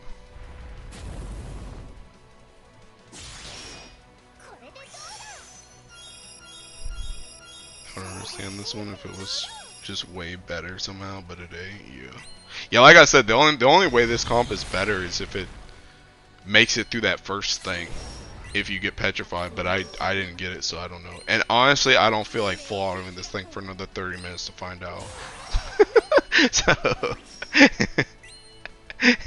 I'm already kind of done, so.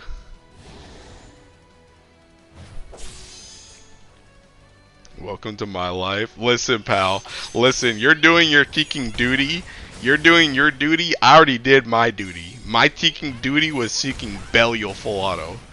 Every single time I get to 50% teaking Earth Shield, bro. Gotta wait 5 minutes before I can test if the full auto works. That was my Tiki contribution to society. Cause that joint was seeking god awful. Granted, to be honest though, I still like, even then I don't think Belial is as long, but I would say it's probably more annoying. Cause at least you could just let this full auto and go. Tiki Belial, I gotta keep track of that joint. Alright, how long was this? God, 25 minutes. Yeah, I don't know, pal. I don't know. I think this Ellie's just buns. I think this Ellie's just buzz. Bro, I don't even feel like hitting PBHL, man. Maybe I just do these seeking and needs real quick. Maybe I just do these in needs real quick.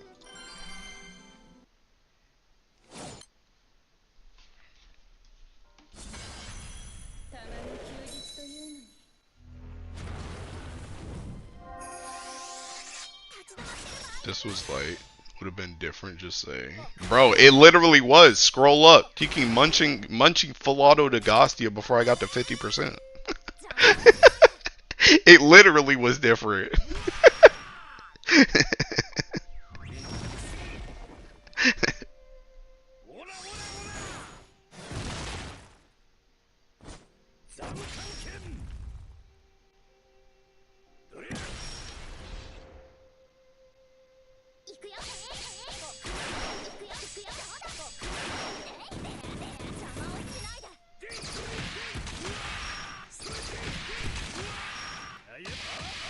To go, yeah. I've still been kind of testing this comp. I think it's still been working for me though. So I've still been using it. Because it's kind of funny. I really wanted to cut some buttons on it though, but I kind of low-key need I low-key need what's that one blue move called? Like the twin strike move, because it cuts it comes up. I'll show you in a second. It comes up on that one turn where Teking she puts up the mirror image and the earth thing, and I need to like cut through it with the twin thing so that Raziel can take care of the other thing with her dispel, or else she just ends up dispelling the mirror image instead. So I kind of need MC's buttons to be on. Also, I kind of need those MC buttons to be on too, because I need, at least for Tefnut, I need Teking Uriel stuff. Because both of these dudes get Teking Gloomy thing. Yeah, like right there. I need that so that it breaks through the mirror image. So that she can dispel this. And then you can keep going. Yeah, Twin Coil. Yeah. But I also, like I said, I need those buttons so that Uriel can nuke even though he doesn't Teking... Like, if he misses like that, he can still do 12 million damage. And buff Rakan's damage. And then I need those two buttons so that once Rakan does these two, then Uriel gets Seeking 2 red to do a nuke again in case he also misses again.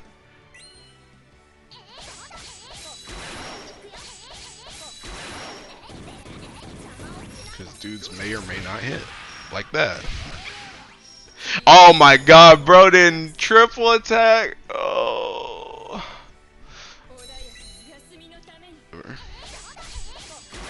SMH. SMH indeed. Unbelievable. No triple attack. Bottom 3 character in the game. Bottom 3. I wanted to try one other thing I tried was Seeking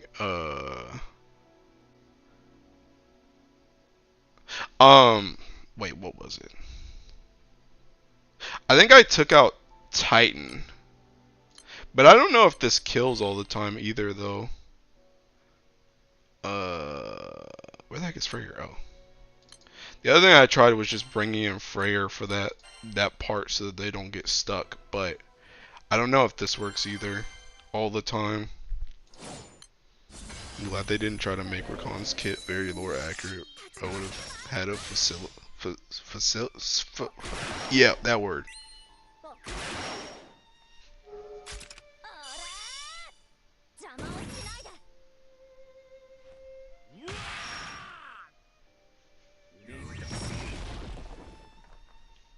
I think another reason why I didn't really want to bring Seeking Freyr for this either was because Seeking the thing without Freyr is it takes like an extra turn for Rakan to get Seeking whatchamacallit, which I think is what puts this behind too, by the way. Because Rakan doesn't have enough Seeking buffs, I don't think, to get his stuff turned to. Yeah, without the Uriel call, he doesn't get the 20% bar. Which means it takes Seeking longer for him to get his serious thing up, which puts his damage behind. So even though people can hit, I don't know if it's enough.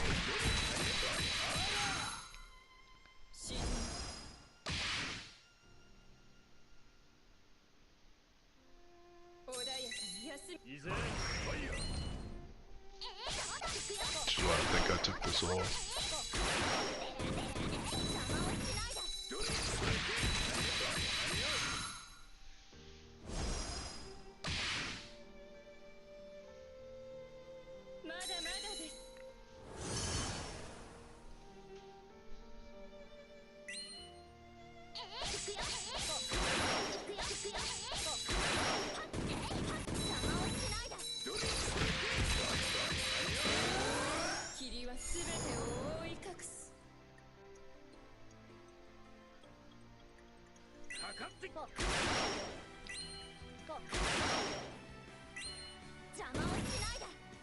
Actually, now that I think about it, though, I think maybe what I tested before, I think I might have done Freyr before, and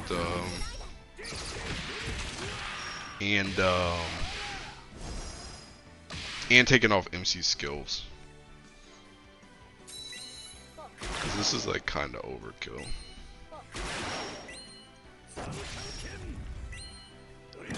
Because this will probably kill before Rakan even attacks, TBH. It'll probably kill before Uriel attacks, actually. Yeah.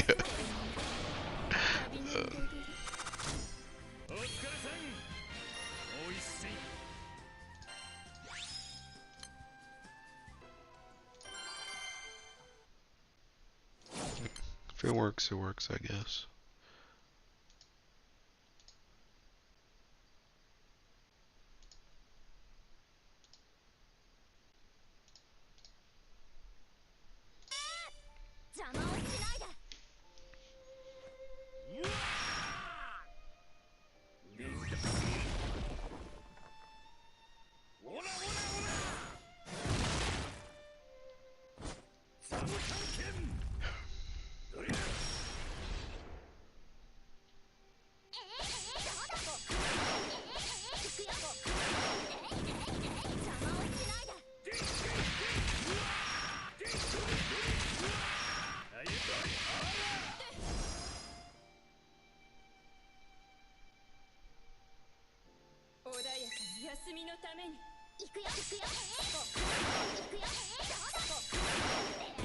Actually, hold on. I'll be right back.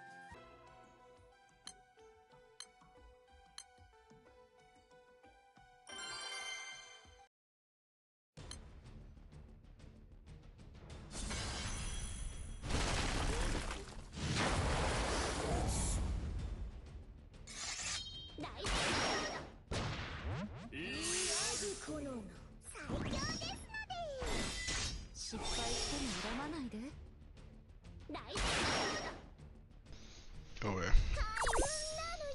This the real, this the real one we gotta test anyway. Cause this joint sometimes be 1%ing. Or Noir dies. Which are both equally bad. Oh, it's definitely 1%ing now because I forgot my Tekken Mana Dive Rest one is all. Okay, well.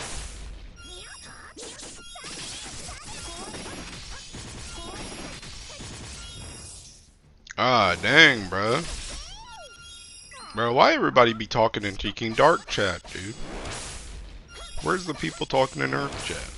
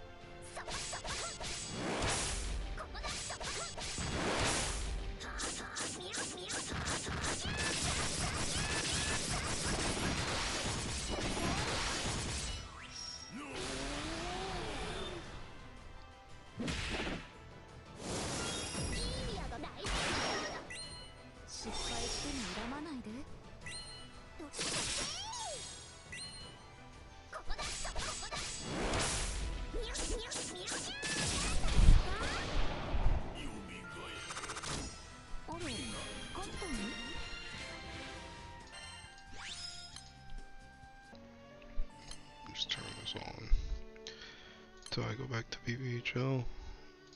Oh my god.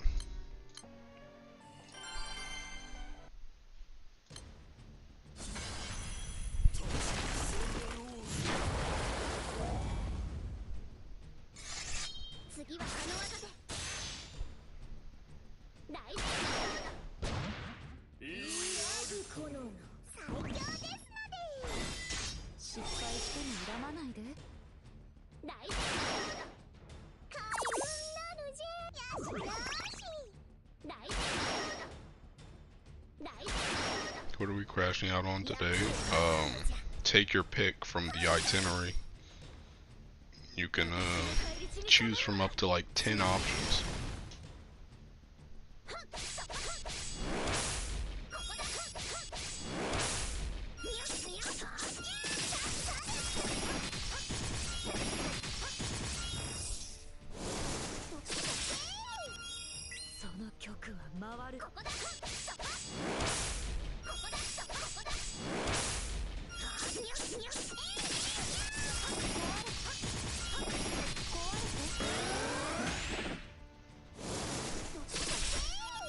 Got nikke, we got Final Fantasy, we got Earth, yup. You can literally take your pick.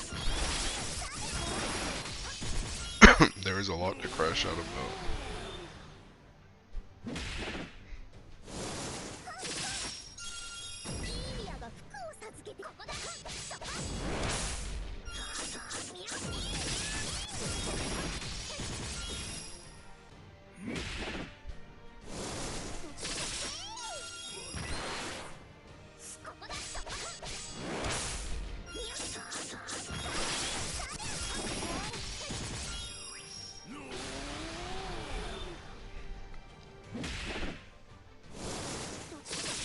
What they do, dodge every hit? Nobody took any damage.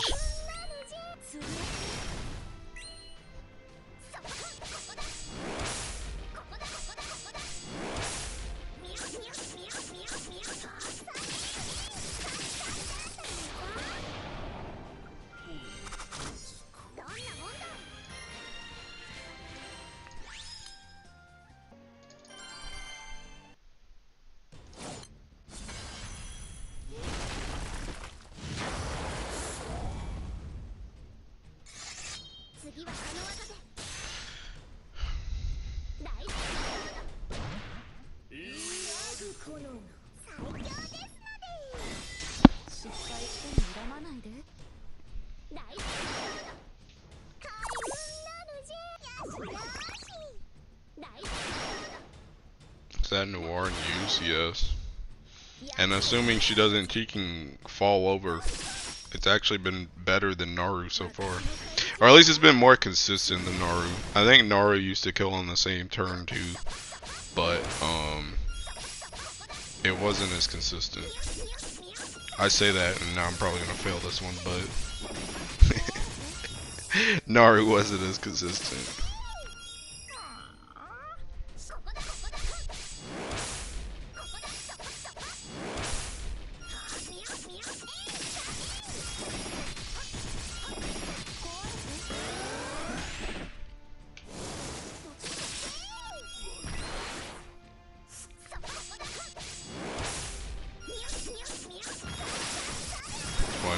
The GOAT. I mean, she can be pretty nice. She can be pretty nice. The like 2 turns of double strike plus the taking the extra damage and stuff once they pass 50% is good.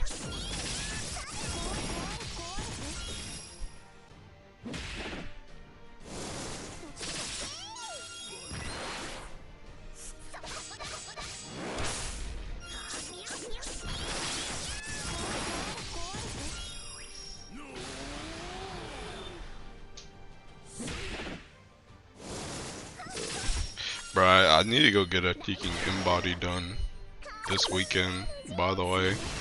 Like, I checked the scale yesterday, and I literally have gone up like 10 pounds in like 2 weeks.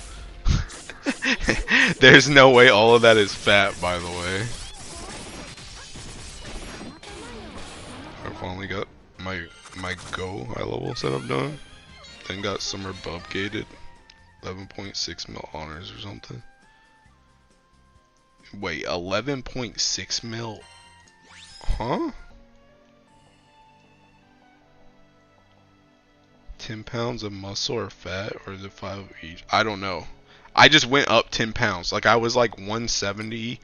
I was like 170 like 2 weeks ago, and when I checked yesterday, I was like 182. And there's no way taking there's no way for one thing, there's no way I gained that much fat that fast. Which means it has to be muscle. Because otherwise, like, I don't gain weight that fast. Like fat. Oh, 1.16. Oh. Imagine 10 pounds of fat overnight. Yeah. I don't think that's possible. But it's this new plan, bro. I've been getting built. But I need to go do an in-body. It's been like, oh snap. It's been like a month since I did my last one. I need to see what's going on. Congrats then. Hey, hold up. Wait till next stream. Then you can tell me congrats. Assuming I it's not fat. Or at least not a lot of fat. I think my food has been kind of good though. Recently. I believe in Mr. Streamer Trust. Thank you. But yeah, I think my food has been like there's no way I gained 10 pounds of fat. there's no way. But it's just kind of crazy that I went up 10 pounds in general. Even if it's all muscle, it's kind of insane.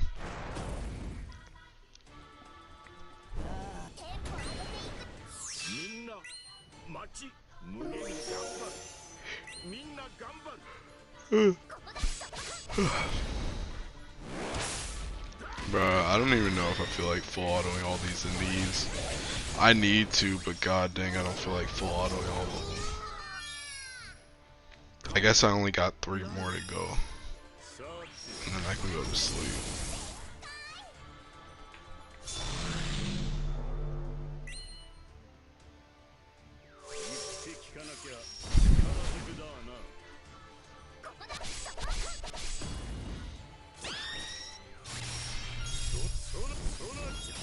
I was searching online and I was informed that you can't lose fat selectively. Is that true? Yes, that's very true.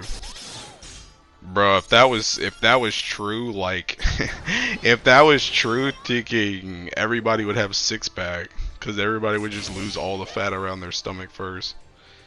But instead, the stomach, like your stomach, I mean, I guess it's different for everybody, but I would say like 90% of the population, your stomach fat is what like goes away last. Essentially, like the way you lose weight in specific spots is essentially you have to like your body's gonna lose weight, like specifically for you, it's gonna lose weight in specific places first, but like the way to lose fat in wherever you want is essentially you have to lower your overall fat. So like if you want like that's pretty much the reason why most people don't have taking 6-packs, is because if you want, oh snap, if you want taking like 6-packs to, well, the thing about it is a lot of people, especially if you work out, you probably have a 6-pack anyway. It's just that it's under taking belly fat. But if you want to be able to show off your 6-pack, especially without like flexing and stuff, essentially what you have to do is you have to drain like almost all the fat out of your body first, and then when it has nowhere else to pull fat from, it's gonna start pulling it from your stomach, and then that's when you actually start seeing your abs. But you can't just be like essentially if you just go and do like, you know, on some Saitama training, do like kicking 100 sit-ups every day, bro, you're gonna get 6-pack abs, but you're not gonna show them. they're still gonna be under your stomach. My food haven't been good. I let myself go a bit. Now I'm cutting back on it. You gotta keep it under control, pal.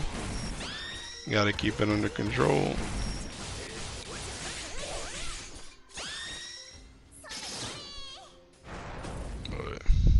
But yeah, no, I don't think it has anything to do, like, my weight gain, I don't think it has anything to do with my taking food or anything. I think it has to do with all the taking lifting that I did in this new plan. Especially just because too, not only is it a lot of lifting, but also because seeking it's something my body hasn't been doing. And I think my body is just getting like essentially this growth isn't gonna last forever. It's just like rapid growth now because it's like something new. My body's like, oh snap. This stuff, especially last week too, because even this week I don't feel like I pushed myself as hard as I did last week. Like last week I barely, like last Friday I barely got out that freaking door to my car doing my leg day. But this week I did like the exact same exercises and I did them faster and I did them heavier too. I did heavier deadlifts, I did heavier freaking squats. I didn't do heavier freaking lunges. But I did heavier deadlifts and heavier squat. But I felt like I don't even feel like pain right now. Mr. Streamer finally got the uncap. We've been waiting for the level 104. Yeah, bro. Yeah. But no, I think it's just I'd been doing my old plan for like taking a year. So I think just doing something different, my body's like, oh snap. Let's kick it into maximum overdrive. But even now, I feel like my body's starting to get tiki. Somewhat used to it, which is good. It is good though, cause seeking. That means I can like start pushing weight. Cause even last week, I kind of did I didn't do like super heavy weights. I just did new stuff that I hadn't been doing. But now I can start pushing heavier stuff. Bro, I'm about to lie. I don't know if I can do these seeking. I don't know if I can do these in needs, bro. This joint's so boring. I don't even know if I did my tiki prime, or not my Primark, my tiki Omega skip yet. I need to check that. That's important.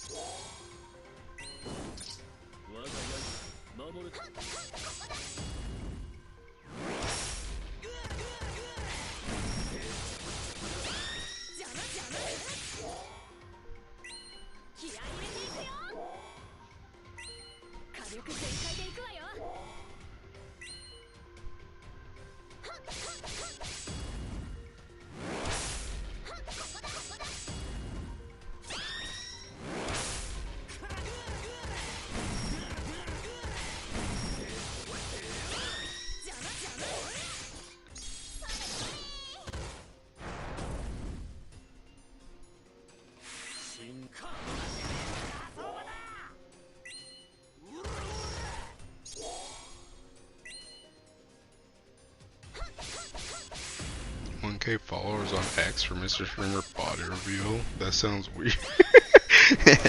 I don't know about that, bro. I was gonna do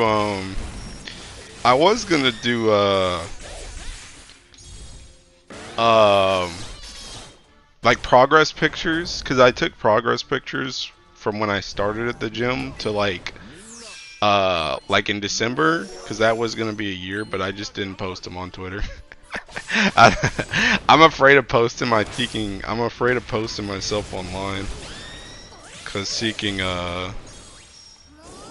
people are gonna be like, dang, I see that tree in the background. I pass by that tree every single day, and then teaking I dox myself, and they're gonna be able to figure that out from my teaking enclosed bathroom, by the way. So I don't know. the thinking security, the small bit of security specialist I have in me thinking tells me not to post anything. But that's what I was gonna do. I was gonna post progress stuff during thinking what am I trying to think of? During December, but I just decided not to.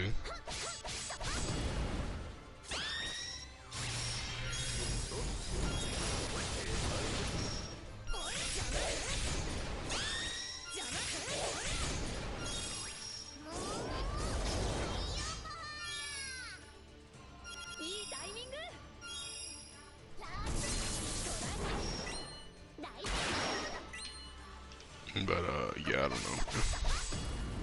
Especially on Twitter too. I don't know.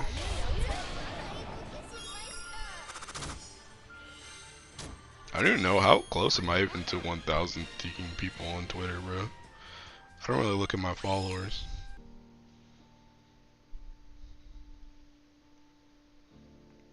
Yo, 794, bro. That's gonna be another teaching 10 years. That's gonna be another 10 years before I hit 1,000, dog.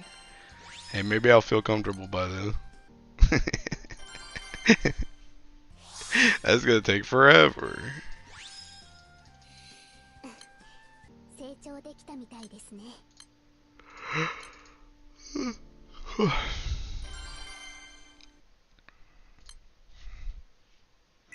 I remember I teaching hovered around like, honestly, even almost 800 is kind of crazy to me. Cause I remember I hovered around teaching, I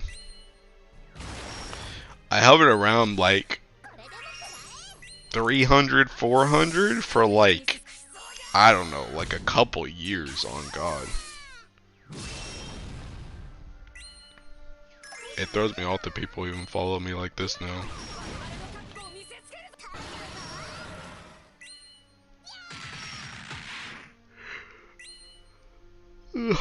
Oh snap, I need to teaching mark the bar I got earlier while I'm looking at this.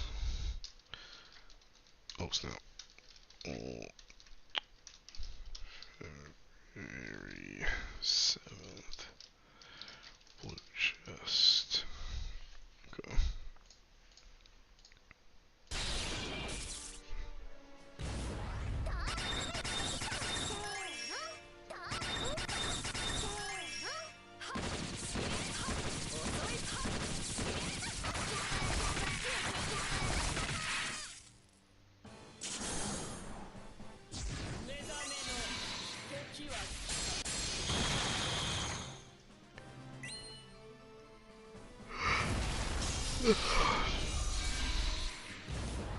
Are you gonna be antics in Mr. Streamer?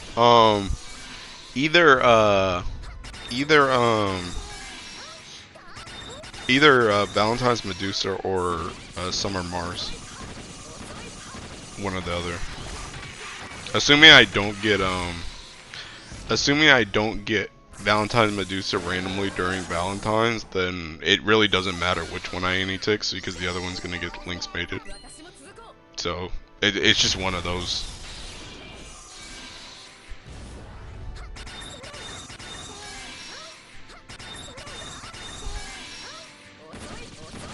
You gonna make another anti-ticks guy video? Yeah, I will. I will. It's probably just gonna be like that. I mean, honestly, it's like it's gonna be you know, newer characters and stuff, but I'm gonna just do it like I did before. I think didn't I do like 3 or 4? Well, no, teaching anti-ticks is different because I really just go through the whole teaching list.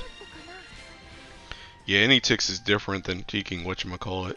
Then I'm thinking about the grand ticket where I picked 3. But anti-ticks I'll probably just go through every character. Oh, is it real? Summer Shalem priority number 1. I don't even know if she is in water. Who does water even have nowadays? I don't even TK remember. Is there anybody else priority in TK for a holiday water? I feel like water didn't actually get any crazy holiday units recently. They just got Chicken Grants and Paella. Honestly, they didn't really get a lot of new stuff this year, did they? Because Gabriel was already out. It was just Yatima.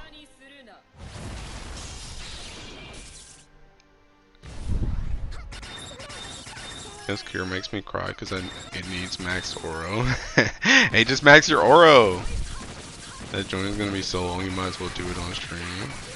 Bro, I mean, I probably could. Actually, no, because I'm taking. Well, I don't know. If I did it on stream, like, I need to do it. I need to do it how I did like my post Earth Guild War Ramble, where like I just seeking, have like a script that I go through. Like essentially, I can't like read chat.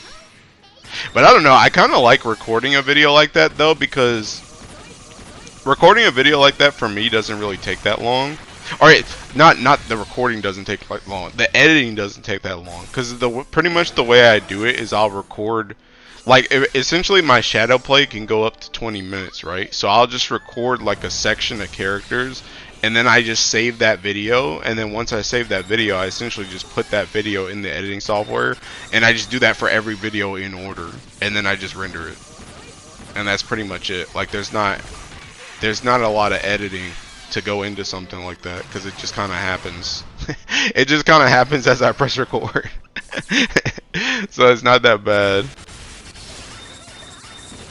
And then I also, the other good thing about doing stuff like that is I can take breaks. Like I can literally do like if I finish like the win section, I can just take a break, and I can take a break for an undisclosed amount of time, and then just come back and then do water. And it, like once I put it in the editing thing, it's still the same. It's still just 2 videos, and then that's it. And you just put them next to each other. Nobody even knows I was gone for like 5 hours in between. So that's why I kind of like doing those type of videos on well, I kind of like doing those type of videos in general, but yeah. The rest of the clear I have. Wasn't this guy supposed to be a water main after Yatima? Honestly, she did not push. Like, I mean, water is still busted as crap, but like, I'm still not. I don't know. I just don't like. I don't know. Earth is so teaking trash, but like, I don't know. I just jive with that element, man. It's so bad, but I just jive with it. I just like don't jive with water like that. Like, it's kind of fun. Like, water is kind of fun to just blow up everything, but it's like, I think a big thing that's like, for me, about why I like to main Earth is because I like to come up with stuff for Earth. I like to come up with stupid stuff for Earth. I don't want, like, what are you gonna come up with water? Everything you just seeking Gabriel, Europa, Paella. And then Hase comes in and beats it up if somebody in frontline dies. Like, there's no theory crafting. There's no, like, unironically, that's one of the things I like about teaking. This sounds so crazy, but that's one of the things I like about Earth being bad, unironically. Because since you gotta like work around it not being just god tier, it's like I gotta think about stuff that, you know, I gotta think about stuff to try and make something work. Whereas water, it's just when you just steamroll everything, it's no fun to teaking. It's not like there's nothing to think about. You just steamroll everything and that's it. Last year was light dark year, like 5-6 seasonals each. Yeah. Tefnut? I don't even know if Tefnut's good, but I don't even know if people are really, like, I feel like Tefnut is almost seeking, with the introduction of Yatima, I feel like Tefnut is almost, like, obviously I'm going to talk about it, right? Because Tefnut is relevant, but, like, I feel like Tefnut is kind of in the same vein as, like Valentine's Cassius at this point, where it's just like you just use it for Guild War. I feel like you're not really going to use that character for anything else if you have Yatima. Like, I actually think Summer Shalim is probably more used in like high level stuff than Tefnut is. And I don't think you really bring Tefnut for full auto stuff if you have everything else.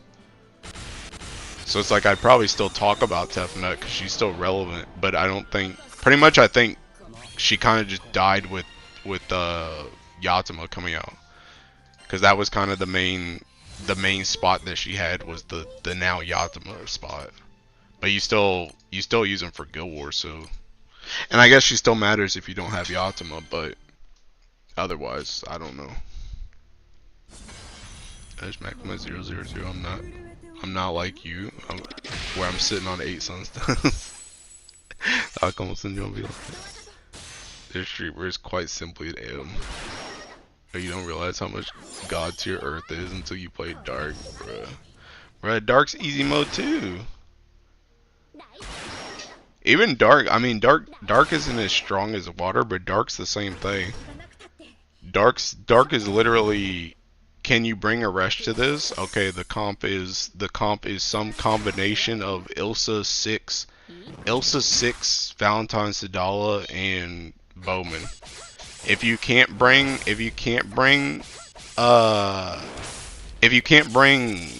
a rush to it and it's high level, then you're bringing Ray or Logia and Fediel. If it's anything else and you can't bring a rush, you're probably bringing like Howmal extra because you probably need like Aura Logia and then somebody else, because you probably need Howmal's Dispel for something, and that's like it. So it's like, even then there's not like a lot of theories to go with Dark either, because you kind of just use the same character. They're just not as good as Water, but you just use the same characters for like everything.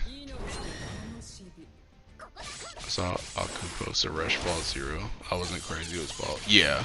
Well, taking what's his name? Somebody did that like last year in one of his crew runs.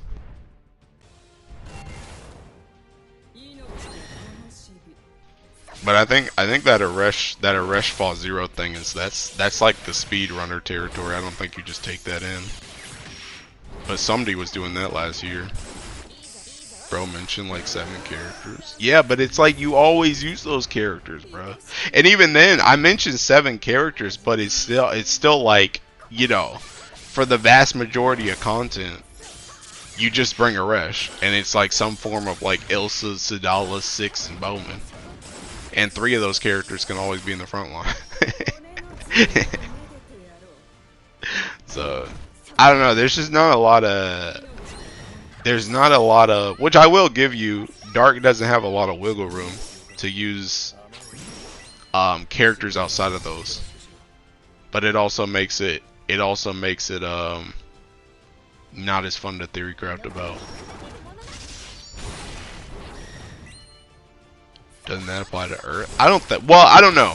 Maybe to some people, Earth just looks like the Teking Olivia, Uriel, Raziel element. But I don't know. I be trying to pull out Teking Medusa stuff. You bring out Teking Rakan. You bring out Teking Silva stuff. You bring out Satyr. You bring out Monica. You bring out Kame. You bring out Teking you bring out Sarasa. You can bring out Octo. Like, there's other stuff. I guess the thing about it is there's stuff that's like obviously the best in Earth, but there's other stuff that's usable. Whereas in Dark, pretty much the best stuff is the only usable stuff. You don't use a lot of the random other Teking Dark characters. So like that's why I'm like, I can give you the point of like, yeah, it's you're kind of just stuck into some of those characters. But again, that's what I'm saying, where it's just like that joint's not as fun to me either. But I still think Teking Dark is good though. That's the thing. Like, I still think their stuff is good. The problem, Dark have diversity, even same character using no diversity, even using same character for a zillion years. Earth has diversity though, it's just the best team. It's the best team for a reason, yeah. I don't know. Maybe that's the Teking problem, bro. But then again, maybe that's the problem with Earth, is that they have too many characters that are potentially good that you can use, but that makes nothing incredibly strong. But at the same time, if they made Earth like Dark, where we only used like 3 or 4 characters at a time, I think I'd be way more bored with the element. So maybe I'm just destined to suffer. Maybe I'm just destined to suffer. What are your thoughts on Light? I think Light's good. I think Light's pretty strong. I think Light's kind of like, I don't know. I think Light's kind of like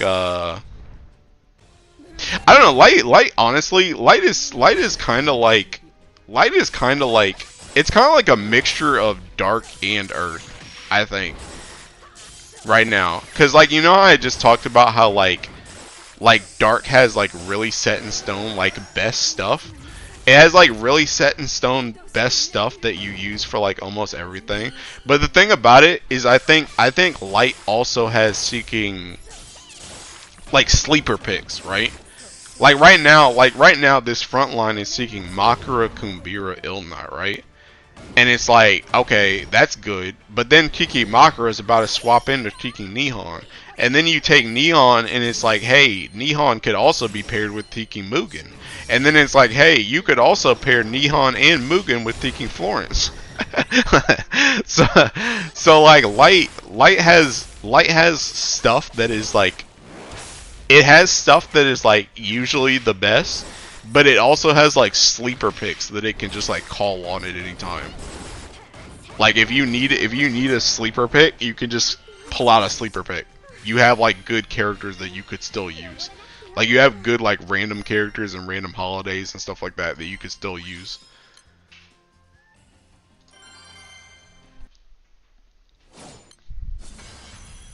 The light is kind of like water. Glory to the Light Nation. You need that set up. Well said, Creep. Light supremacist. Wait a minute. You just compare my glorious element to your wash stack. Yeah. Yes, I did. Yes, I did. See, I think if I played Light, like if I actually mained Light, I think I could have fun with Light, kind of like how I have fun with Earth, because like I said, I feel like you have a lot of different characters that you could play around with. You could do some interesting stuff with Light that you can't really do in a lot of other LAs, because like I said, they just have like sleeper pick characters. But I don't know, I don't really vibe with Light like that either. Like I do think Light is probably my second favorite Ellie actually. Cuz I feel like if I had to play another Ellie besides Seeking Earth, it would probably Light, cuz I feel like I'm pretty comfortable on Light. Cuz even when I did, like, I don't know, I have like this weird bond with Light ever since Seeking Hexa, because back when I did Hexa, I ended up playing more Light than I played Earth. Because everybody needed a Seeking Light player, because nobody could play Light in that raid when it first came out. So like ever since then, I've had like this weird bond with Light where I feel like really comfortable with its characters. Not as comfortable as Earth, but I feel pretty comfortable with its characters. So like if I had to play Light in like high level or something, I think I could do it rather reliably. Granted, Light is pretty easy in high level right now, but I think I could do it pretty easily. But I don't know, there's just something about Light that I don't really jive with either. When it comes to like testing stuff. For example, they made Percy tag team, so they stepped it way back for Raziel only to get a good version of Yathma. It's just annoying Earth gets the super toned down version. Yeah. Unironically, the thing that annoys me the most about taking Yatama's tag team in comparison to Raziel's is the fact that you can use it multiple times. I'm not even kidding. That's the most annoying thing. Like sometimes when I watch my Mugen full auto and I see Yatama's tag team just randomly come up, and then you get all the hits from like kicking, Yatama herself, plus seeking Europa's going off with her kicking thing. Then you have Hase hits going off, and it's just like that joint just randomly comes up. It's like when you compare that to Earth, like the way it works with Raziel is you literally plan everything around that one burst, and that's the only time you ever get it ever. Is that one time. But water, you just be shooting that joint off. You just be shooting that joint off for free. And I'm like, god dang, bro. So, yeah. I don't know. That's like that's the most annoying thing about it. For Yatima versus Seeking Razio when it comes to the tag team.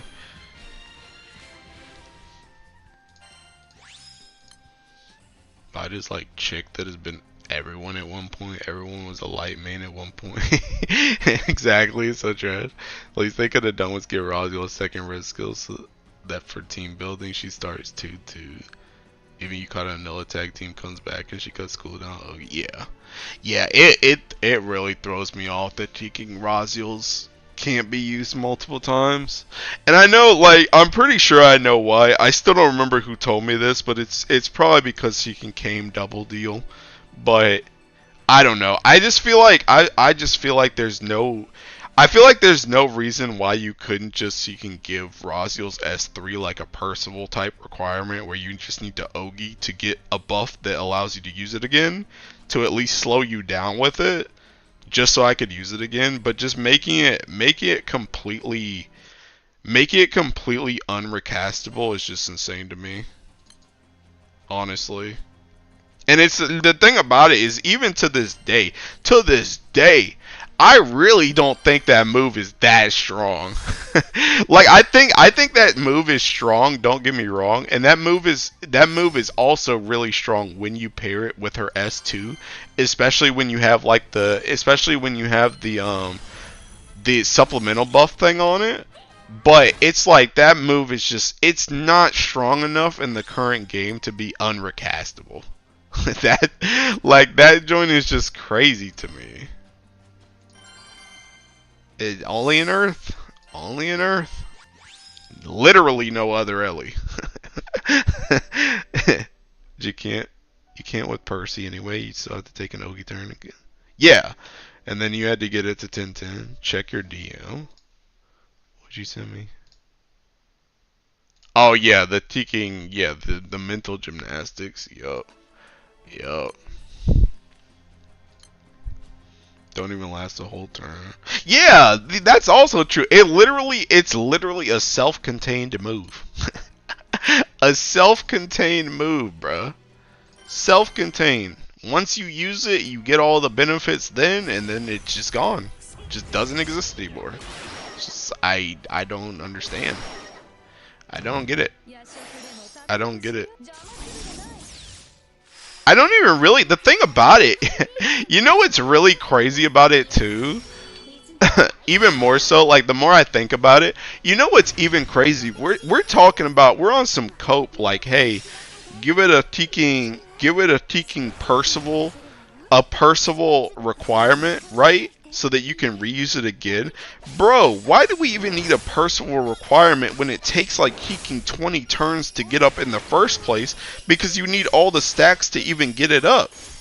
You can literally use Yatima. Granted, Yatima's isn't a tag team turn 1. Like, it's not a full tag team turn 1. But literally like 4 turns later, you can make it a tag team turn 1. You can get that joint up faster and on cooldown to come back faster than you could probably get through 3 uses of Yatima's thing before you use Razio's once, unironically. and it's like, bruh, like I don't get it. Also, Yatima's supplemental damage is 2 turns for no reason. That's also true. Like, what? Yeah, you already need 8 red, 8 yellow, and then you have to click 6 skills each color, so you're already super restricted even if you want to turn 1. Anus, but she's still good, because we use what we have to, yo. Which also is annoying as crap, bro. But I think that's another thing that really just irked me. I think that's one of the reasons why I ended up making the Razio rant like way back, is because it's annoying as crap when they gimp characters, but the character is still good for the Ellie. So it's like, even though this character is built teaking terribly, we still have to use them anyway because they're the best thing we have. like Razio is still, someone asked earlier in the Teaking Earth channel, they were like, do you, like, as an Earth player, do you need Teaking Razio? And I'm like, yeah, at this point you need Teaking Razio. Like, you need that character if you want to play Earth, like, seriously. But it's like, it's like that doesn't mean that she's built well. It's just that there's nothing else in the Ellie that does her job, so we have to use her. And it's just like, bruh. Reason might be because Earth have too many full turn assassin characters. I don't know, bro. The thing about it though is still, even if you want to say full turn assassin characters, even then it still doesn't Kiki matter because again, we go back to the stack thing. You can't even use it until like late in the fight anyway. And at that point you might as well just be Teeking Tama or Tomo and Teeking just do some hurt crap anyway. Like screw it. I don't know, man. That's what I meant about her only have one red, because you're fighting to use a select number of characters to have to one work well together and two have an uncapped. Yep. This might be Earthseer.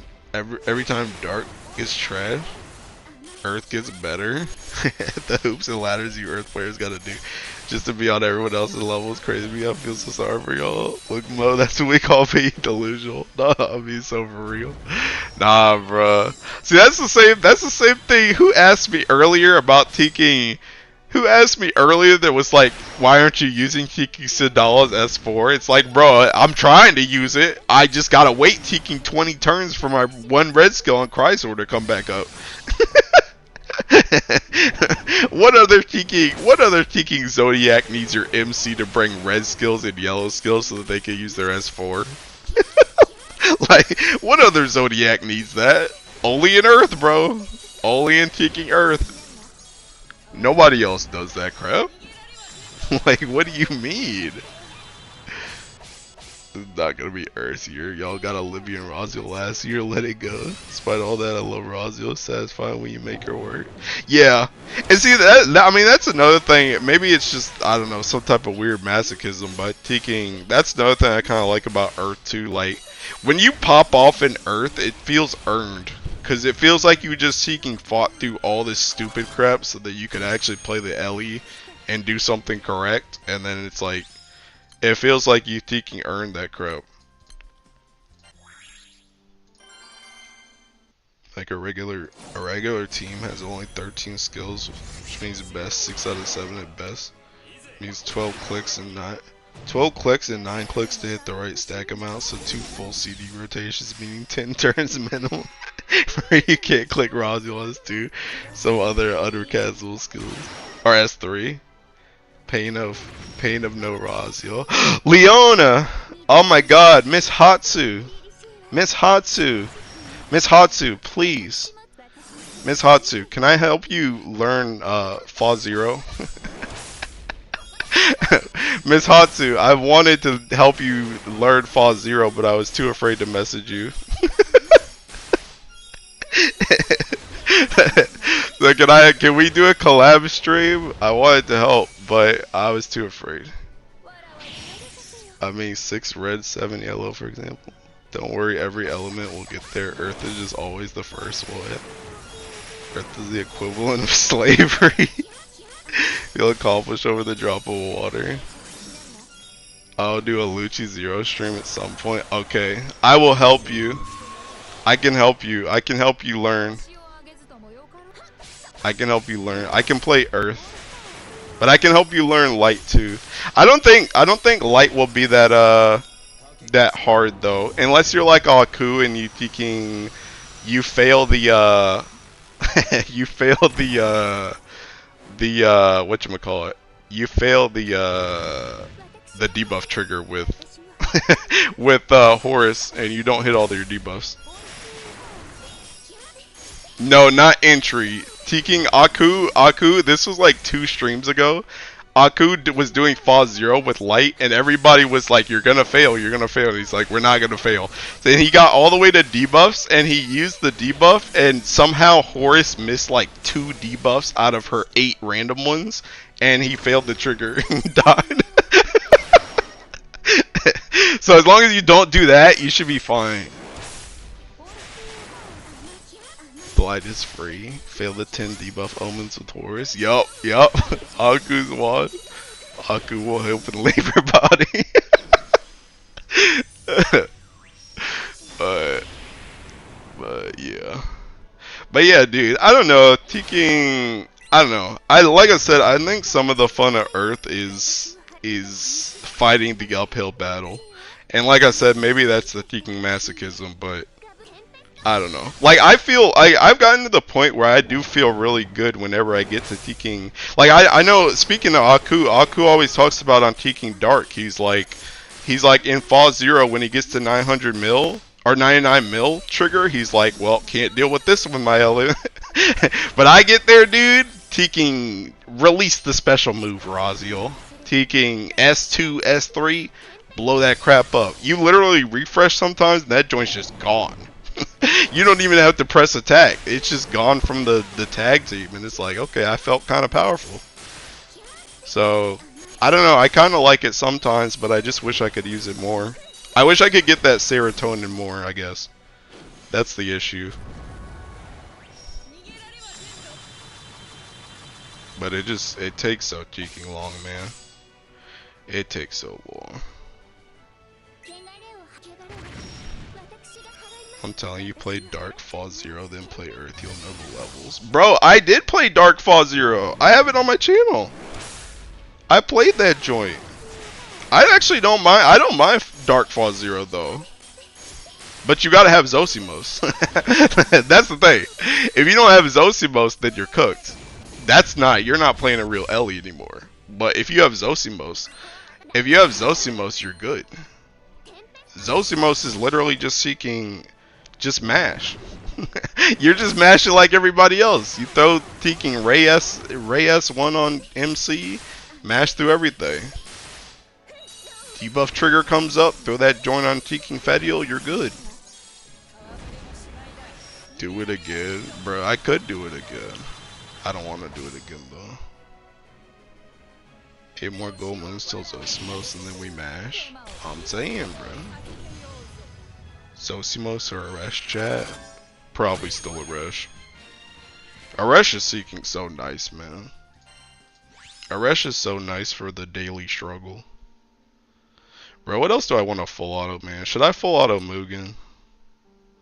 Actually, you know what? Does anybody have a full auto Siete? Munching was talking about full auto Siete earlier. I was gonna make it, but I don't know what it looks like. What is this? What other element have to do that? We're using hunting at home setups. Hey, if it works, it works. You know what I mean? If it works, it works. Pretty sure it's in the wiki for 2 turns Siete. Well, no, I want Teeking. Munching was acting like he could fall out of the whole boss. That's what I want. Yeah, this. This is what I want. Solo. The setup can sell the raid or open to public after 3 turns. Yeah, I'm trying to try this. Alright, I'm gonna make this. Oh no! Oh, this is the thing Umiken was talking about where you gotta change your, or this is what Munching was talking about where you gotta change your thing. Hey, maybe I just heal him, dude. Maybe I just heal him, bro. Maybe I just keep a watchful eye on them. I need a party. I don't know what this is. I don't know what this is either. I don't know what any of these are, actually.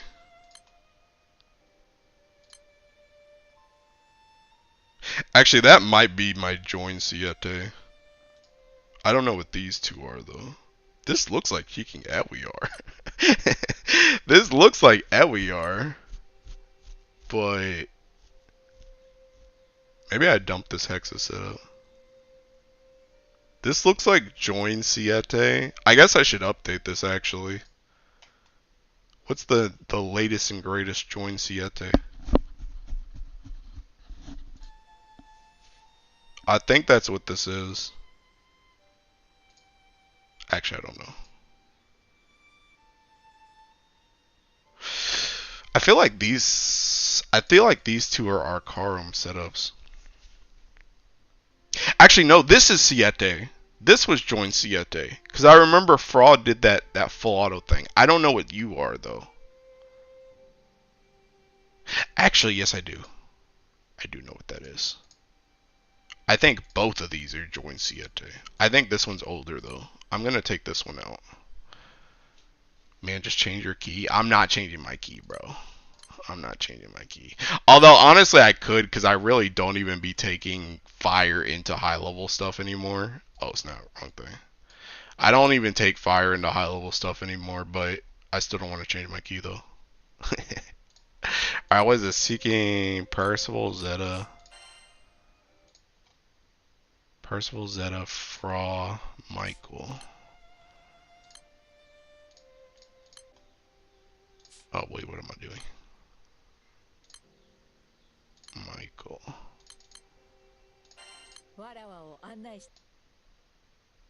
Two Percy, two Exalto, Abby Axe, and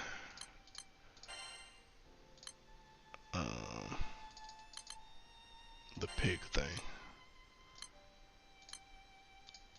Oh, whoops, spear.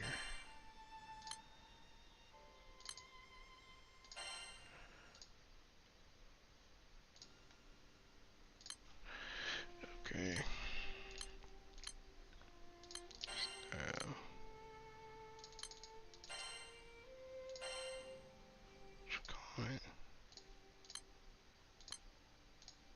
Is this worth?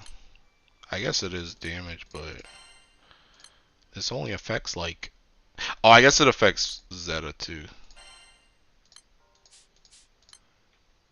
Okay. 1, 2, 3, 4. Agni, Lucifer, Bahamut. Well, I wonder if you can... Actually, I don't know what you take out, though. I was gonna say, I wonder if you can bring Orology into this, but I don't know who you would replace. I feel like Bahamut, but... I don't know, I guess I can try it afterwards. I'll just try this one first and see if it works. Or not.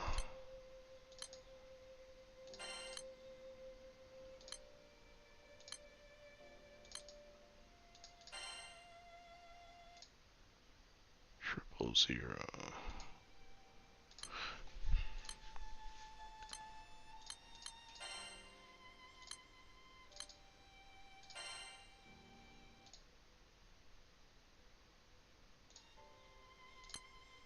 Oh wait, what am I doing? This needs to be... This just needs to be Michael. Okay, what are the skills? Magicka, Triad, Mist. Already set. Hey, my characters are all on defense too, by the way. Maybe they just survive. Maybe they just survive. Agielba can tank the boss. Wind Draconic Red. Pretty sure it's... Oh, I already read all this stuff. Okay. Anyway. Let's see it. Let's see if... Oh, wait.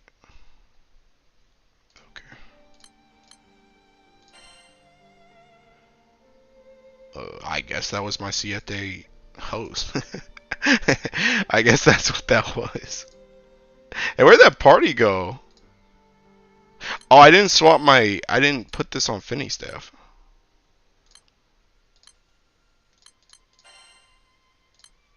Okay.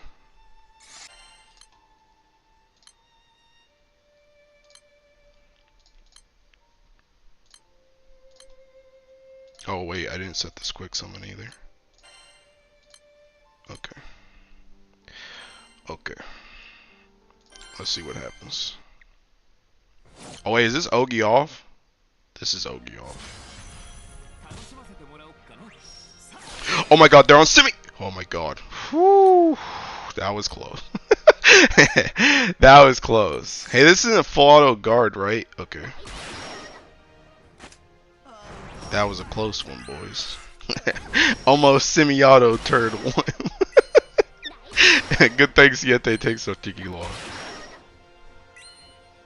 And good thing I didn't look at my phone immediately. Oh snap! Taking Percival's skills aren't on though. Okay. He actually stopped the semi. Yes, I stopped the semi, bro.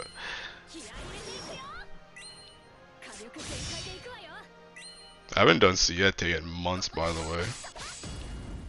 Nevertheless, trying to solo him on full auto.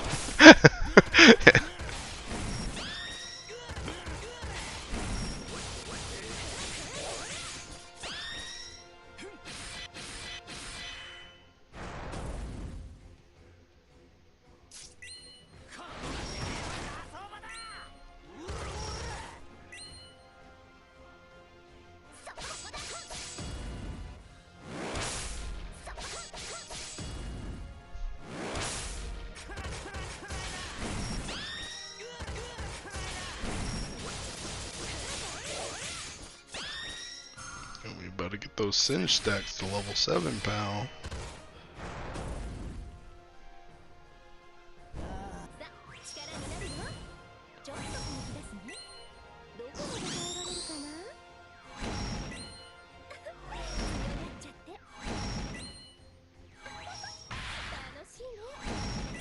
God dang, bro.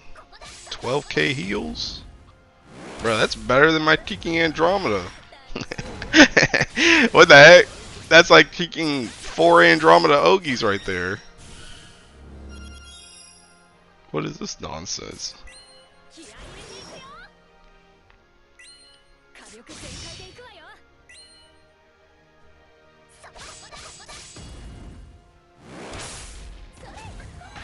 Ah, dang, Frog, can you hit more than once? Should have put her on kicking multi-attack awakening. Oh my god, bro is getting locked down though. Hey, is he weak to Frog? What's going on?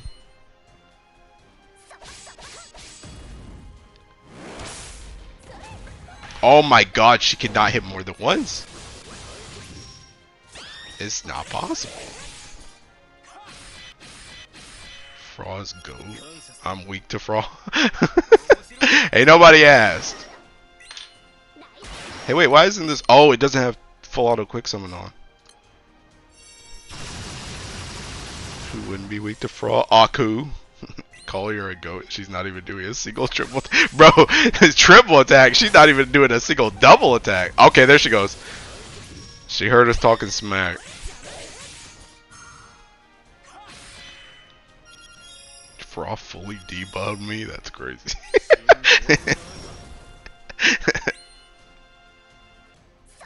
Oh yeah, Teking Percy has the triple attack down. Or double. Oh my, there she goes again.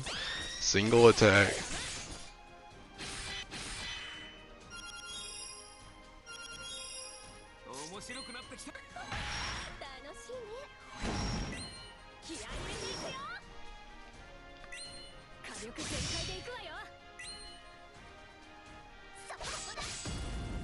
Bro, now it's rubbing off on my MC.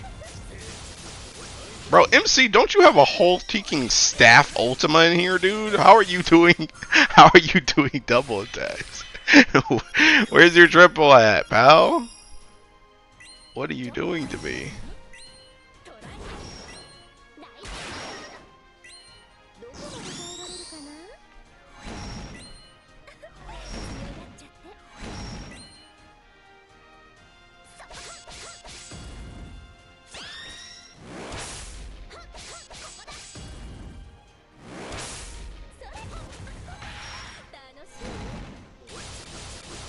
Who said what about Fraud? Fraud's in like his bottom 3 characters of all time.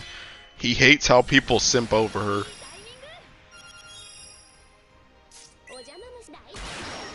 Am I cooked, by the way? What does this do? 0 damage on my double strike turn. Weird disowning. Help! I'm still alive. And unchallenged, bro. This guy Aku just be yapping to yap. Hey, get that Teking unchallenged off, pal. Bro, I didn't even heal because of that. Hey, you can't attack either. If I can't attack, you can't attack, pal. And now you're getting groveled. Have fun.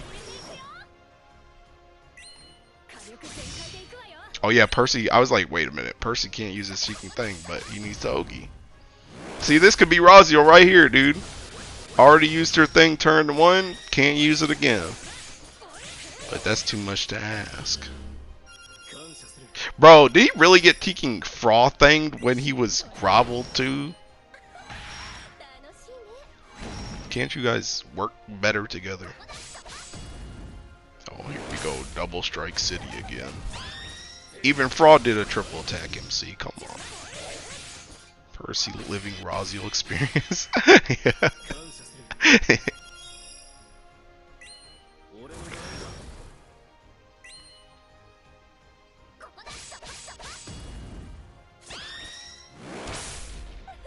Nah, Yatima though. Yeah, Yatima would have already used that thing 5 times by now, by the way. Would have already used that thing 5 times.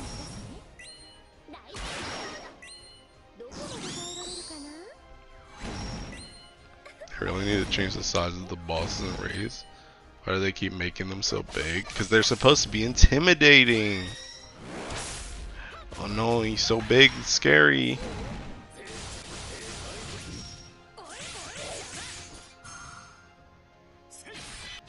Yeah, get cancelled, idiot. Bro, I think I see why you need the Teking Draconic, by the way, because I'm almost certainly dead by 10%. Even if I continue with this pace, I'm probably dead because Seeking...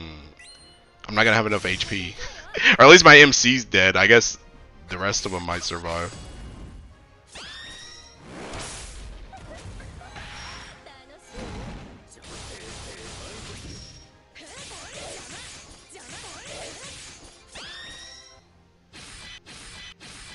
Maybe.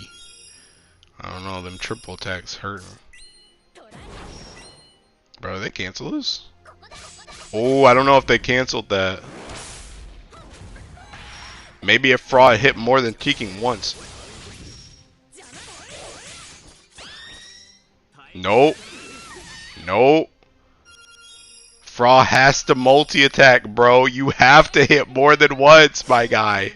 You have to hit more than once. Oh, nah, it's cooked. It's cooked. You have to hit more than once, my guy. You can't just hit one time every single time. They were like right under that cancel requirement too, by the way.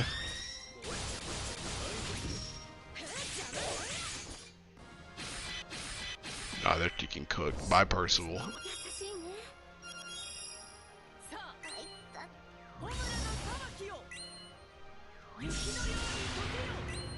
Did you see the Nihon boss fight, bro, in the Sea Story? 6 was looking so tiny and Nihon like a cheeky giant. Fraud using S3 into his unchallenged, not healing and so troll. Such a strange requirement. Yeah, she's got a hit, bro. I mean, at least it gets to like 10%, right? It's kind of cooked after that, though.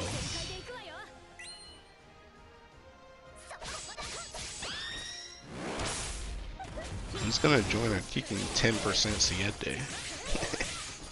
I don't know, I think you should just seeking... What did they say? You can open this joint after turn 3 or something? Hey, who wants to kill Siete, bro?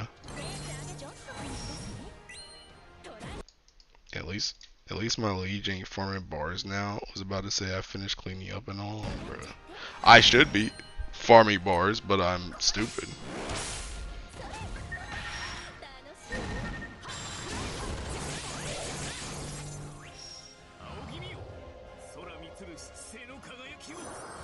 Dang, bro, even Michael's dead too. Team White. Yeah, I think you need well, what I need is for Fraud to hit more than Teking once. That's what I need. if Fraud had hit more than once, then I would have at least had people survive into 10%. I don't know if it would have killed, but it would have at least survived. But fraud's stupid. This test goes to show changing the key would have worked. I don't think that's true. I don't think that's true. Because even if I changed the key, if fraud didn't hit more than, if she didn't hit more than Teeking once, I would have still been, even if I had, like, even if Percival had survived, I still would have died to the 777 thing, because I still would, like, you're not supposed to take that trigger. You're supposed to cancel that trigger. So, yeah. Guys, don't join the Siete. Creed, what are you doing to me, bro? Oh, look, I have to go farm bars now, because I can't host anything else. Oh, snap, and my Teeking S1's on now. Oh.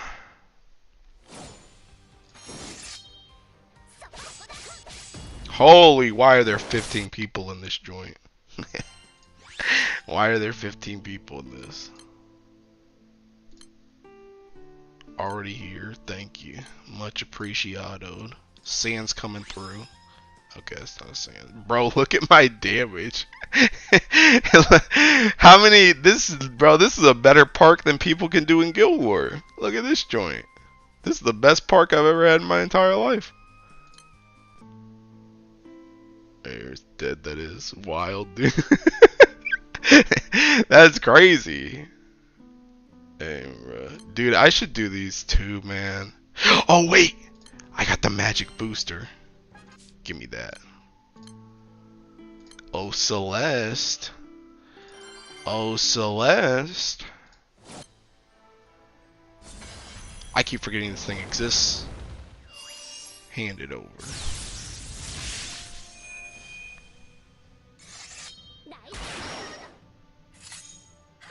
The heck? Oh. WhatsApp's doing a Teeking backup. I saw the WhatsApp icon on my Teeking phone and I'm like, why is my trainer messaging me at Teeking at 3 a.m.? What's he got to tell me? What's going on, pal?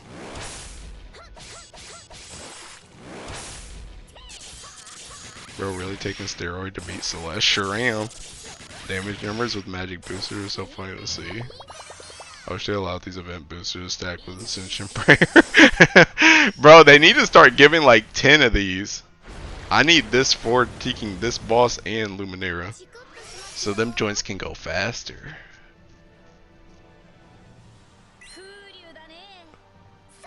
Dude, by the way, I really want to change my Teeking Dark Opus key, like my dark one. I want to change it to Sagacity so bad, but like I'm kind of afraid to take it off of Extremity because I still use Extremity for rush stuff, but I kind of want to make it Sagacity so bad. I guess wait a second, if it's Sivon, is that just the number if you do exactly 90% of his HP? I guess. I guess. I'm insane dilemma. Yeah. Your train gonna tell you to sleep already? Oh, yeah, yeah. I don't even know what time it is over where he is. He's seeking across the globe, so it's probably like during the day or morning, I guess. But yeah, he probably would tell me to go to sleep. I guess he is good also for a rush because of auto nuke. Quit streaming, you're gonna oversleep for leg day. No, my leg day was today, bro. I'm free tomorrow. Saturday is my one off day. To be fair, Sagacity negates rush skill Camner. Almost $1. Alright, Fod, can you do the Horus setup that I did earlier with Tira? Can you do that with Sagacity? If you can do that with Sagacity, I'll change. Because I think that's actually the only thing I use a rush for right now. So if you could do that setup with Sagacity, then I'll change. Because Sagacity would make my Luminera life 10 times easier. Oh, on Sadala. Yeah, if you can do that setup with Sagacity, then I'm in there.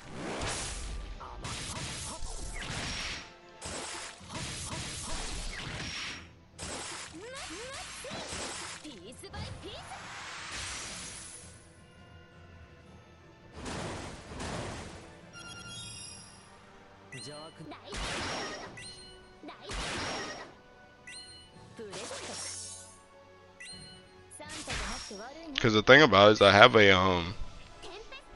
Luminera that taking it's like just barely getting to where it needs to be with Extremity, but I think it would be better with Sagacity, and that's kind of what I want it for. I don't see why you can't. Like, you make up a fair amount of damage because the auto nukes the characters have. Maybe. Well, wait, does Tira auto nuke? I don't remember. I know she has like skills. I don't remember if she auto nukes. I know it's seeking. I guess the other thing I'm kind of worried about too is the multi attack. I don't know how much the multi attack is gonna affect stuff. I mean, I guess you do get multi attack from Logia weapons, but I don't know how much it really matters in normal grids. That extra 20% or 25%, whatever.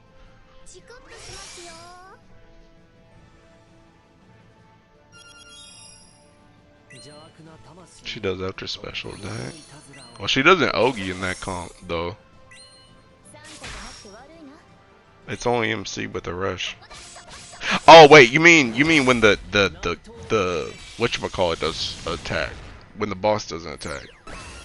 I'm trying to think. You cancel like almost all of those though. I think the only funnily enough, the only special attack that I think she uses is one that may potentially just kill Tira.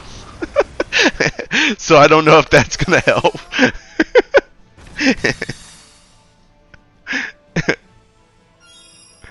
Because the only one she gets away with is the it's like turn 4, I think, when she does 20 mil CA a second time, but that might straight up just kill Tira if it targets her enough.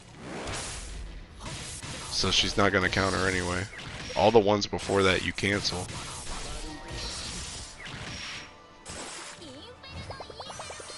Please kill this boss this turn, please, thank you. Oh, look at my Celestial Auto. Isn't that so fast? Bet you guys wish you had a Celestial Auto that was that fast. Haha. Bro, remember when I said I was going to sleep after taking a needs, by the way? What am I still doing up? What am I doing with my life, bro? And I'm doing all this when I should be farming bars. If I'm awake on this game, I should be farming bars. But I'm being cheeking stupid.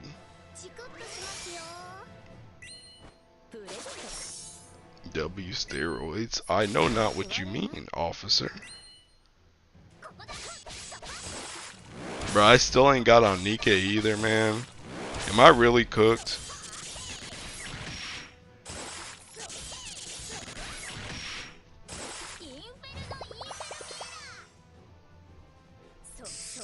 They're recharging from all that bar mode. It should work. They do a lot of skill damage and most of them got TA.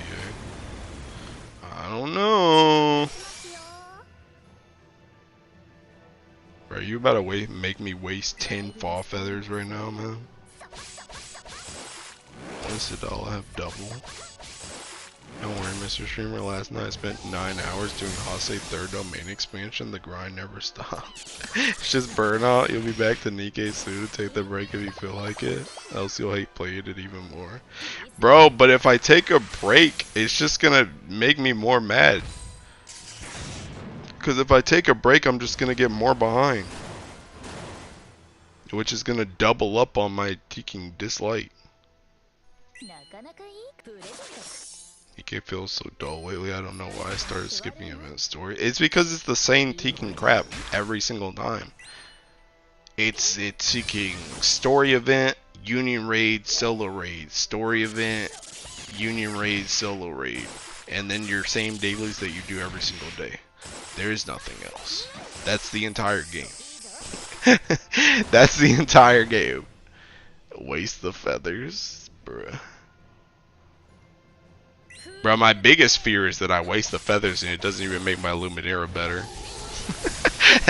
That's the real fear. Cause then I just see he didn't even do what I was supposed to do.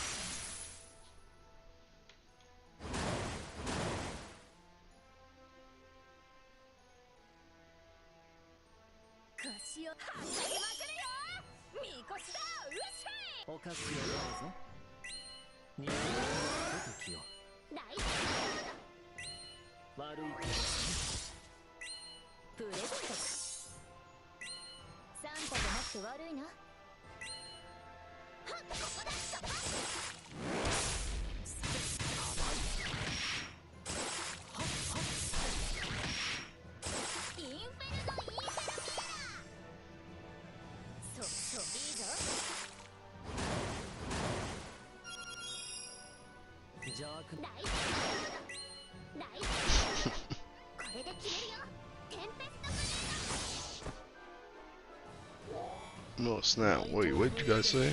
What material did you rely on the most for your alchemy extractions? When I originally did it, it was like kicking. I mean, it's always been gold bar mats. It's just which ones. But when I first did it, it was like mostly PBHL mats. Like when I first got like Ouroboros, it was like mostly PBHL. When I got my ring, it was like Akasha though, because that's when I was farming my Akasha stuff for Splendor. Don't you need to get back in Fall Zero anyway? I don't really think so, actually. I did a lot of testing crap in Fall Zero as of late. I think I have like 50 or 60 feathers right now. PBHL horns, yeah. Dailies are a nightmare for me too. I don't know what it is with Korean gacha. Terrible menus, but both Nikke and Blue Archive. Dailies take longer than Woo Genshin, etc. All that loading. I mean, yeah, I can kind of see that. Bro, you know something that really kicking annoys the crap out of me on Nikke, dude? I hate doing the kicking manufacturer towers, and then I finish it and I come out and it's like, flash sale, bro.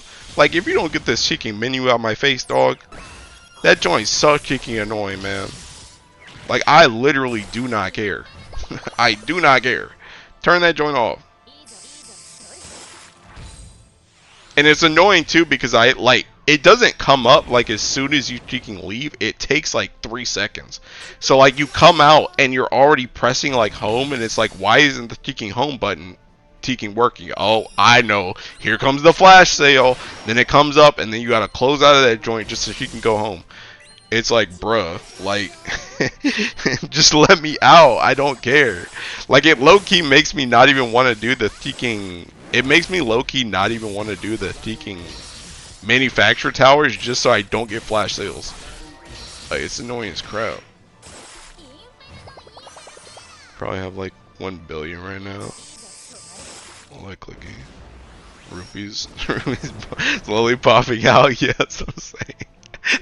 Like, I hate that it's not instant. Like, I think I would hate it. I think I would hate it like 10 times less if it was just instant. If it just happened instantly, but the fact that it doesn't happen instantly is like, bro, like, it just wastes so much cheeky time.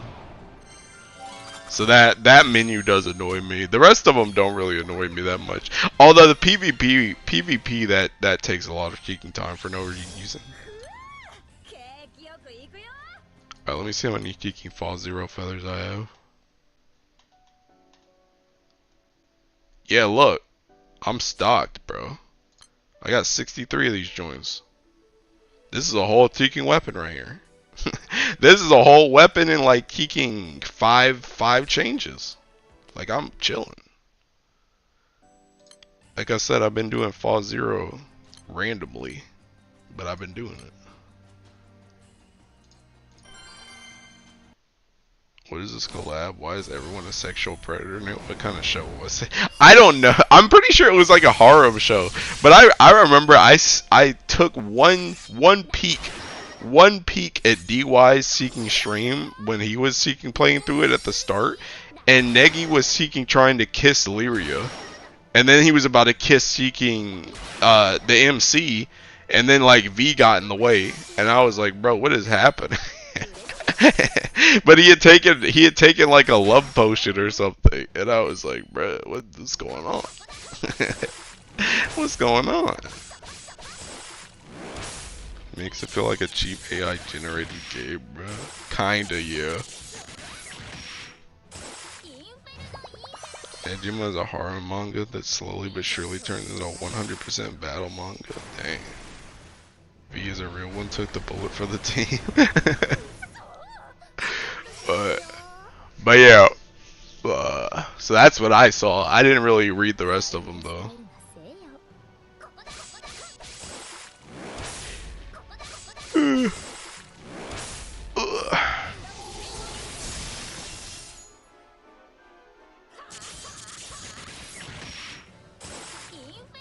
Bro, what am I even doing with my life, man? Why am I full autoing Celeste at 3 a.m.?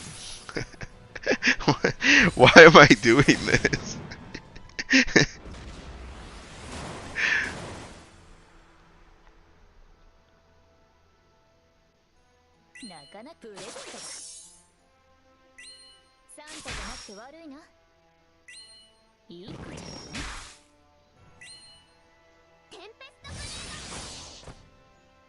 Dang, dude, somebody on my timeline is uninstalling League of Legends. I'm proud of you, fam. Hey, I've been telling you for like 5 years.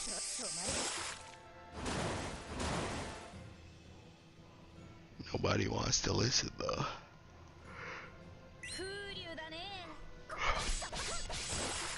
They knew what they were doing with the skill names. Wait, what skill names?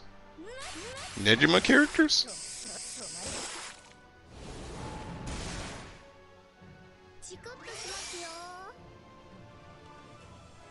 Sindal the most dead on arrival. Zodiac was Vajra worse than that.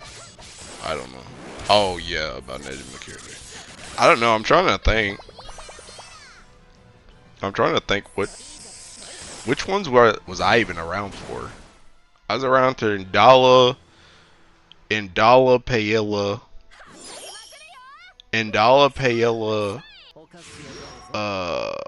what's her face? Who am I trying to think of? Makara, the chick that just Seeking left. Who else was I around for? I feel like I was around for one more. Oh, Sidala. Duh. Sidala. Was I around for anybody else? GBF. Zodiacs. I don't remember if I was around for anybody else on release. Oh, Katura.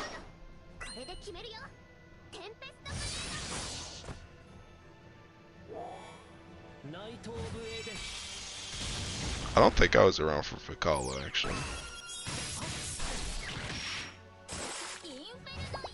I don't know, actually.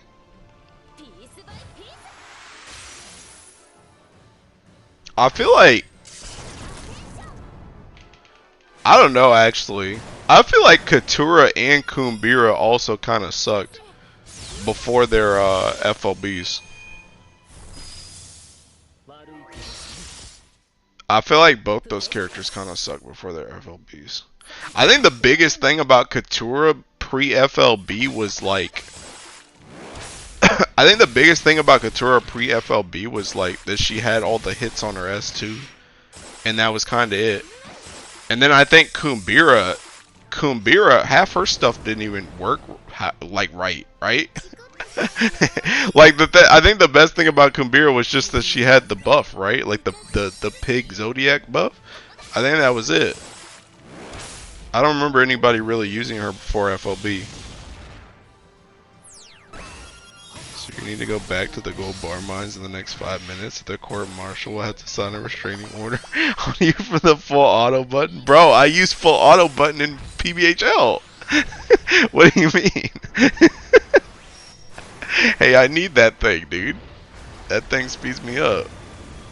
I need that.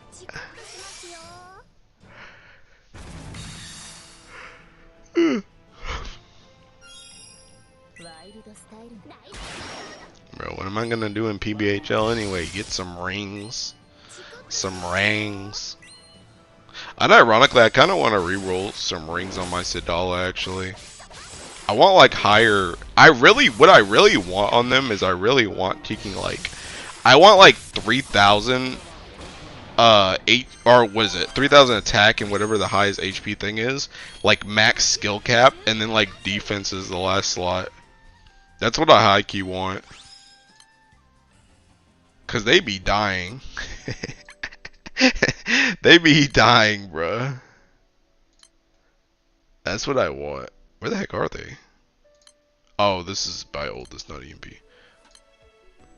Use the new OP rings. I actually should buy those.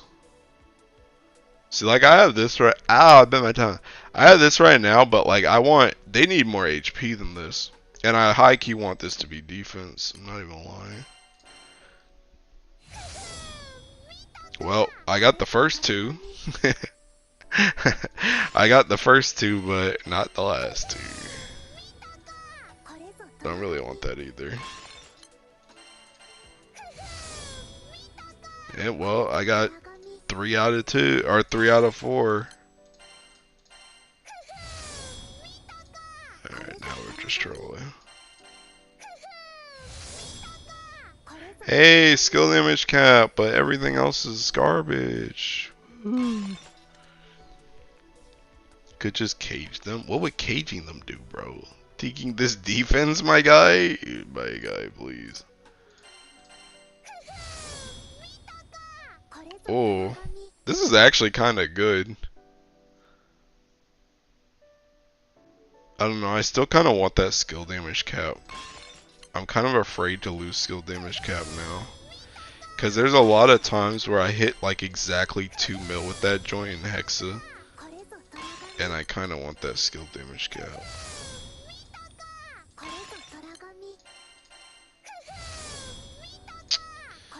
Man. How many earrings do I have, by the way? 14. Bro, I'm so cooked on earth earrings, by the way.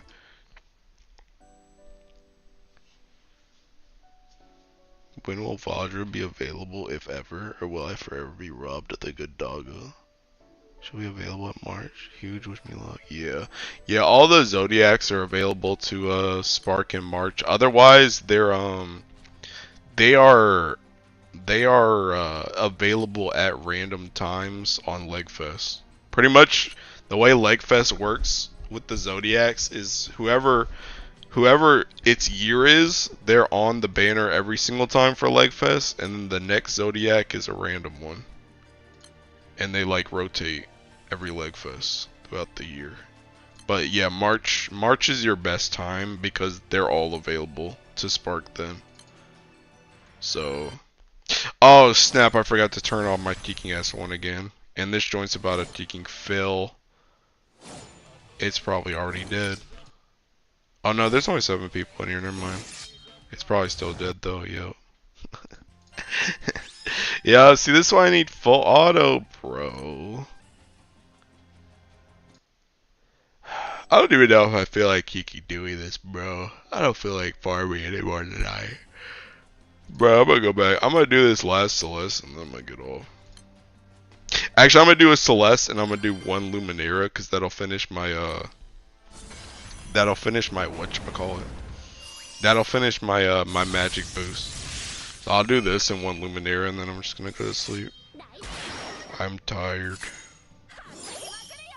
I'm not the man I used to be. I can stay up to Teeking. Well, that's not even true because I can definitely still stay up to like Teeking 10 AM, but I don't really want to do that. I'm only slightly the man I used to be. EP time? Yeah, we're getting close. Unironic, I'm about to refresh this joint too. I'm getting out of here. Good buddy.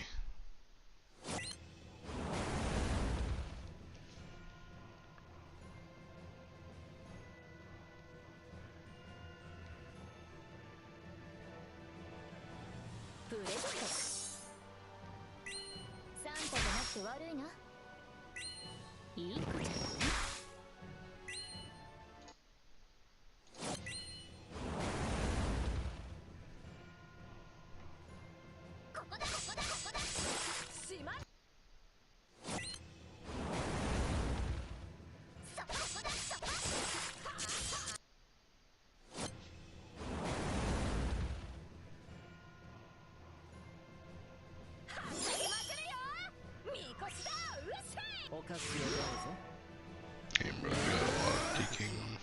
They got a lot of skills to press.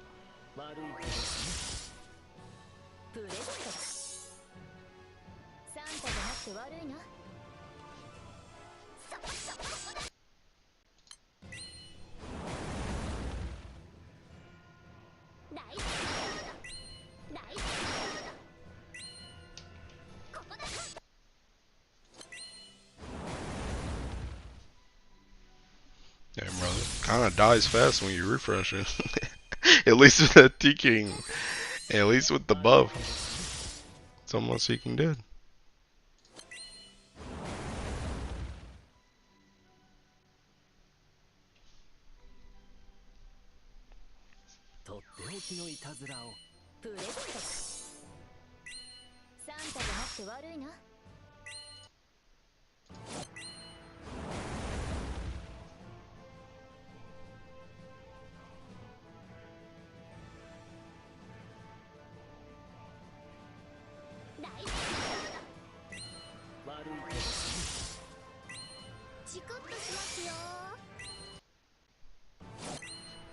Can you even full auto M3 raids on an M2 grid? I don't know if you can do it for all of them. I mean, I'm sure some crazy person out there has probably done it, but I don't know if you can do that for all of them. Some of them are kind of annoying.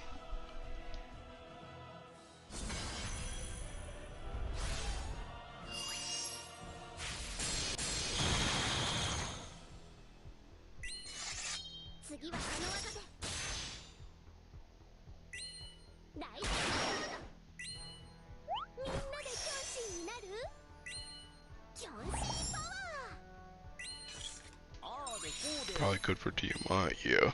Honestly, I could probably see it for like, I could probably see it for Yggdrasil too.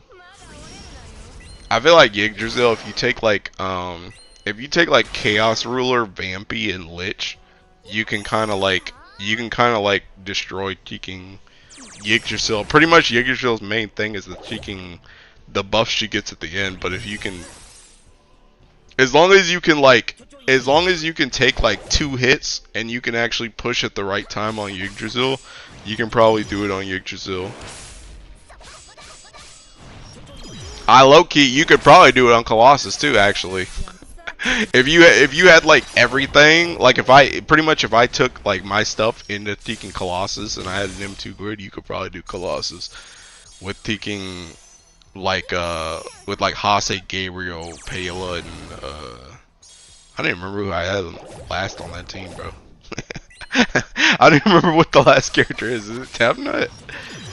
I don't remember.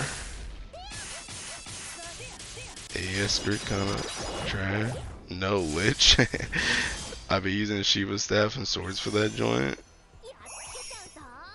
Yeah. I think the only ones that would probably give you issues are like, I don't even know if Leviathan would give you issues, to be honest, if you had the right team. Because I feel like Leviathan's whole thing is seeking. He really doesn't do damage like that pre-25. And if you were playing like an Ogi comp, you're probably okay. You're probably okay, like dealing with that joint too. Oh snap, bro! I pushed this like 3 turns ahead of where I'm supposed to with this buff. I'm supposed to 000 these seeking buffs off, and it's not up yet. That's kind of funny. Buff too strong. But yeah, I don't know. I feel like honestly, that probably the hardest one would be. I don't even know if Luminera is actually that bad. Because I feel like Luminera, as long as you can get rid of the buffs, you're kind of okay. You could just like kind of stack HP. If you like stacked HP and just brought Helm out, you could probably full auto this too. Celeste is probably the only one that really cooks you. Because I feel like if you don't push Celeste at the right time and you don't have like a Tekken clear, like pretty much if you have like zombification where she does the wave thing, you're probably cooked. And also she just kind of does a lot of damage and she caps your damage, so it's like you might run out of survivability at one point or another. But I feel like that's probably the only one that probably would have some issues. My Earth roster's hot garbage, to be honest. Only Uriel is the notable unit. Dang, bro. Yeah, you gotta work on your Earth, fam. What are you doing? You're in an AJT 500 chat room taking your Earth's trash.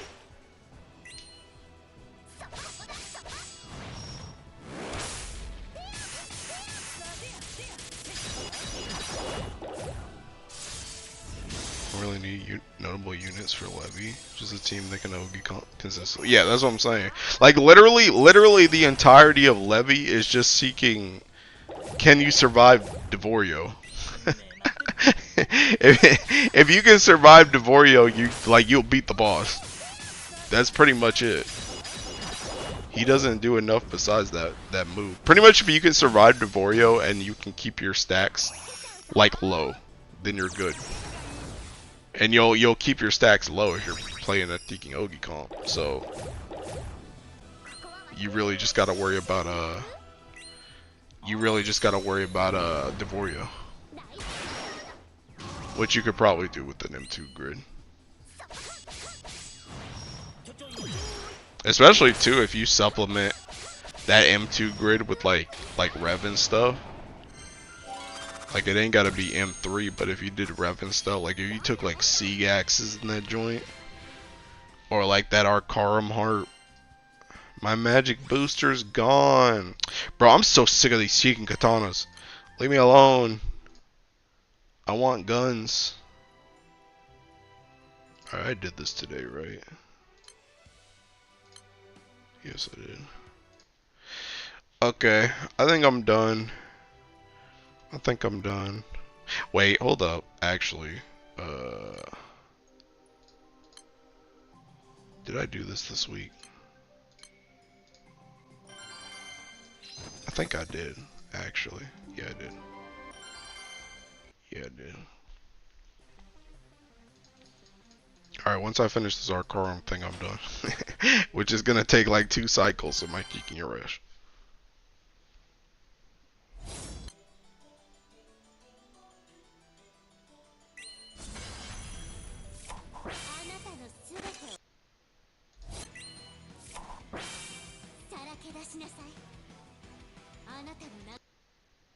Alright, she's out.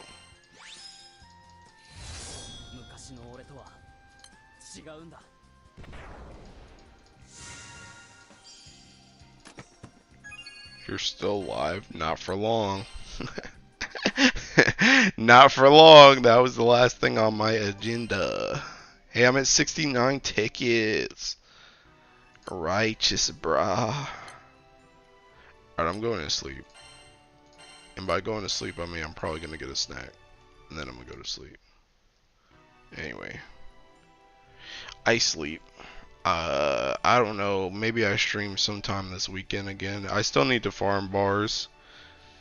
I still want to try and get ahead. My goal this weekend was to try and get 3 more bars, but I don't know if it's going to happen or not. Maybe if I look sack into a Tekken, into some daily bars, then maybe. But that was my goal. But anyway, I see y'all later. Bye bye.